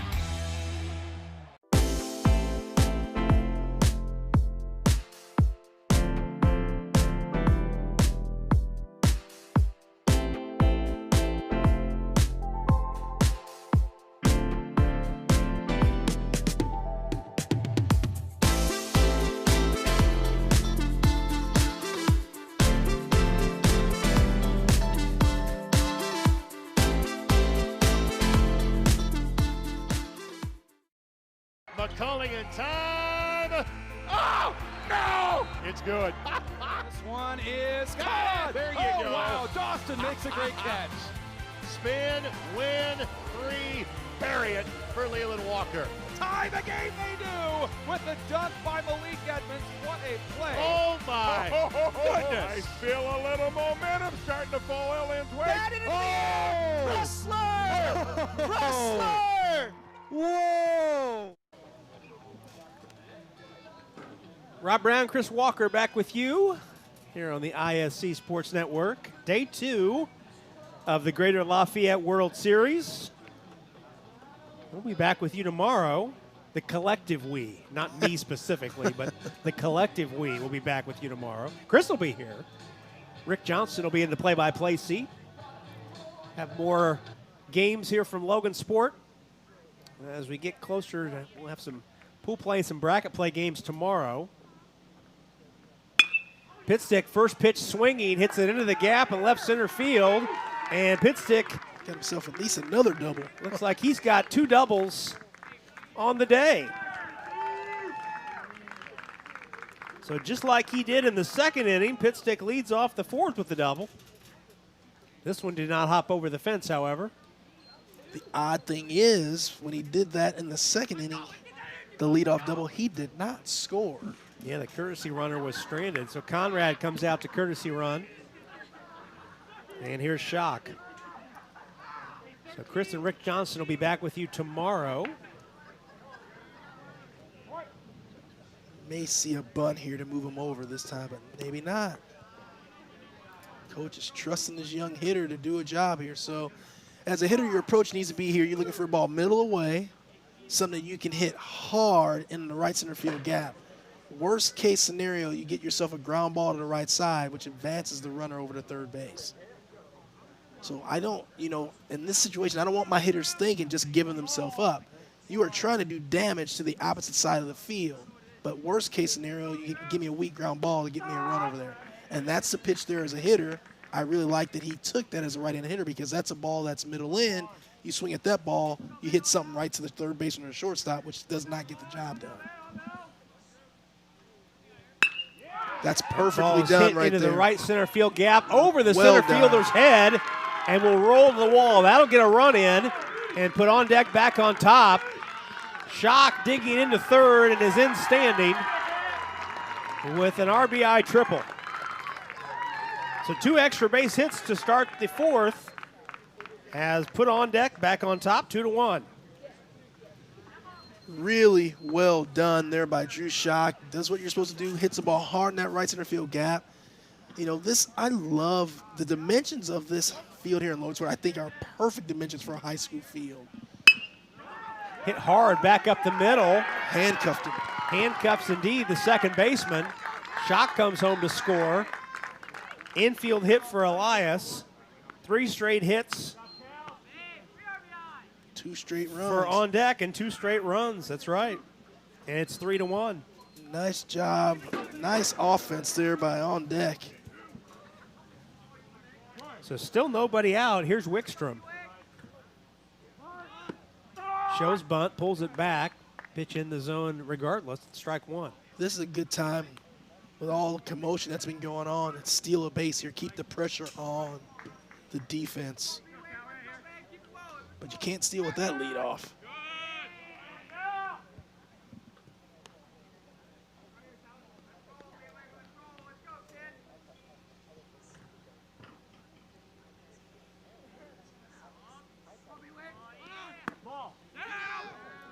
And there it is, the stolen base. Yeah, Coach thinking the same thing I was thinking. It's just, the way the game's going right now, you want to just keep the pressure on, keep your offense on the offensive here, right? And just you don't want to take your foot off the gas. Throw was on the third base side of the bag, and Elias was in easily with the stolen base. Wickstrom takes another strike and is behind 1-2. You've got another runner in scoring position, and now you're set up, Chris, potentially for a big inning here if you're on deck. Wickstrom hits it hard and by the third baseman into left field, a base hit. Here comes Elias around to score. The throw is cut. Play at second base. That's outstanding base running. Wickstrom is safe with a double. I like the base running all around there. Nice job going from second to home on that, and then great job by Wickstrom of kind of reading the throw. And listen, the outfielder made a good throw right to his cutoff man, but he was able to read that right away, and he was able to get into second base. So even again, now you're still runner in scoring position with no outs. And a visit to the mound as On Deck has begun this inning with 4 straight hits and 3 runs to take a 4-1 lead.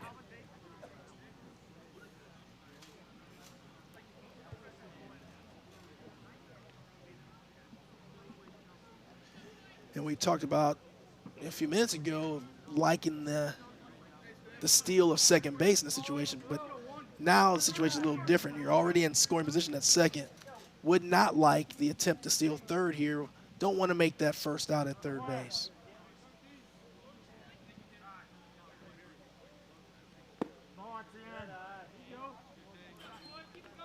Coy Gick fouled out to the first baseman.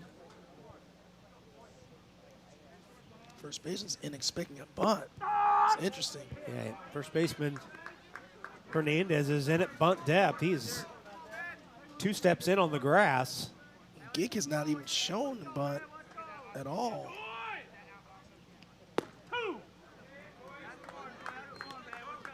Gick taking all the way.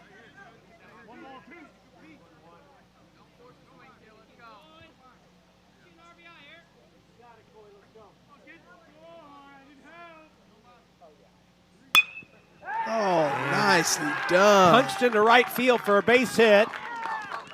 They'll send the runner Wickstrom home.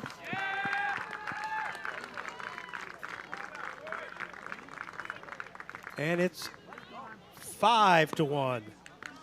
That is just a good job of battling there by Coy Gick. That ball is off the plate, but with 2 strikes, you really can't afford to take it because you don't want to be called out. And he just slaps it in that 4-hole, gets himself an RBI single. Very nicely done, Mr. Gick. Well, and a pitching change has been made. No, Rob, we have seen it in really all 3 games here today. It is amazing how quickly things can change for you, right? Pitchers kind of mowing the hitters along, and then all of a sudden things just fall apart. So it looks like Calvin Baker, who was in the lineup as an extra hitter, will come on and be the new pitcher for the Thunder. Still nobody out, and 4 runs are in for on deck in this bottom of the 4th.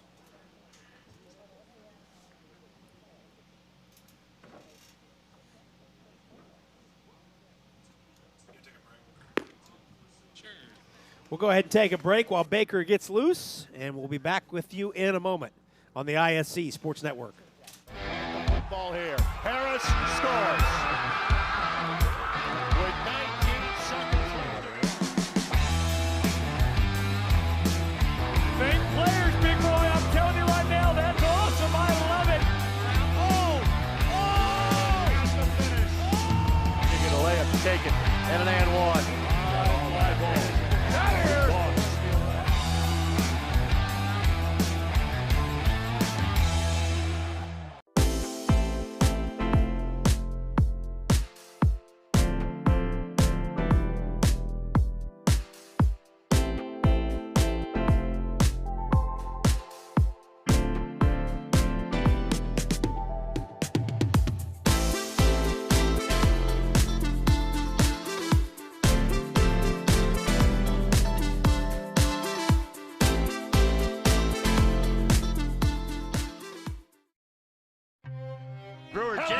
Jim's at home.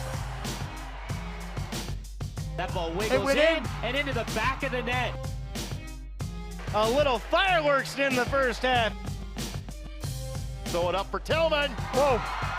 My goodness. 122.60 for Penn.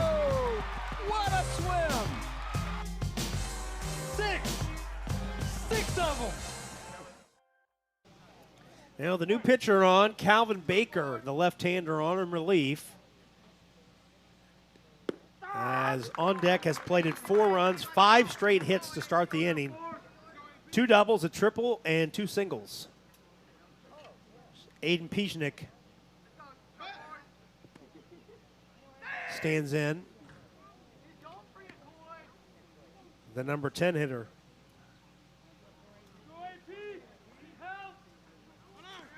Runner goes. Throw down, and it's sliding safe. Second stolen base in the inning.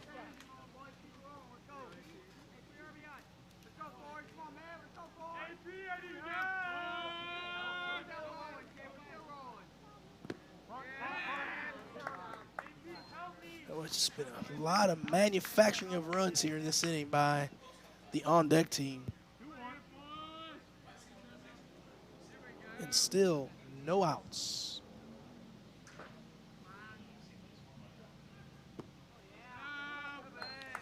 And the count goes 3-1.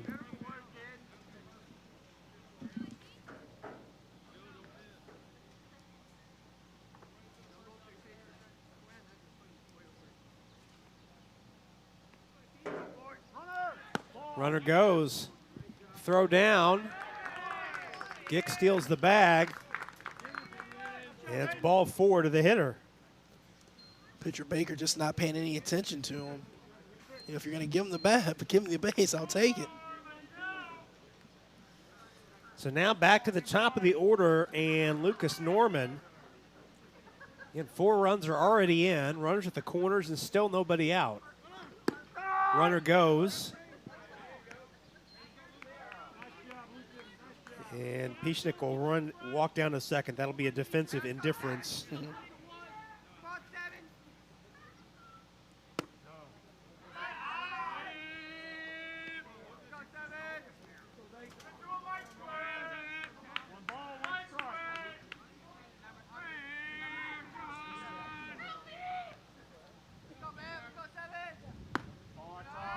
Pitch up.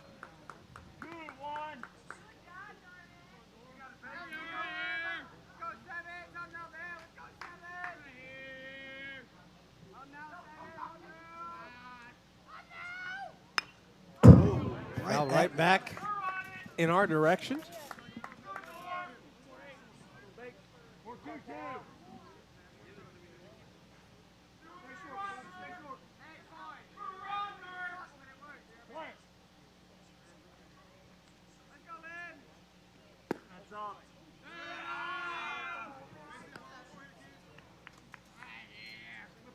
Count goes full to Norman. Second and third, nobody out. 4 runs across here in the inning, a 5-1 lead for on deck. Popped straight up in the infield. Jimenez makes the play, 1 away.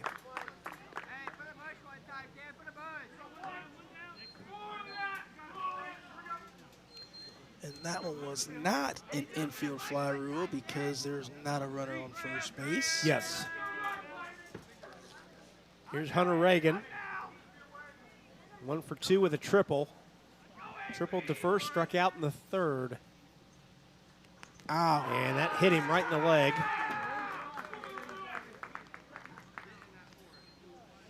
That loads him up for Nolan Britt.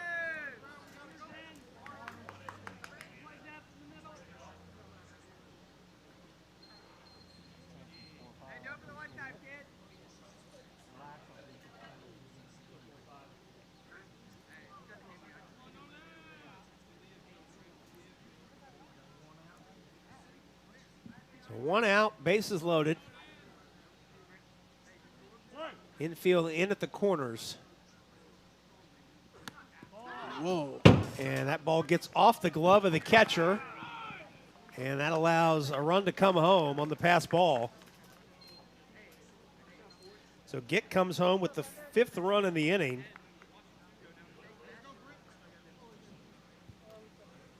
Almost wondered if the runner there, Gick at third, thought he got hit because he never really ran hard.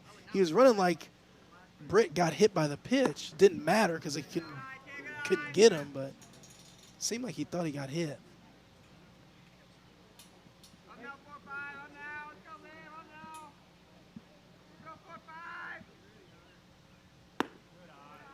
Pitch in tight. Baker really struggling to find a zone here.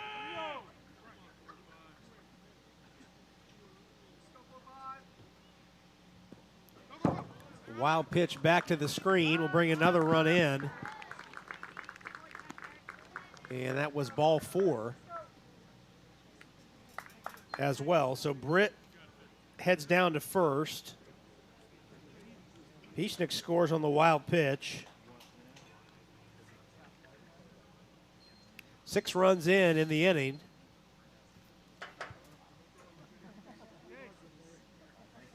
And it looks like there's pitching going to be change. another pitching change. Yep.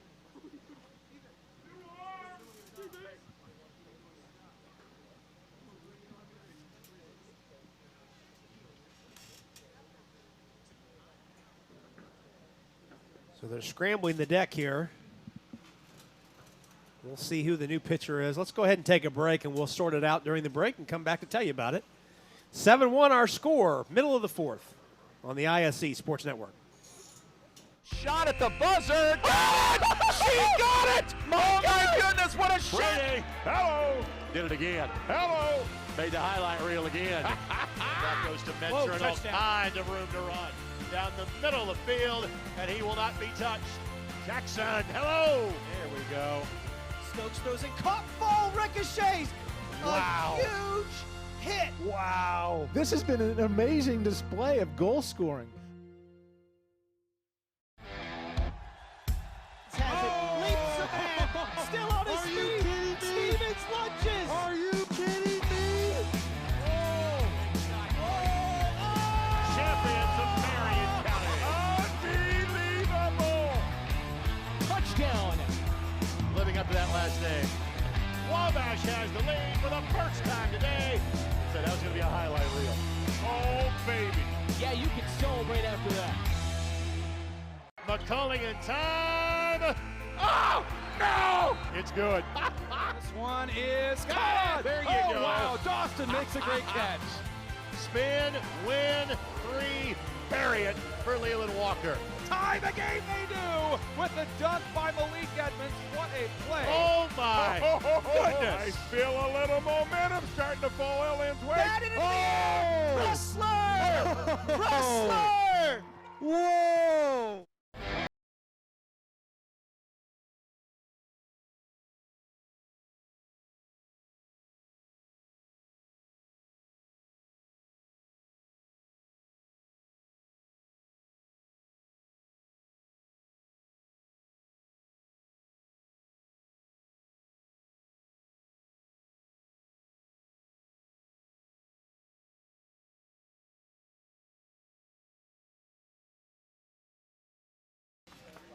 Now the new pitcher, third pitcher of the game for the Indiana Thunder, and the second pitcher called upon here this inning, Gage Tolan, who began the game at third base. So the defensive changes. Calvin Baker, who was the pitcher prior to Tolan, has moved over to first base, and the first baseman, Eden Hernandez, has moved across the diamond to third. So those are your changes defensively for the Thunder. Meanwhile, on deck has runners at the corners and one out.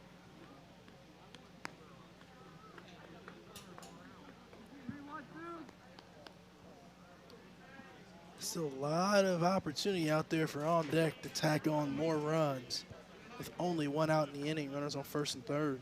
And Nolan Winkler is the ninth man to bat in the inning. I would expect to see some kind of action here really quick in this at-bat with the runner at first base trying to take second. Worst case scenario, getting a rundown to get your runner from third in. There he goes. First pitch going. Brett heads down to second.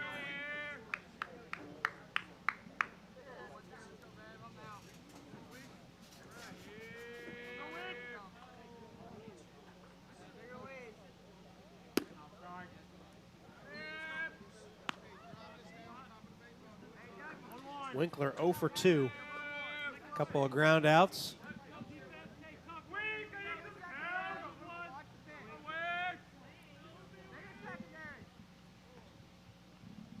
And that wild pitch goes back to the screen, and a run comes home. It's the third wild pitch or pass ball of the inning that has brought a run home.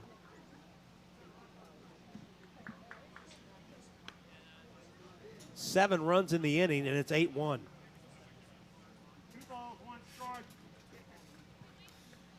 This has not been a very good inning for the Thunder.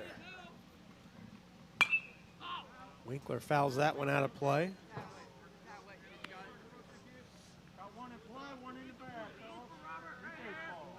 Now you're bringing the run rule into play. You really are. It's 10 after 4, but 8 after 5.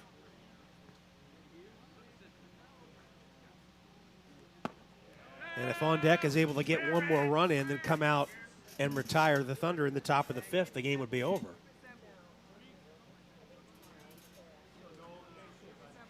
So that runner at third is a huge run.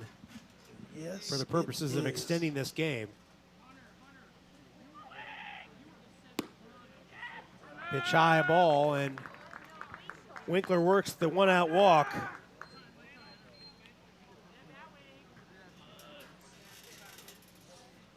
Here's Pitstick, who has 2 doubles and began this inning with a double. Yeah, Pitstick is messing up our scorebook here.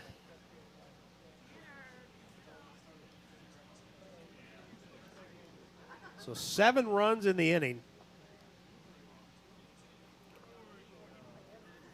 3 extra base hits. 2 wild pitches. A pass ball that have all resulted in runs.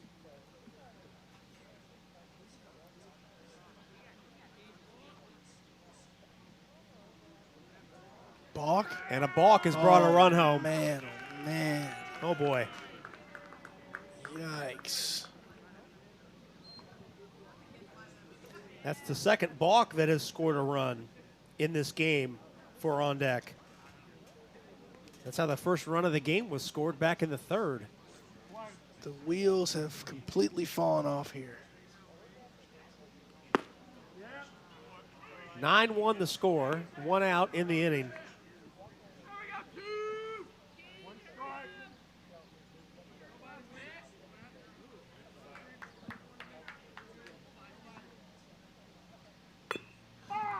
Rob, did you see what he did on the balk there? Because I completely missed it. I did not. I did not.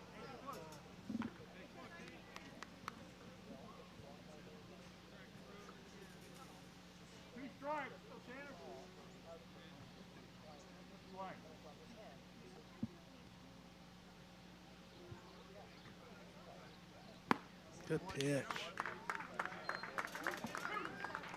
And Pitstick is gone on strikes. So 2 outs in the inning. And here's Schock, who tripled in a run in his earlier at bat this inning. And that hit him square in the back. I mean, square in the back. Heard the thud all the way up here. Second batter hit in the inning. Let's take a look at the balk from earlier. Oh, he started and then stopped and tried to reset. He got called. Yeah, you can't do that. Once you start, you got to finish. He'd have been better off coming set than stepping off. Then you can reset everything.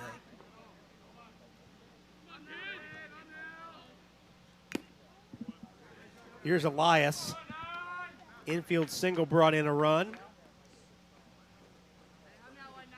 earlier in the inning.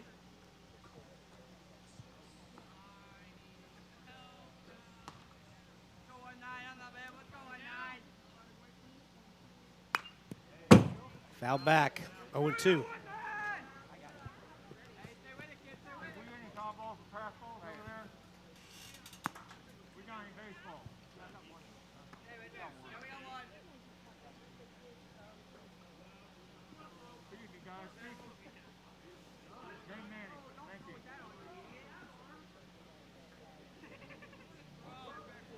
Well, you're only worrying this kind of game, this kind of inning is how's Nolan Brick going to be when he comes back out? It's been a long delay for him. Get a lot of run support, but, man, it's been a long half inning.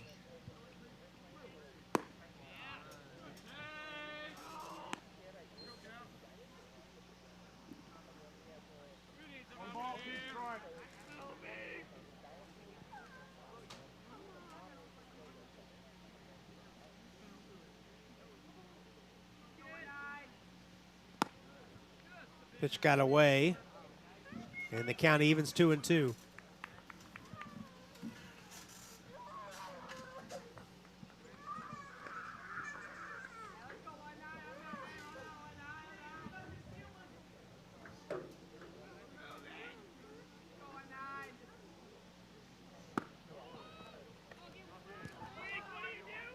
Count full.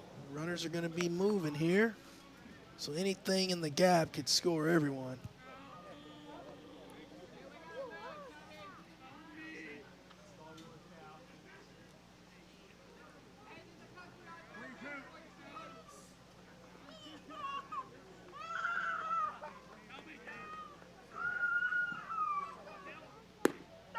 Yep. Strike 3 taken on the corner. And that'll do it. But in the inning, on deck gets 8 runs on 5 hits. No errors and 2 left. We head to the 5th. And the Thunder need a run to extend the game. 9-1 our score on the ISC Sports Network. Brewer jams it home. That ball wiggles in and into the back of the net. A little fireworks in the first half. Throw it up for Tillman. Whoa. My goodness. 122-6-0 for Penn.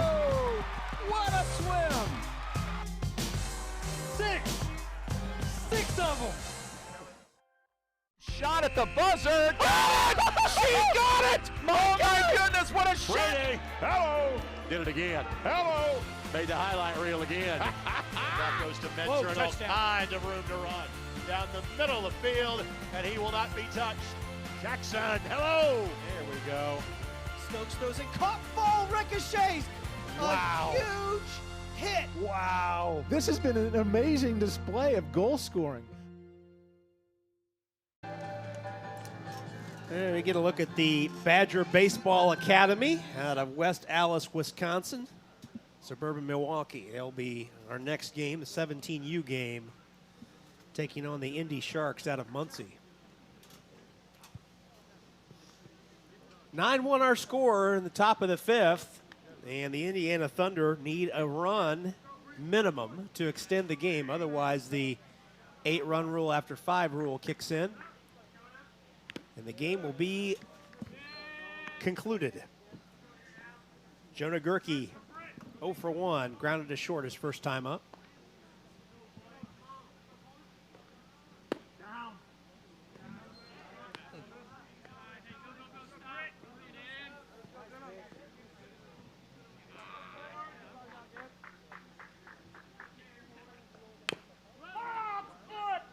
Foul off the front foot.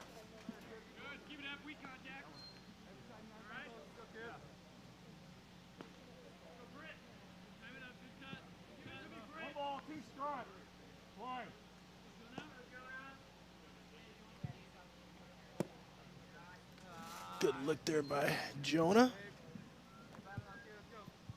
2-2.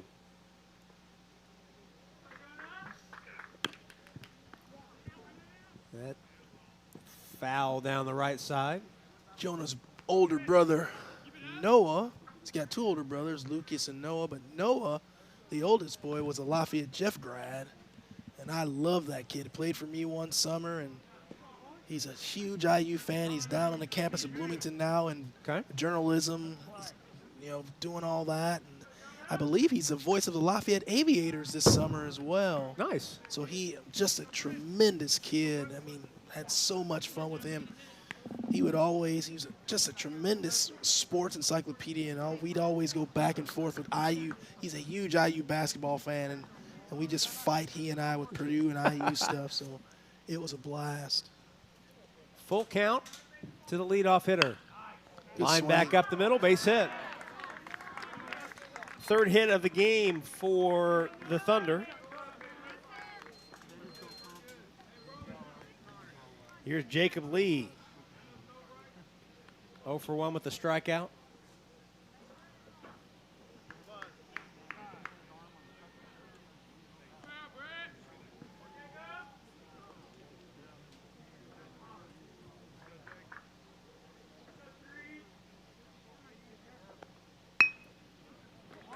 Shows bunt, gets one down. Third baseman charges, throws, Nice play. got him. Great base running. And great base running by Gerke to get all the way to 3rd as no one was covering the bag. It's be a sack, 5-3. for the out. So here's Hernandez, 0 for 1, grounded out to third. See the Thunder doing anything they can to extend this game, laying a bunt down in a 9-1 game. Some folks would think that's a little Bush League-ish, but you know, it's doing whatever you can to extend the game. Keep the game right? going, yeah. Trying to extend the game. Yeah.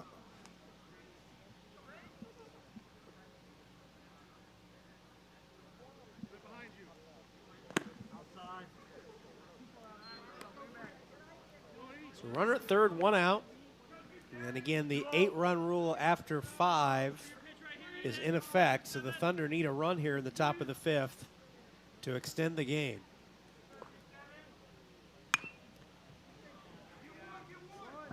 Nubbed down the right side, and the Thunder do indeed get the run as Hernandez does his job, bring Gerke home, the second run of the game.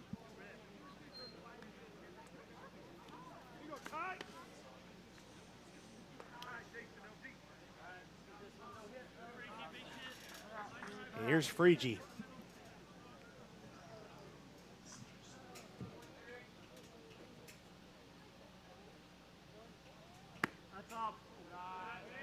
Breaking ball up, ball 1.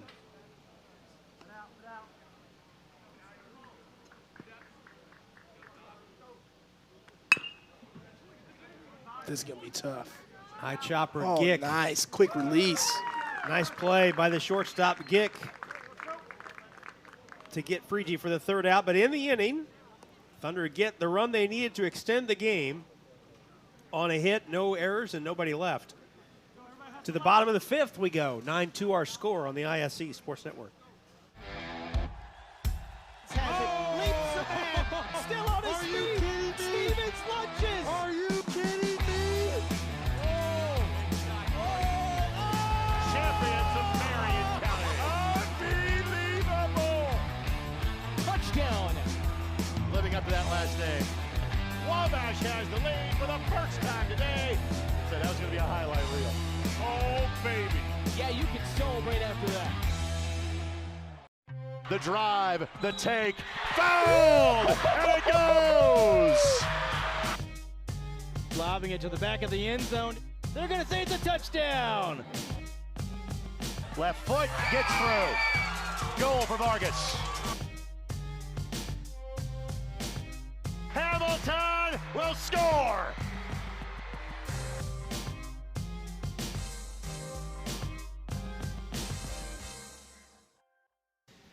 Well, on deck, put up 8 runs in the 4th inning, 5 hits, 3 of them of the extra base variety.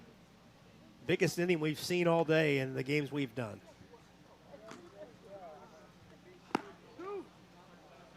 And it was a constant parade with some walks, wild pitches, some hit batters, some pass balls, all thrown into a big cauldron, and it results in an 8-run inning and a 9-2 lead for the Thunder. There's So you're saying there's some of everything in that inning. a little bit of everything in that 4th inning.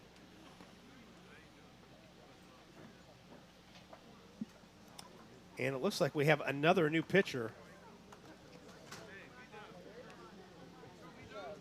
I missed it.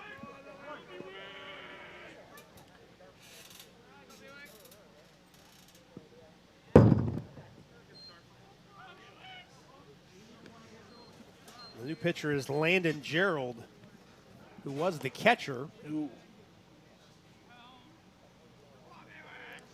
So Gerald is the 4th pitcher used by the Thunder.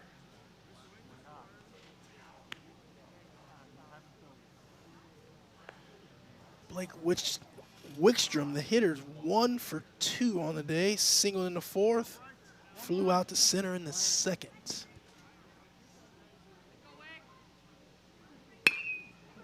That ball is scalded into center field, but camping under it is Ellsbury for the first out.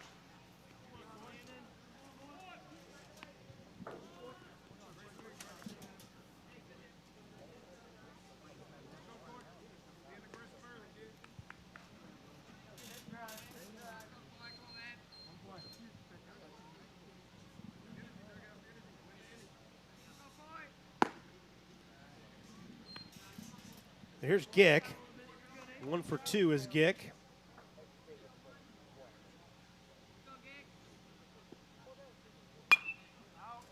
Fouled out of play.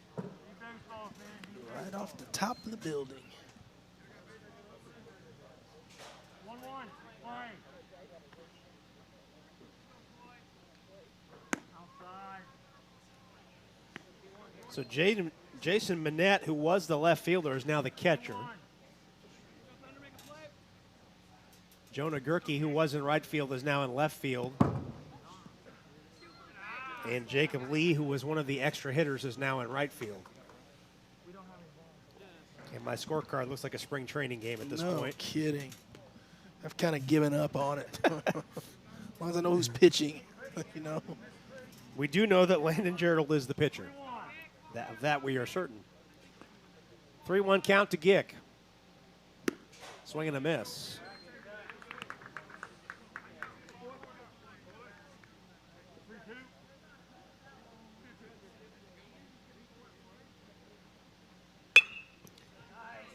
Line back up the middle for a base hit.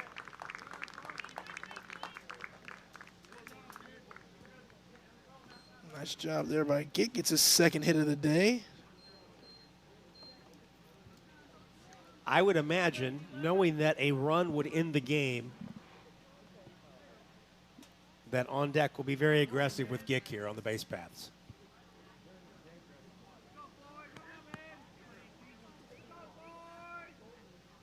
Kind of got frozen there that time. Let's see. Piechnik stands in 1 for 1, singled and scored in the third, walked and scored in the fourth.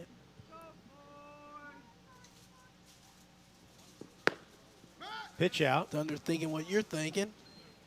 Now is a good time to run right after a pitch out. Very rarely do you see 2 pitch outs in a row.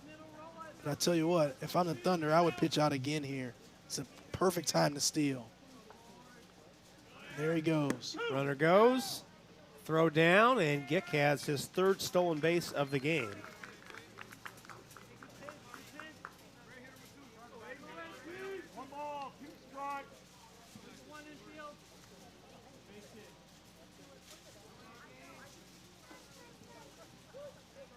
Gick with a sizable lead at second. Oh, he's going to third.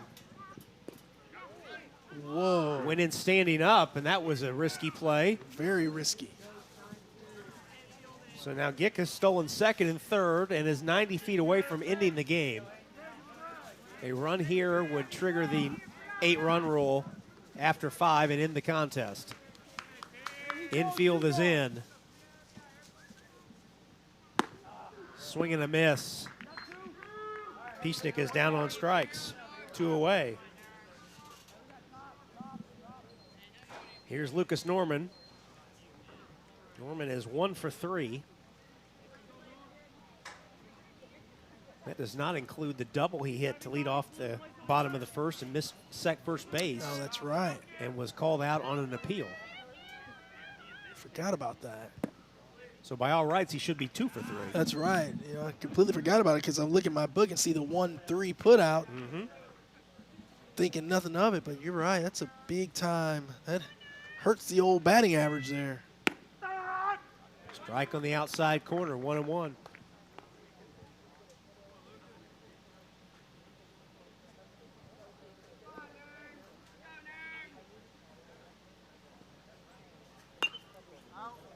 Foul out of play.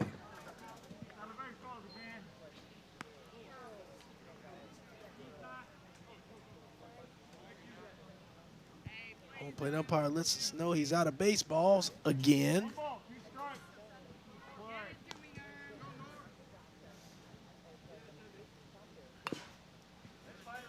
Norman just fought that one off, in on the hands. Again, another self-preservation swing there. Hit it or be hit.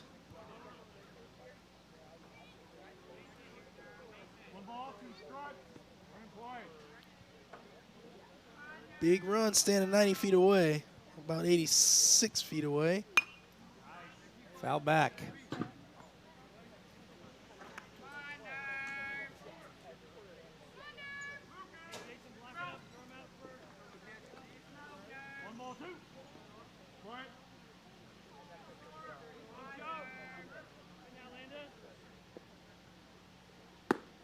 Good hold right there. Ooh, great hold. Fastball just over his hands. Those are so tempting, but they're so hard to hit. That was not an easy pitch to lay off. No, it was not. That's a great job there fighting that one off, because that's probably a called strike if you let that go.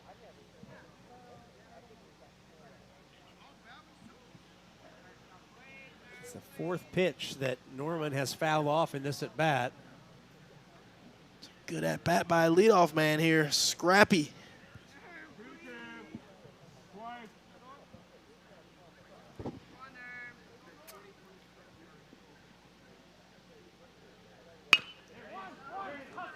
Rolled the short. Jimenez, and the throw gets away from the first baseman. Gitt comes home to score, and that will end the ball game. Yes, it will.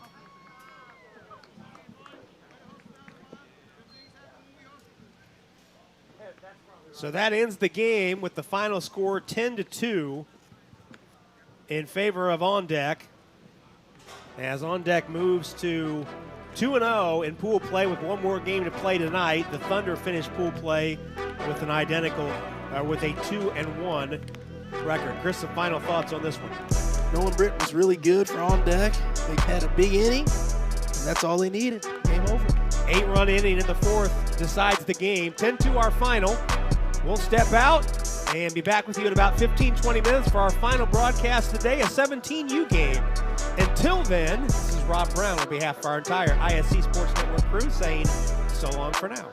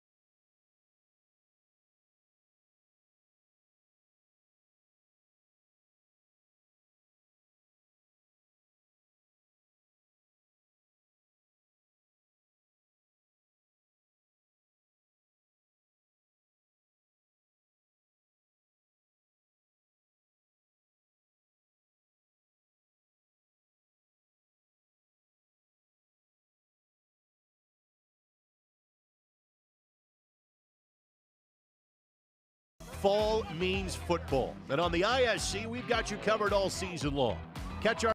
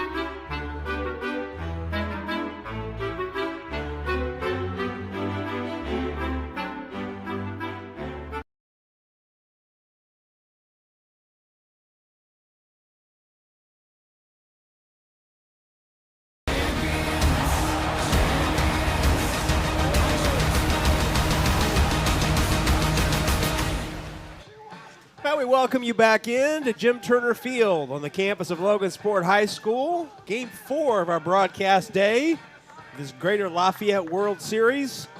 It's a 17U matchup between the Indy Sharks from Muncie, Indiana, and the Badger Baseball Academy from West Allis, Wisconsin. Alongside Chris Walker, Rob Brown with you this afternoon / early evening. Glad you're spending some time with us on this Friday. The Badgers will be the home team. Both these teams wearing similar colors. Badgers in the blue tops with the black sleeves, white pants. Sharks with the black tops with the blue lettering and the white pants. And again, the Badger Baseball Academy from West Allis, Wisconsin, suburban Milwaukee. And the Sharks from the Muncie, Delaware County area in north central Indiana. We're ready to go. The pitcher for the Badgers, Kyler Bowe. And standing in to get this game started, Cole Perdue, the catcher for the Sharks.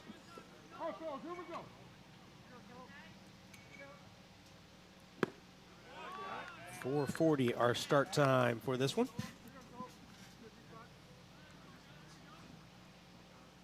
So we've stayed pretty true to our game schedule. Yeah, this one could have been right on time. Oh, my goodness. That got him in the head. It got him square in the head. So Perdue down to first base. And that hit him square in the helmet.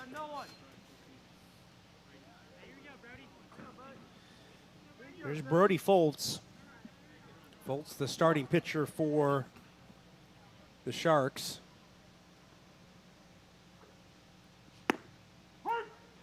Takes the first pitch strike.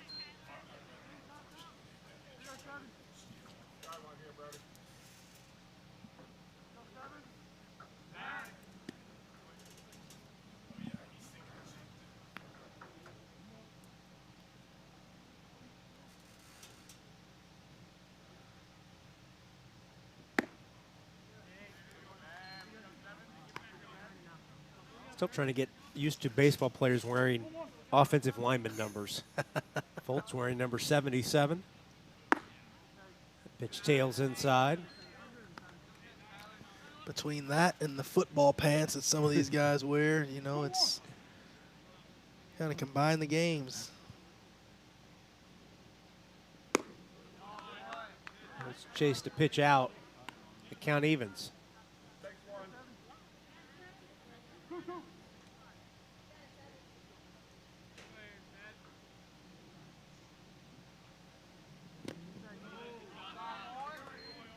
Good block there by Owen Sather. Full count. That saved a base right there.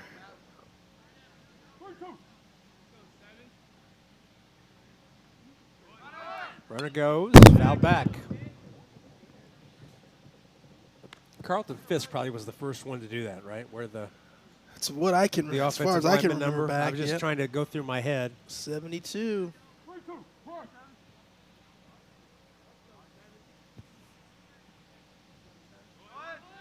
Runner goes. Better get back. Lifted into right field, and there'll be no play. Perdue scrambles back to first base. One away, here's Palmer Jones, the first baseman. And for Fisk, the 72 was the flip of his number in Boston, because he wore 27 in Boston.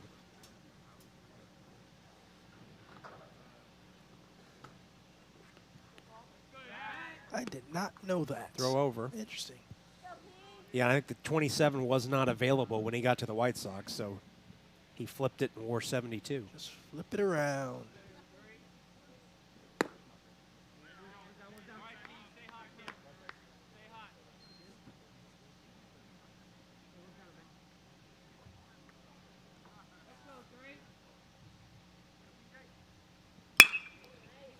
Hit hard and knocked down by the diving shortstop. Oh, nice Close play. play at second, but runner is safe.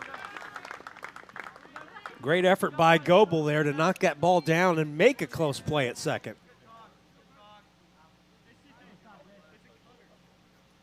So Jones is aboard via the fielder's choice.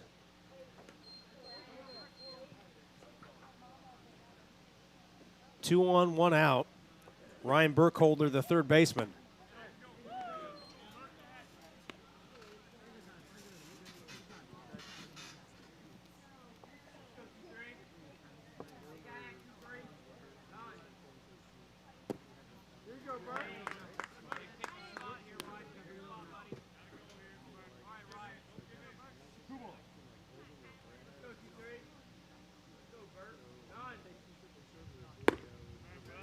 This is away, 3-0. Big situation for the four-hitter Ryan Burkholder, but he's got a 3-0 count here. I have to imagine he's going to be taken here.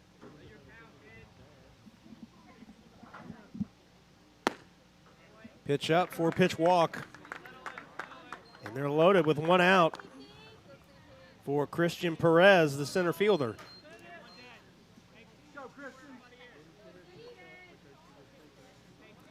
Sather comes out to talk to his pitcher.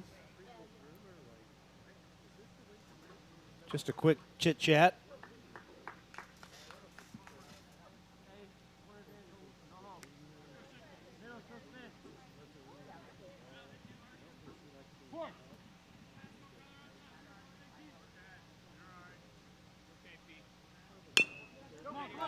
Chopper back to the mound, come to the plate, and the force out is recorded. Close play, but Purdue is out on the slide on the play at the plate.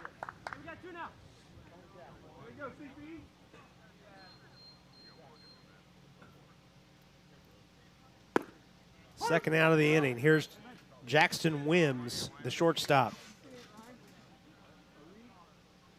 Bo trying to wriggle his way out of this one.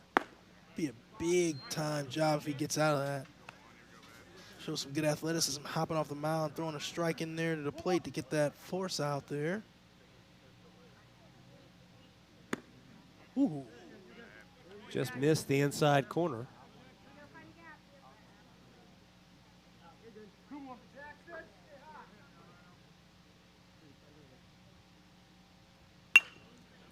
Foul out of play down the left side.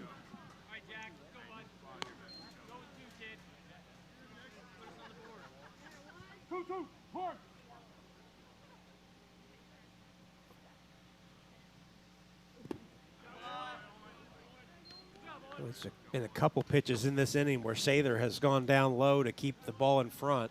Yes, he has. Full count, bases loaded, 2 outs. Fouled again. Same locale down that left side up against the snow fencing. That time it hopped over the snow fence. Yes, and I'm not going to get that one. Oh, and that ball just missed going over the third base bag. Third base umpire was right there.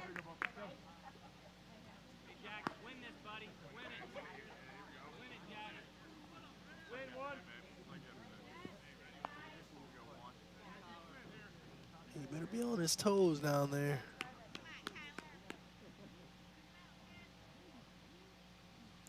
Try it again here. Full count.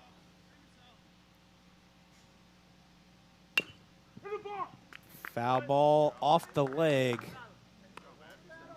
of Wims while in the batter's box. Good battle here by Bo and Wims. Who's going to win it?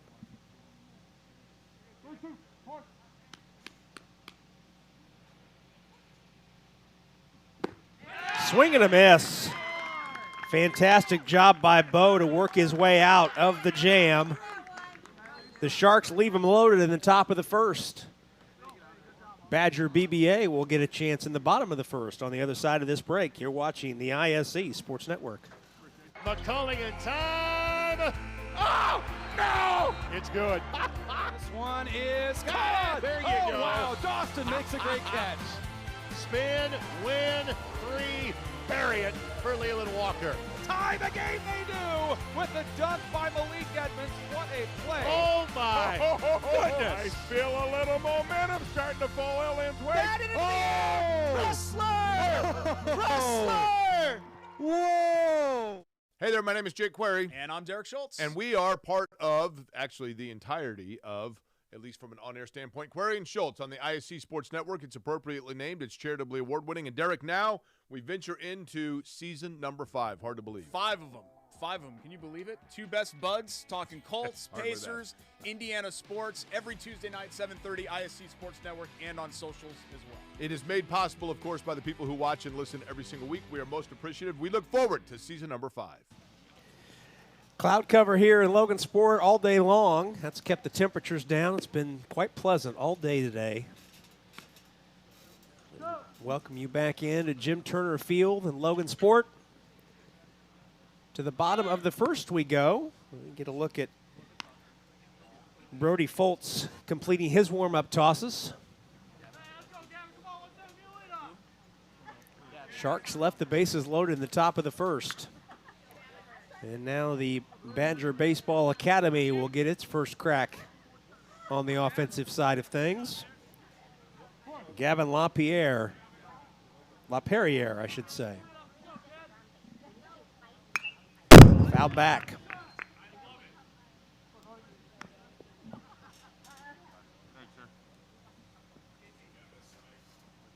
Gavin LaPierre.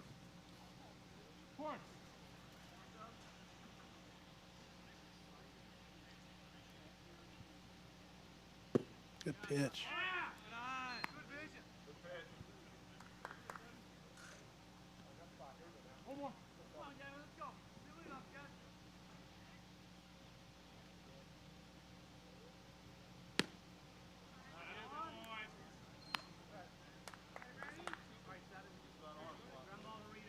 Folks kind of drops down, throws it across his body there. Swing and a miss.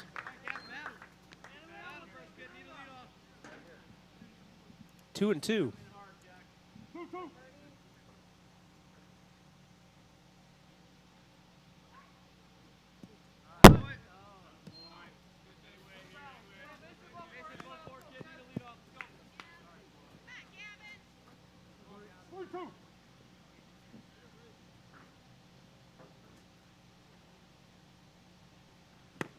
Swing and a miss. LaPierre going on strikes. Here's the first baseman, Kyle Panton.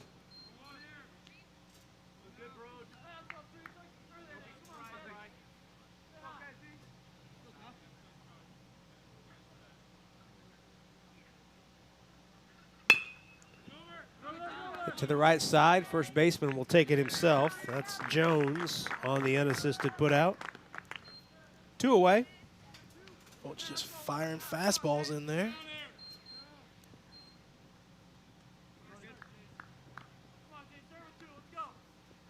Chase Goebel, the shortstop. Number 3 hitter.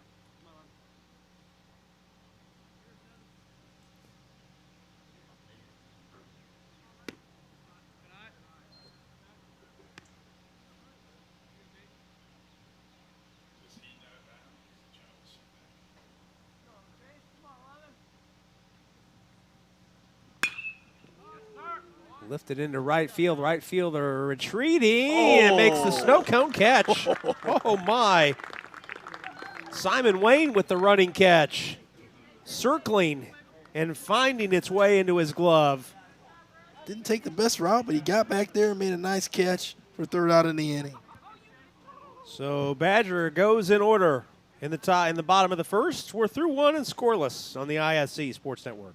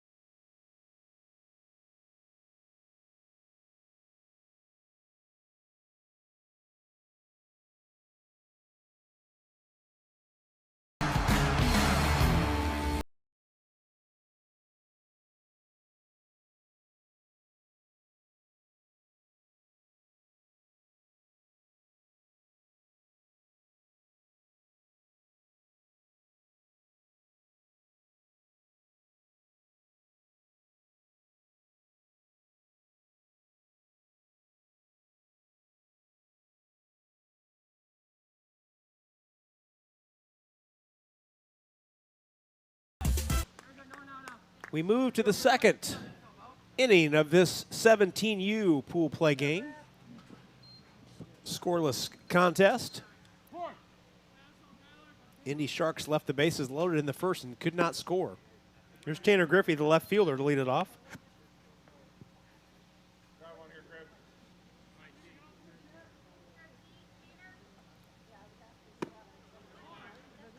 Behind that fastball.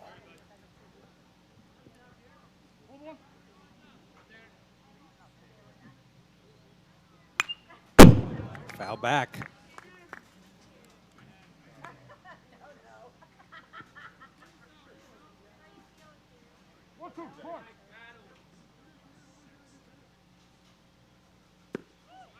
Curveball on the inside corner for strike 3.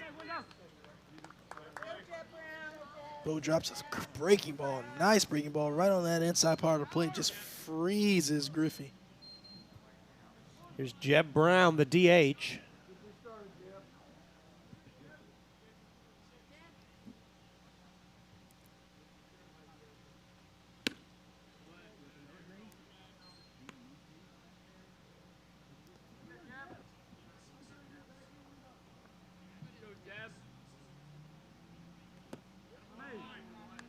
Swings over the top of that one, and the count evens 1-1.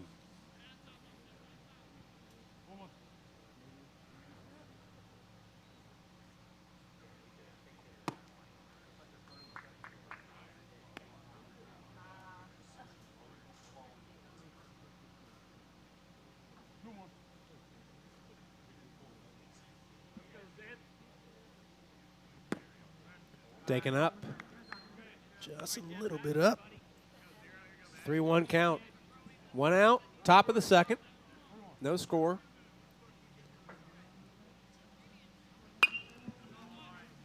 Off the end of the bat, pushed foul back over our heads.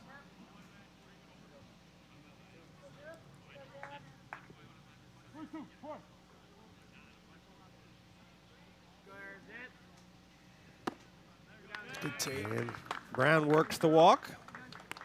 Second walk issued by Bo.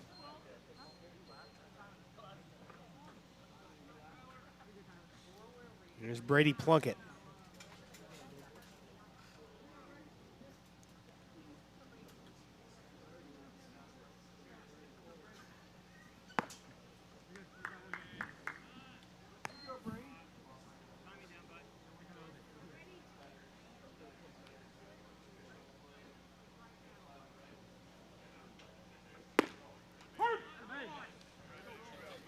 Pitch drops in for a strike. Brown had a walking lead down at first base. He might go. Did it again. Foul back.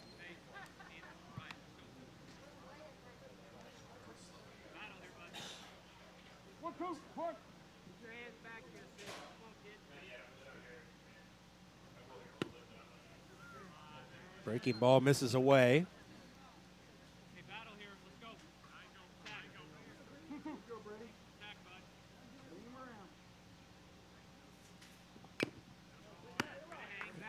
Fouled off the glove of the catcher, Sather.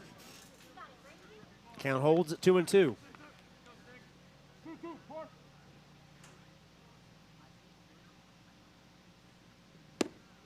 Yes, Check he did. swing. Did he go? Yes, he did. Throw down. Oh, almost picked off. I think he quite got the tag to him. Brown able to scramble back to the bag. Almost a double play.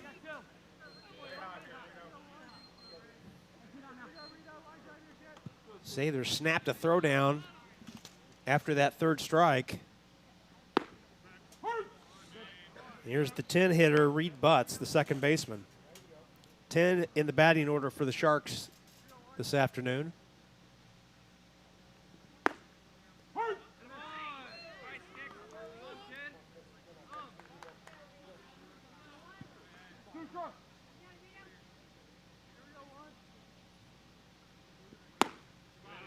Pitch up.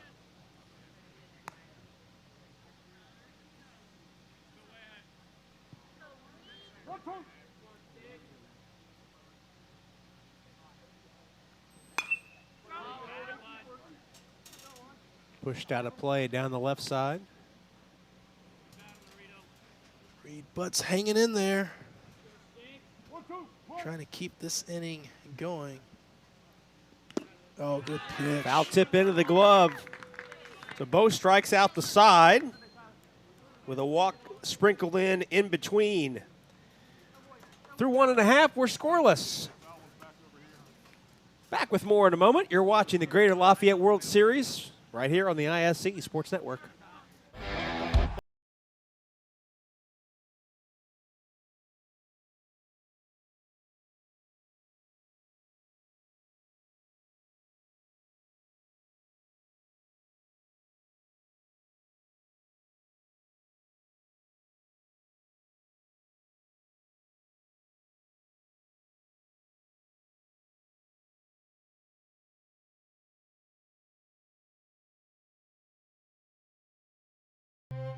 Brewer jams it home.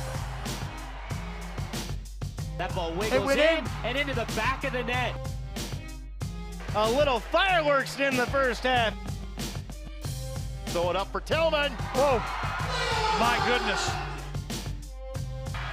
122-6-0 for Penn. What a swim! Six of them.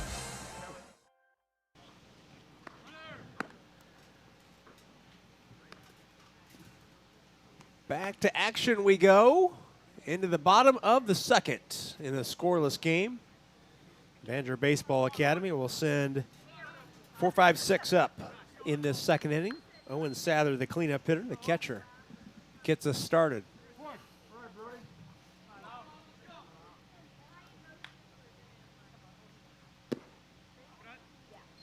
All the players in this game are seniors to be in high school. Class of 26.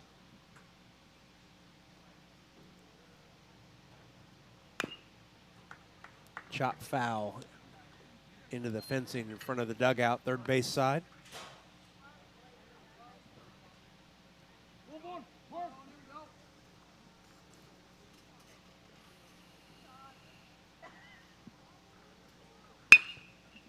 Hit hard up the middle. That's a base hit. Good clean hit there for Owen Sather. Takes it right back through the box.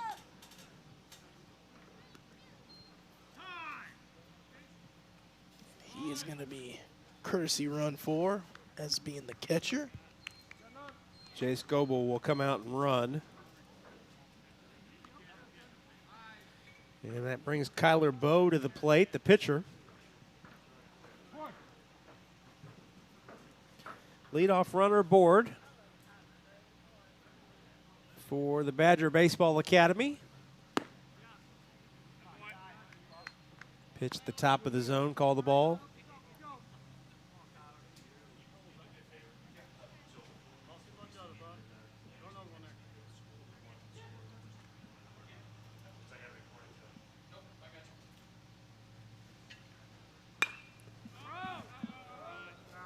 Pushed out of play down the right side.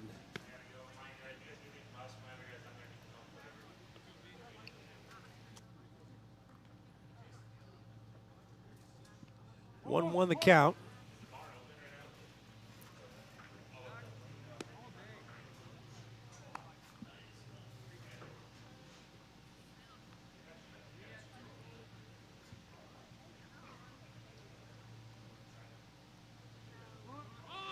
Bo shows bunt and pushed a great bunt down the first base side. Oh, nice. And there'll be no play. The speed of Bo and the location of the baseball sped Foltz up a little bit, and Foltz tried to bare hand pick up and couldn't get it. Everybody's safe. Perfect placement on that bunt. Give him a hit on that. Yes. Oh, yeah. Bunt single for Bo. So first and second and nobody out. Some action on the base paths for the Badger Baseball Academy. Cullen Reese, the third baseman.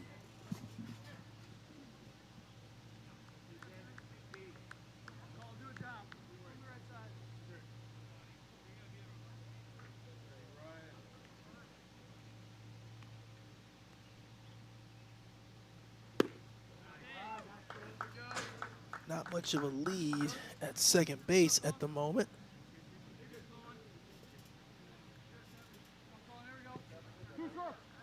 Oh, 0-2 the count.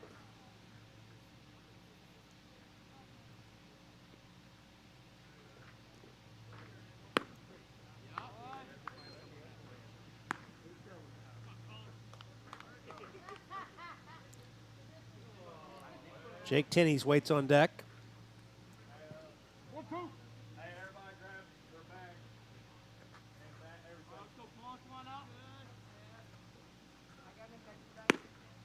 Pitch outside, a ball, 2-2. Good time to hit here if you're Reese.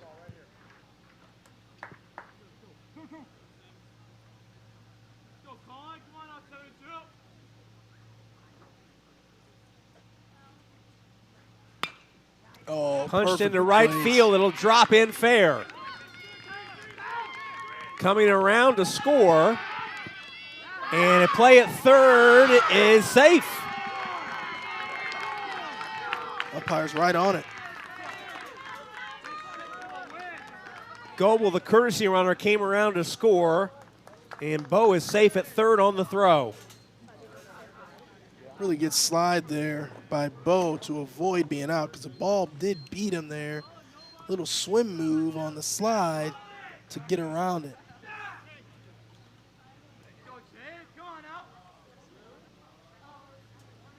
More ducks on the pond for the Badgers with runners on second and third and still no outs. Yeah, and Reese advanced an extra base on the throw. He did. Some alert base running, nobody out. Jake Tenney's at the plate, the second baseman.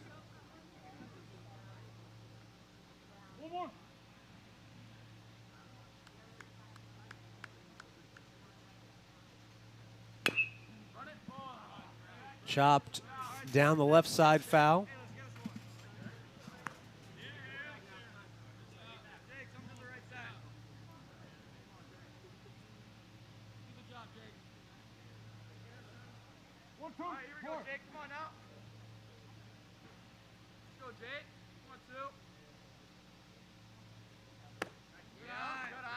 Outside, the count evens 2-2.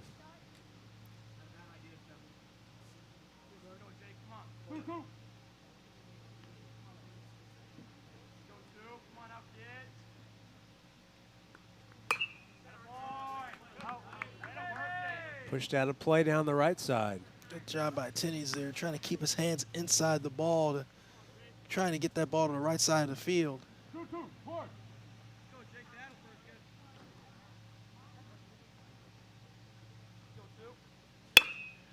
Over the third baseman's head into left field, a base hit. That'll bring another run in. And on the errant throw, that allows Tenney's to advance an extra base. RBI single makes it 2-0.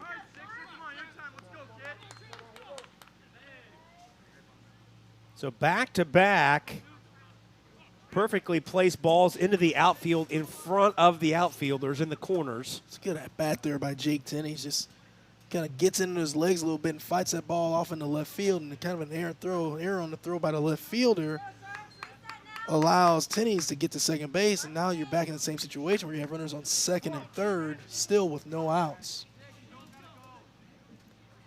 Here's Trent Schladweiler, the left fielder.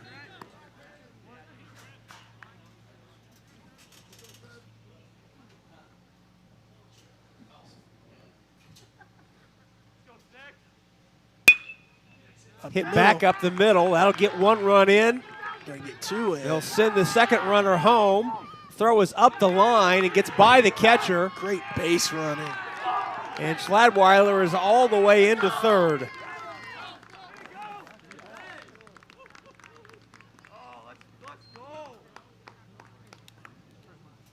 Just got to really give the Badgers credit on their base running. These guys are really aggressive on the base pass, and they're not taking anything for granted, putting a lot of pressure on the Sharks every time they put the ball in play. See a lot of extra base taking. See any kind of errant throw, they're advancing. It's just been really good base running. So visit to the mound. That'll be scored. A hit and then an error on the center fielder on the throw that allows Schladweiler to move to third. Second throwing error in the inning for these guys.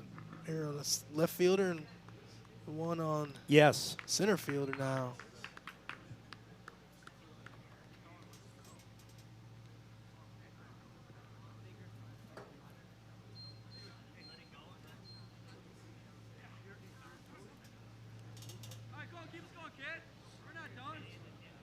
So 4 runs are in and still nobody out.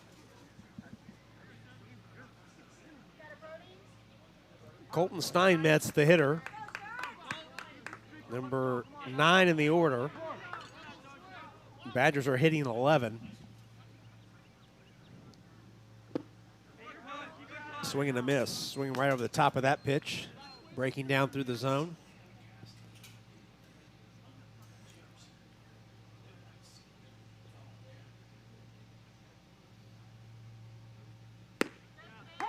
Outside corner, a strike.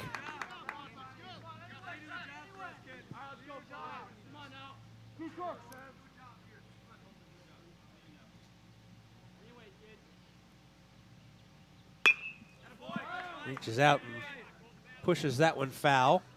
Out of play down the right side. Steinmetz has one job here, and that's to find a way to get this run in.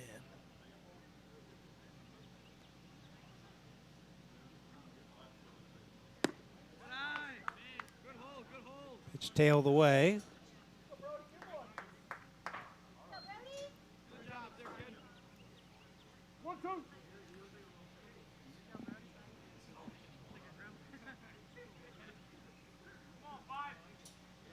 Long look at third. Here comes the pitch. Chop foul off his front foot.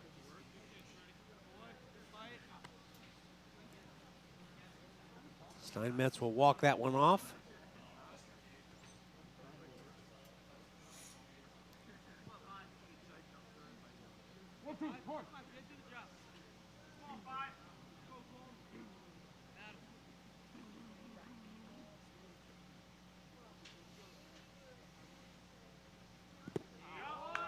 Good look. Low in the dirt, 2-2.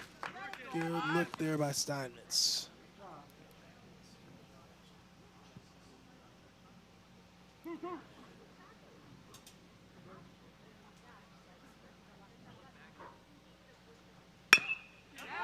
That gets it done. Bouncer to short. That'll get the run home. Over to first for the out, but Schladweiler comes home with the 5th run of the inning. RBI ground out for Steinmetz. Still only the first out. 5 runs home in the inning. Here's Andon Schroeder, one of 2 extra hitters in the order.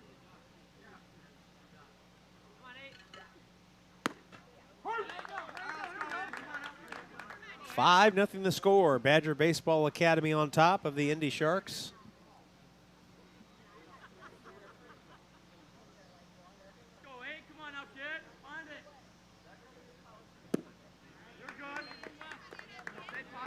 Schroeder waves at that one as down to the count 0-2. It's a perfect description of what he just did.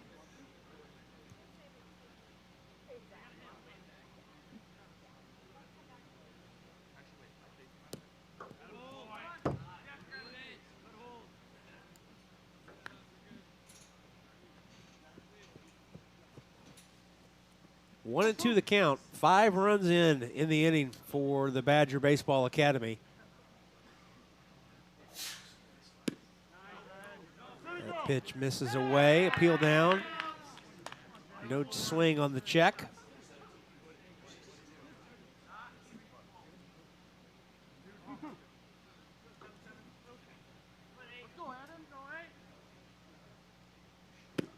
Swing and a miss.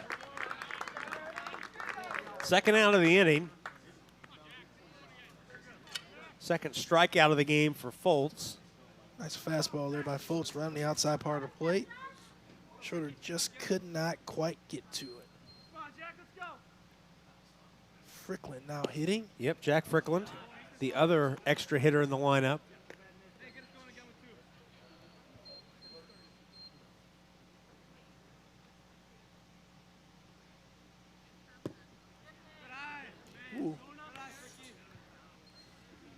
Right at the bottom of the zone. That's what it looked like.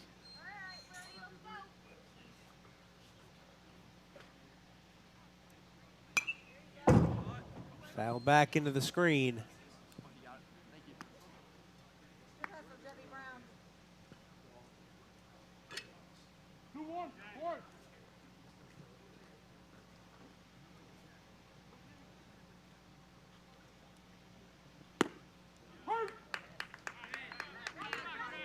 Strike on the check swing.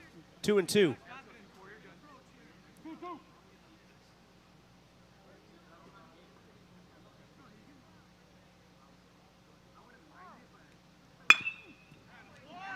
And it gets by two diving infielders through the hole and into left field, a base hit. Nice job there by Strickland, be able to turn the lineup over here. It's the 6th hit of the inning.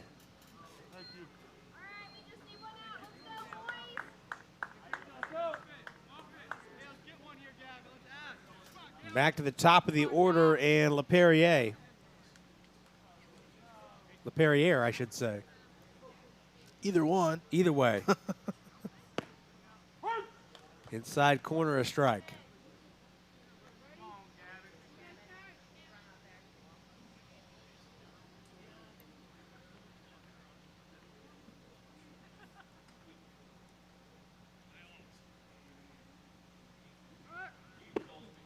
Swing and a miss. Runner goes, throw Ouch. down. It hits the runner. Yeah. Sliding into the bag. So a stolen base for Strickland.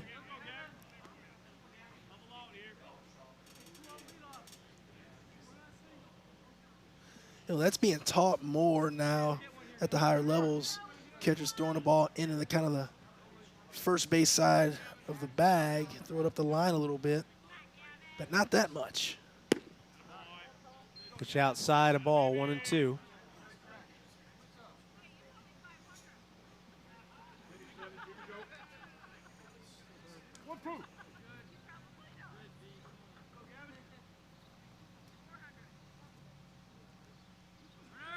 Ooh.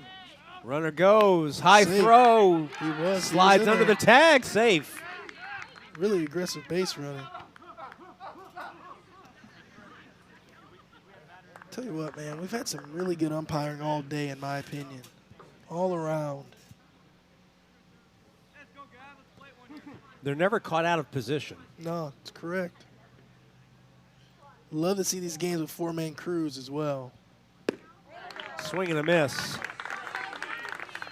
So that'll do it for the inning, but a big inning for the Badger Baseball Academy. 5 runs on 6 hits, couple errors and 1 left. We're through 2, 5-0 our score on the ISC Sports Network.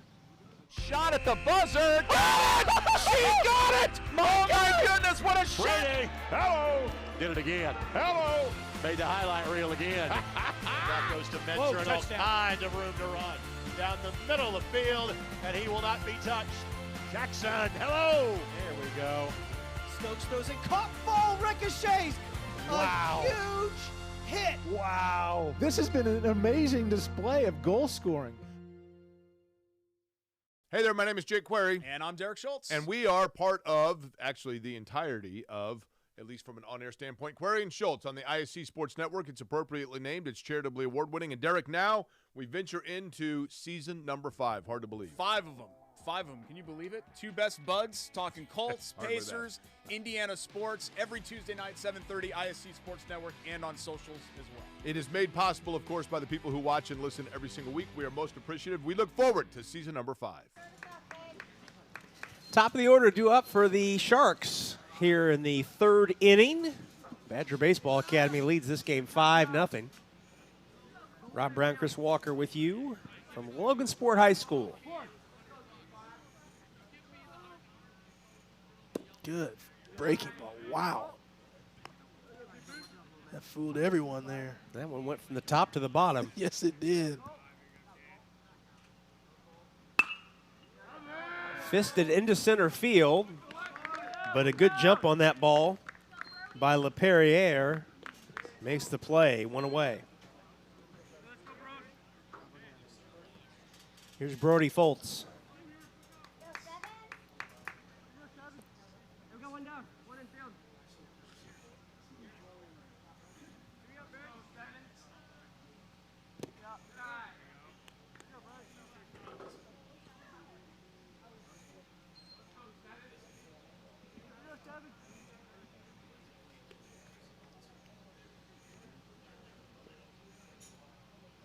Both of these teams will play one more pool play game tomorrow. So the 17s play 4 pool play games.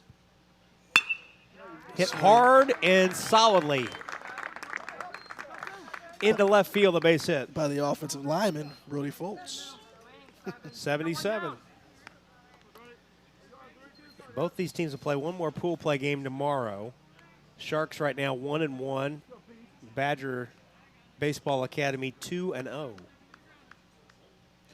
So but most likely play that pool play game and then turn right around and get right into bracket play, right? Yeah. Badger Baseball Academy has won their 2 games by a combined score of 16-1. Ooh, so they're going to be somewhere up the top. Add the 5 runs in so far today. They've outscored their opponents 20-1 thus far. Yeah, 15-1, excuse me, 15-1 in their 2 wins. 10-0 over the Titans and 5-1 over Rawlings Tigers earlier today. Near the line in right field, caught made by Steinmetz. Good job by Steinmetz negotiating the foul line and the fence over there in right field. Yeah, it's tight quarters down there. Truly when that is. fence angles in. And it's very symmetrical. It's the same on both sides. But it can be very tricky out there if you're not used to it. Wild pitch will allow the runner to move to second. There's not a lot of room between the foul line and that fence in the corners.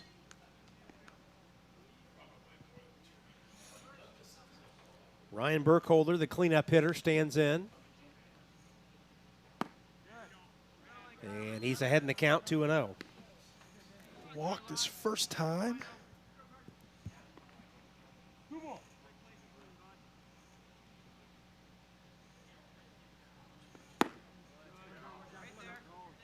It's a good take there by Burkholder.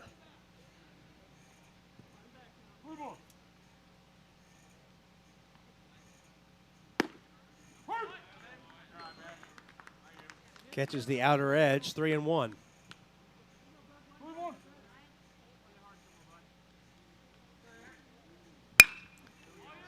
Right at him. Hit right at the left fielder for the final out of the inning. Griffey did not need to move. So in the inning, a hit, no runs, a hit, no errors, and a runner left. Through 2.5, 5-0 our score on the ISC Sports Network.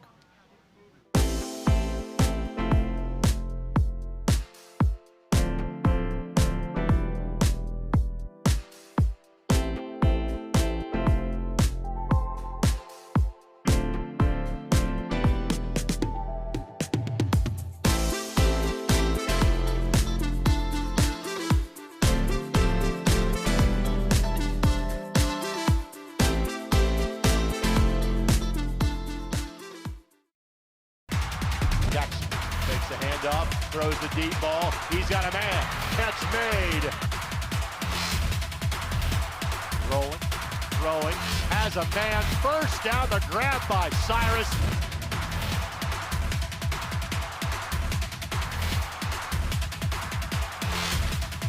Billingsley keeps.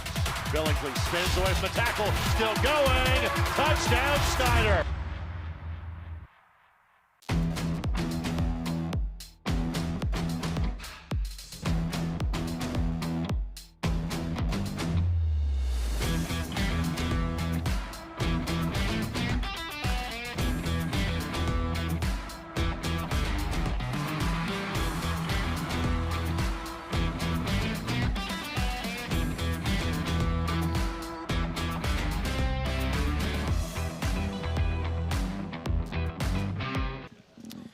Back to action here in the bottom of the third. Badger Baseball Academy with a 5-0 lead.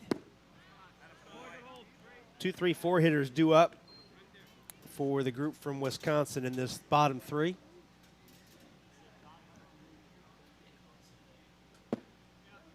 Panton takes a strike, and the count evens 1-1. Kyle Panton grounded to first in his first time up.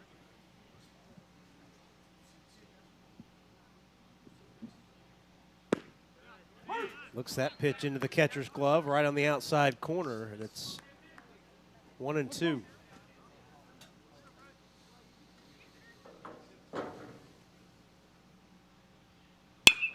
Good stroked into right field. That'll split the outfielders and roll to the track. Stand-up double for Panton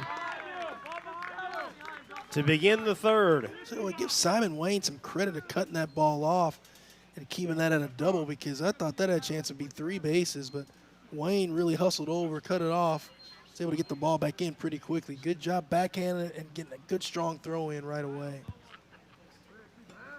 And looks like we're going to have a pitching change.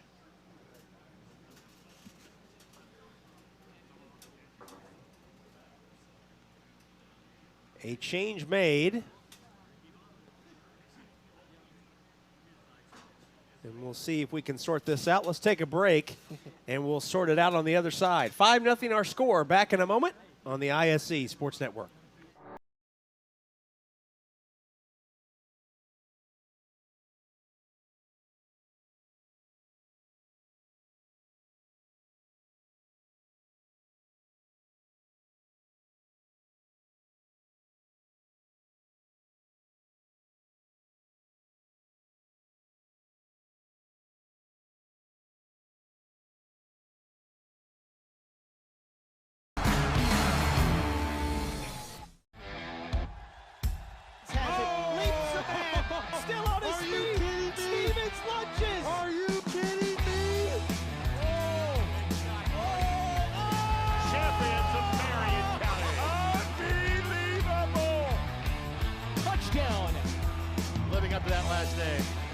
Wabash has the lead for the first time today. Said that was going to be a highlight reel. Oh, baby. Yeah, you can celebrate after that. Now a new pitcher on for the Indy Sharks, Sebastian Gillum, the right-hander, the new pitcher. Gillum was not in the batting order or in the lineup, so Gillum will slot in the 11 spot, in the 10 spot rather, as the pitcher Foltz goes to second base. So Gillum slots in the second baseman, where Reed Butts, the second baseman, was in the 10th spot. That's where Gillum will enter the lineup. So now that we have all the accounting done, which is important only to Chris and I. That is correct. Get back to the business at hand, and that's Jace Goebel at the plate, fouling the first pitch off. Leadoff double by Kyle Panton chased the starter, Brody Foltz.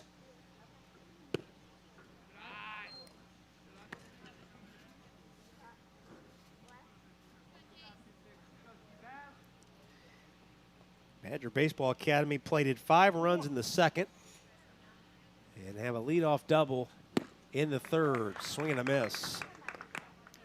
Goebel's a little tardy right now.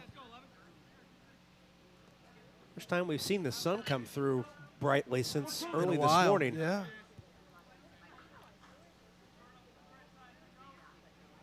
Really nice day today. Pitch down, and the count evens 2-2.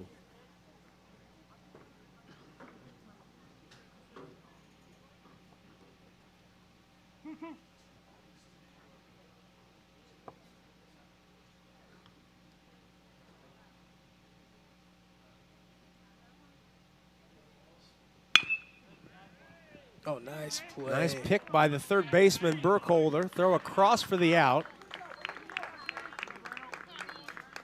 Panton advances to third. Burkholder did a really good job. We talked about this earlier, that ball with the chopper. You got to be aggressive and come in and get it. And Burkholder is able to field it right at his shoe tops. Then he has his momentum going towards first base, makes for an easier throw. So really nice job there by third baseman, Ryan Burkholder. Here's Owen Sather, the catcher, singled and scored in the second. Oh, and nice that's a piece. line drive single into center field. That'll bring Panton home with run number 6. And Sather's 2 for 2. Good piece of hitting there by Sather. Goes down and gets that ball and smokes it right back through the middle. Goebel, the courtesy runner, comes down to first base. And here's the pitcher, Kyler Bowe. And they just make it tough on you. They just good at bat after good at bat after good at bat. Put a lot of pressure on you.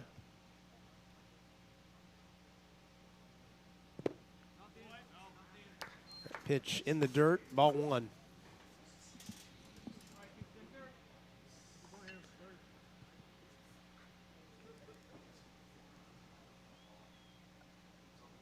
One out, one on, a run in this 3rd inning.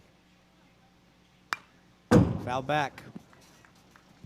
6-0 the score. Badger Baseball Academy out of West Allis, Wisconsin. Suburban Milwaukee on top.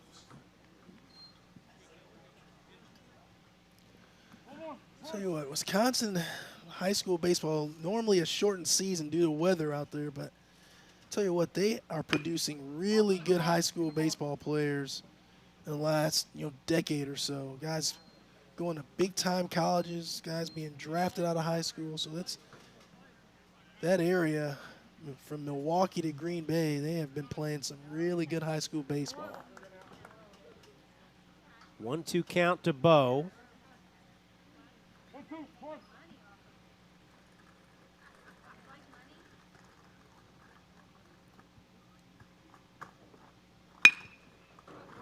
Burkholder goes to second for 1.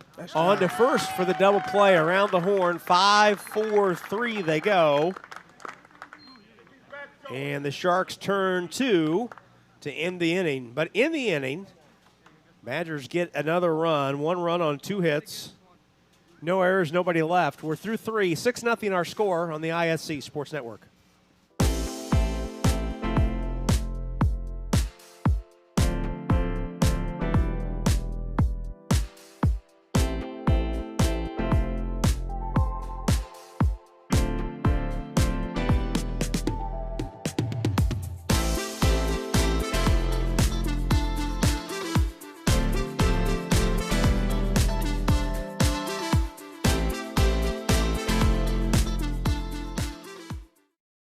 McCulling in time.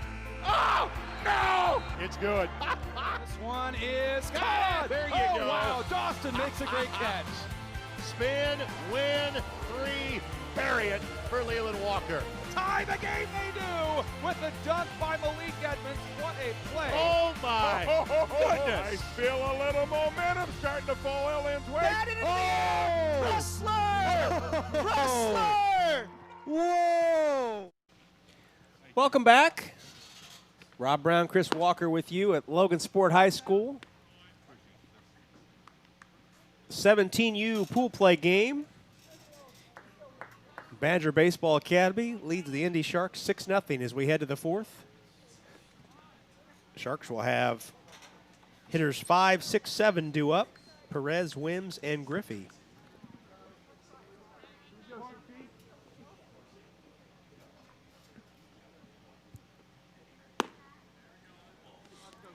Perez reached to be a fielder's choice in the 1st. Playing center field.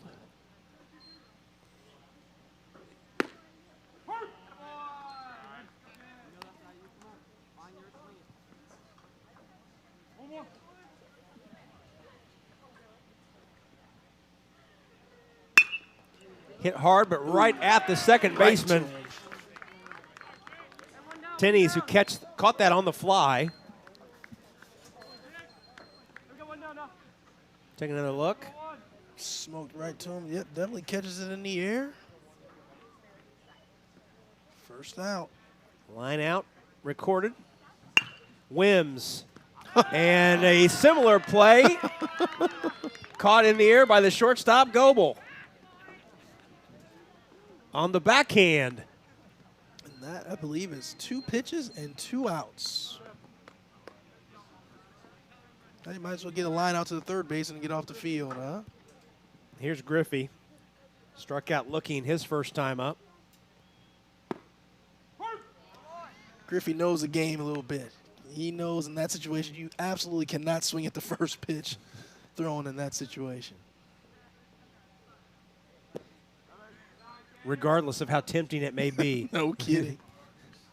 Cannot swing. No. Cannot give the pitcher a 3-pitch inning. Foul out of play.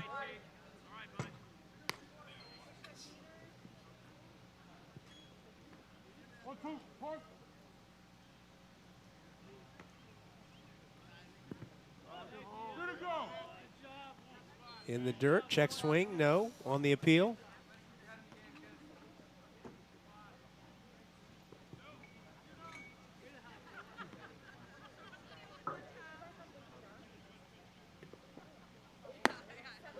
The pitch is up, count goes full.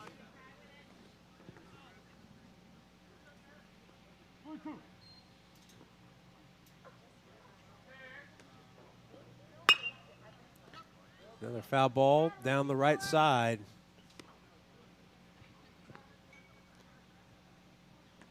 Griffey's done a good job of at least getting this up to an 8-pitch inning, so he's done his job.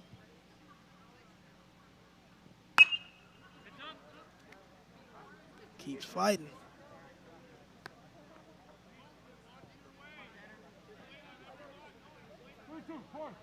Try it again here.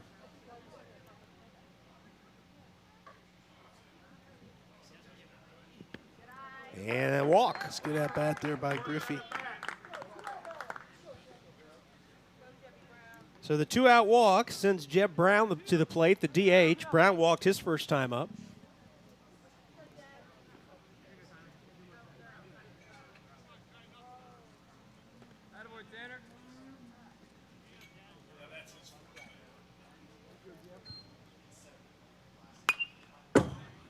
Found back to the screen.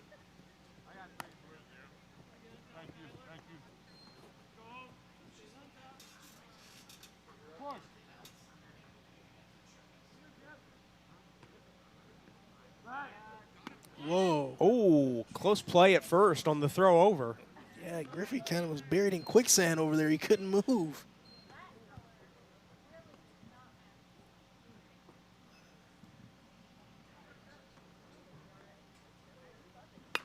Off the end of the bat, fouled back.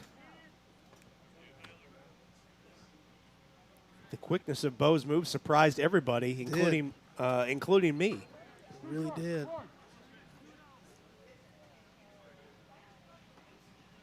Two outs in the top of the fourth. Breaking ball stayed up.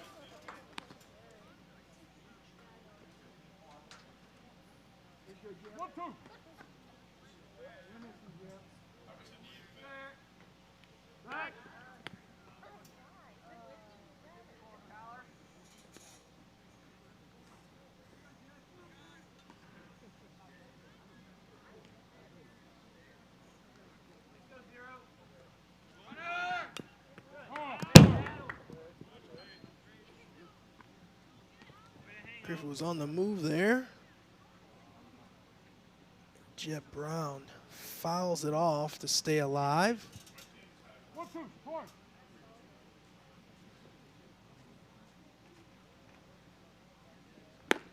Swing and a miss. Fourth strikeout for Bo, and that ends the inning. In the inning, no runs, no hits, no errors, and a runner left. Through 3.5, 6-0 our score on the ISC Sports Network.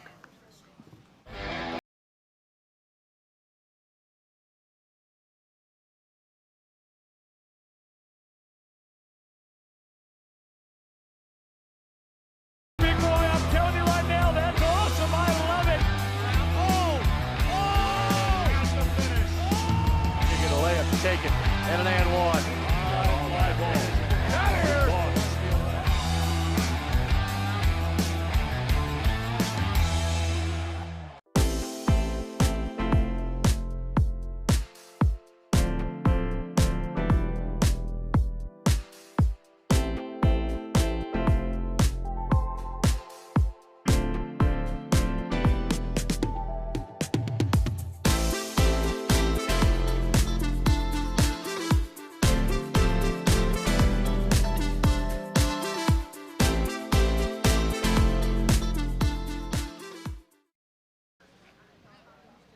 You get a look across the diamond here at Jim Turner Field. Great crew working with us today. Jordan Shue, our director, working alongside Dalton Cox, Eldon Wheeler, Matthew Battiato. Alongside Chris Walker, I'm Rob Brown. Glad you're spending part of your Friday with us. Chris will be back with you tomorrow alongside Rick Johnston. Chris will be back here Sunday as well. I will. John Natale will be. We're just rotating this chair. You're just going to stay here. Yeah, I should. And we'll just rotate this chair over the next couple days.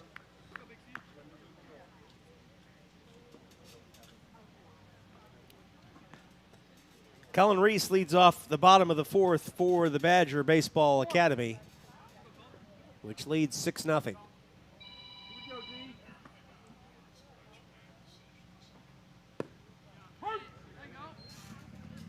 First pitch strike.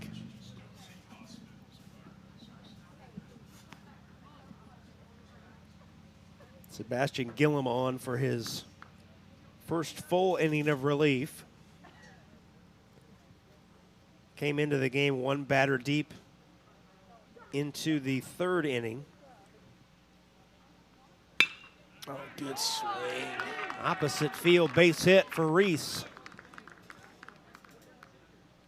2 for 2 is Cullen Reese. Love to see these young hitters use the backside of the field. Just a really good swing. It's the little things that get your blood going.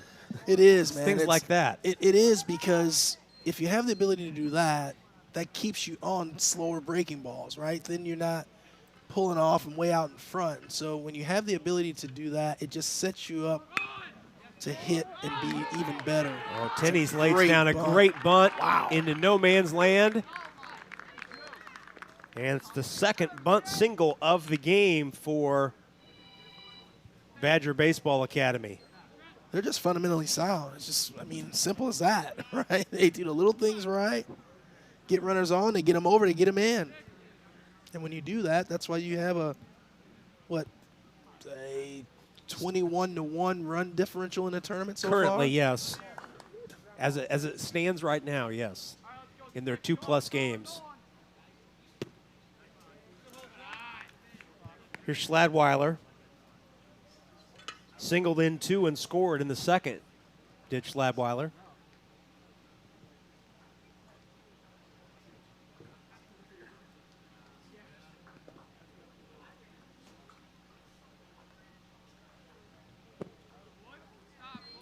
Well, and that bunt there by Tenney's 2 demonstrates something we saw in the younger age groups earlier, the difficulty some of those players had getting the bunt down. Absolutely. And now you go up 2 age groups to the U17s. A little more fundamentally sound and more experience doing it.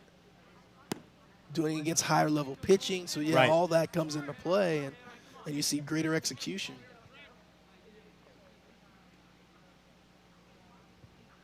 Because both bunt singles that Badger has had in this game have been placed into spots where there was going to be no play. Yep. You know, I was a little fast leadoff man in my playing days, and I hated the bunt. I mean, I love swinging a bat. I hated the bunt, but I used the bunt as kind of a slump getter-outer, right? Okay. If I go 7 or 8 at-bats without a hit, I can lay down a bunt. If I just get it on the grass, most likely I'm going to have a chance to beat it out. So that was kind of the way I used the bunt.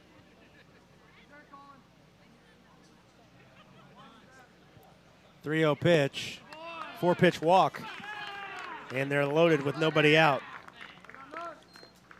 Well, in your day, too, there weren't a lot of turf fields. Correct. So you're playing on grass, and the bunt's not going to roll as quickly. I'm thinking of the turf fields I played on in college, the Metrodome when we played Minnesota. Okay. Goodness. Indiana State, in turf infield, grass outfield. Okay. And to be honest, I don't remember very many more than that. I mean, in conference-wise, I don't think there was really anything else other than the Metrodome, if I'm not mistaken. Steinmetz stands in with the bases loaded and nobody out. Takes a pitch up. Oh, I actually remember another place I love playing in out of conference, playing at Louisville. And the old park at Louisville was all turf. And, man, you can hit a ball there and run forever. Oh, where the AAA team played? By Freedom Hall?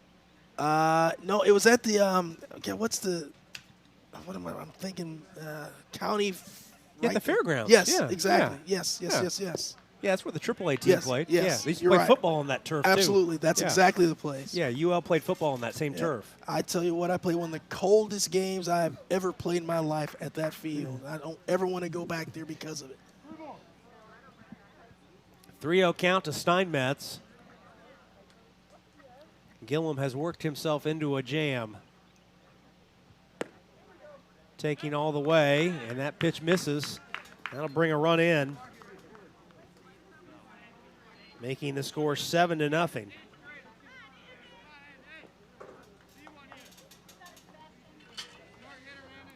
And the number 10 hitter, Andon Schroeder, to the plate. I'm pretty sure I hit a ground ball inside the park home run at that field. In Louisville? Yes. Yeah. Pitch taken at the knees, a strike. Good friend of mine. You might know the name Matt Kinzer. I do know former that Purdue name. baseball player. Pitched in the big leagues for a brief second. He was a closer for the Cardinals, and that was where he did his thing in that ballpark on that rock-hard AstroTurf. And Swing and a miss. You could not have explained it any greater than what you He just said it was like playing in a parking lot. It was horrible. I'm telling you, man. It was not forgiving. Yeah, he told me it was like playing in a parking lot. I'm serious. I looked forward to it because it's like, that's one of those places where you literally, I would go there and say, I got to hit the ball on the ground because you can't field it. Wild pitch will bring a run home. Yep. And that makes it 8-0. And what's the importance of that 8th run there, Rob? Well, that brings the 8-run rule into play after 5 innings. I know this is just the 4th inning, although it's 10 runs after 4. Oh, that's right. Didn't even think of that. And I'll tell you, they're not finished with no outs. Popped up in the infield. Second baseman calls and has it, 1 away. Yeah, it's 10 runs after 4. And there are 2 runners in scoring position, and we're sitting on 8-0. Yeah, 1 hit and this game's over, sir. And you see the outfielders positioning themselves to make a play at the plate in the event the ball gets hit to them. Yeah, the Sharks manager was motioning his outfielders to come in. Yep. Here's Frickland, the number 11 hitter. Center field, left fielder, very shallow. Right fielder, not as much. Taking a strike. Which tells me he's got to have an absolute cannon if that's where he's playing in right field.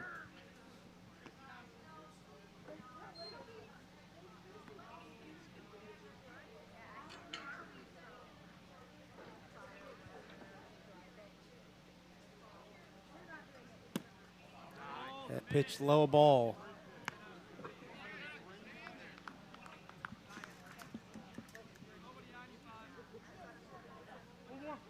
One and one.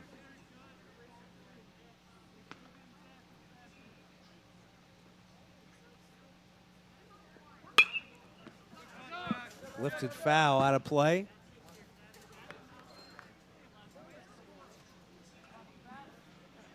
One-two count. Frickland, 1 for 1 on the day. Got himself a hit in the second. Yeah, a couple stolen bases. High in the air to right field. That is not going to be deep enough to score. We'll draw a throw, and he does have a good arm. Wayne puts it on the foul line, keeps the runners in their place, 2 away. Back to the top of the order, and LaPerriere. Big at bat here by Gavin LaPerriere. He can end this game with a hit. If he wants to keep playing, he won't do that.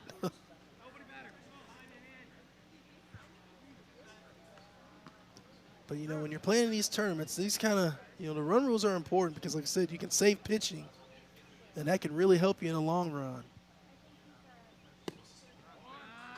Pitch down, 1-0.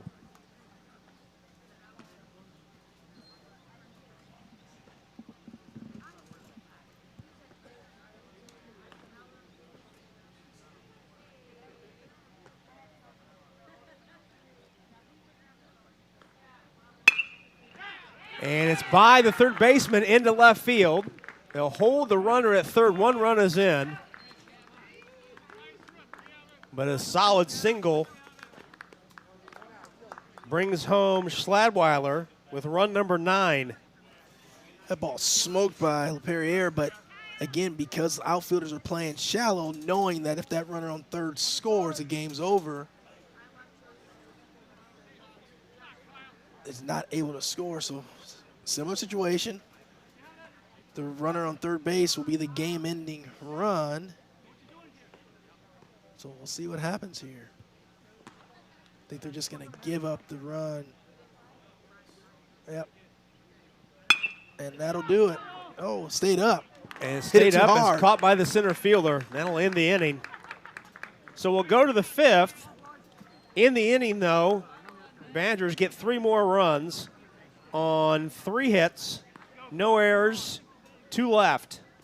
We head to the 5th, 9-0 our score on the ISC Sports Network. Brewer jams it home.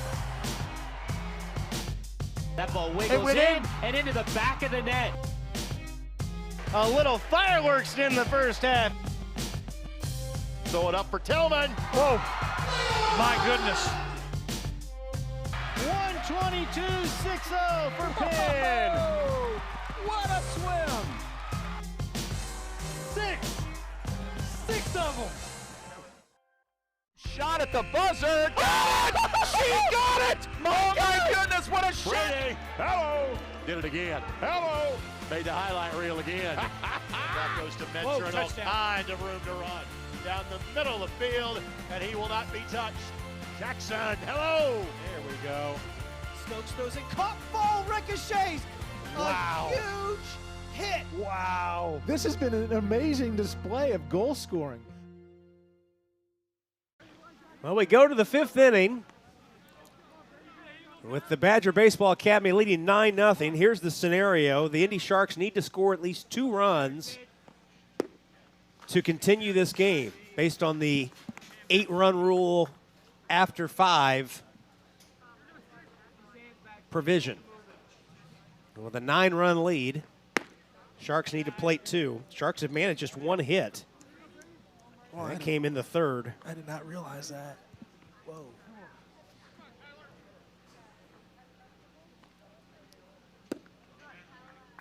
Pitch out and away. Yeah, Bo has been very sharp. Walked 3 and hit a batter. That pitch outside, and that's a walk. So Plunkett's aboard with the walk. We talked about it off air, Chris, in between innings. The Sharks loaded the bases with 1 out in the top of the 1st and were unable to get a run in. And just the whole tenor of the game changes. Yeah, it's such a deflating situation when you have that happen. I mean, think of all the baseball games we've ever watched or been to or played in. When you get bases loaded and you don't score, especially when it's bases loaded with less than 2 outs, it is just a deflating thing. And it's hard to come back from. I don't care how many innings you play in a game. When you miss out on an opportunity, it normally results in a loss for you. 0-2 count. This is Sebastian Gillum, who came in as the pitcher in the 3rd. So Gillum is entered in this spot in the order. Wild pitch will allow Plunkett to head to 2nd.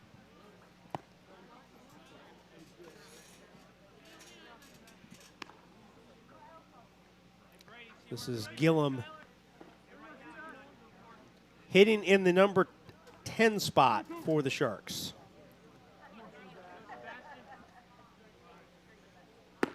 Yep. Taking strike 3. That one was right there. Just couldn't pull the trigger. So back to the top of the order, and Cole Purdue hit by a pitch in the first, forced out at the plate in that first inning that we just talked about moments ago, and then flew out to center in the third.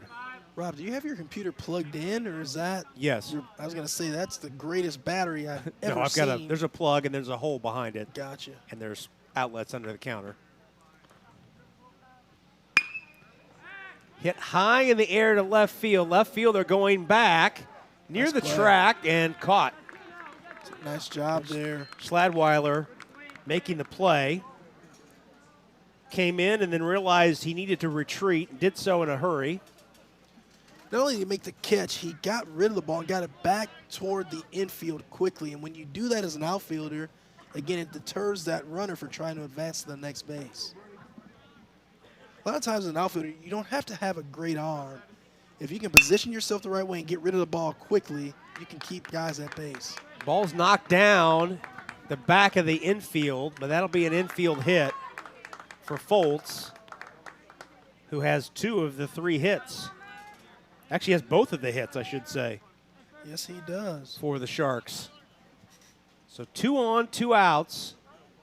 Sharks need to plate 2 in this top of the 5th to continue the game due to the 8-run rule after 5. Trailing by 9 runs.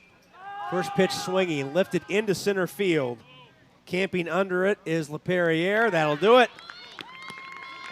And the Badger Baseball Academy, in efficient fashion, wins this 17U pool play game by the score of 9-0.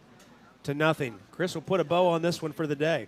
Yeah, this was just a team that's a well-oiled machine. The Badgers get guys on, they get them over and they get them in, and they pitch the ball very well. Really good-looking baseball team. Partner, I enjoyed it. Same here, sir. Enjoy tomorrow. We thank you so much for tuning in today. I want to thank our great crew, Jordan Shue, Dalton Cox, Eldon Wheeler, Matthew Battiato. I'm Rob Brown. Thank you so much for tuning in today. Hope you can join us again tomorrow for the Greater Lafayette World Series right here on the ISC Sports Network.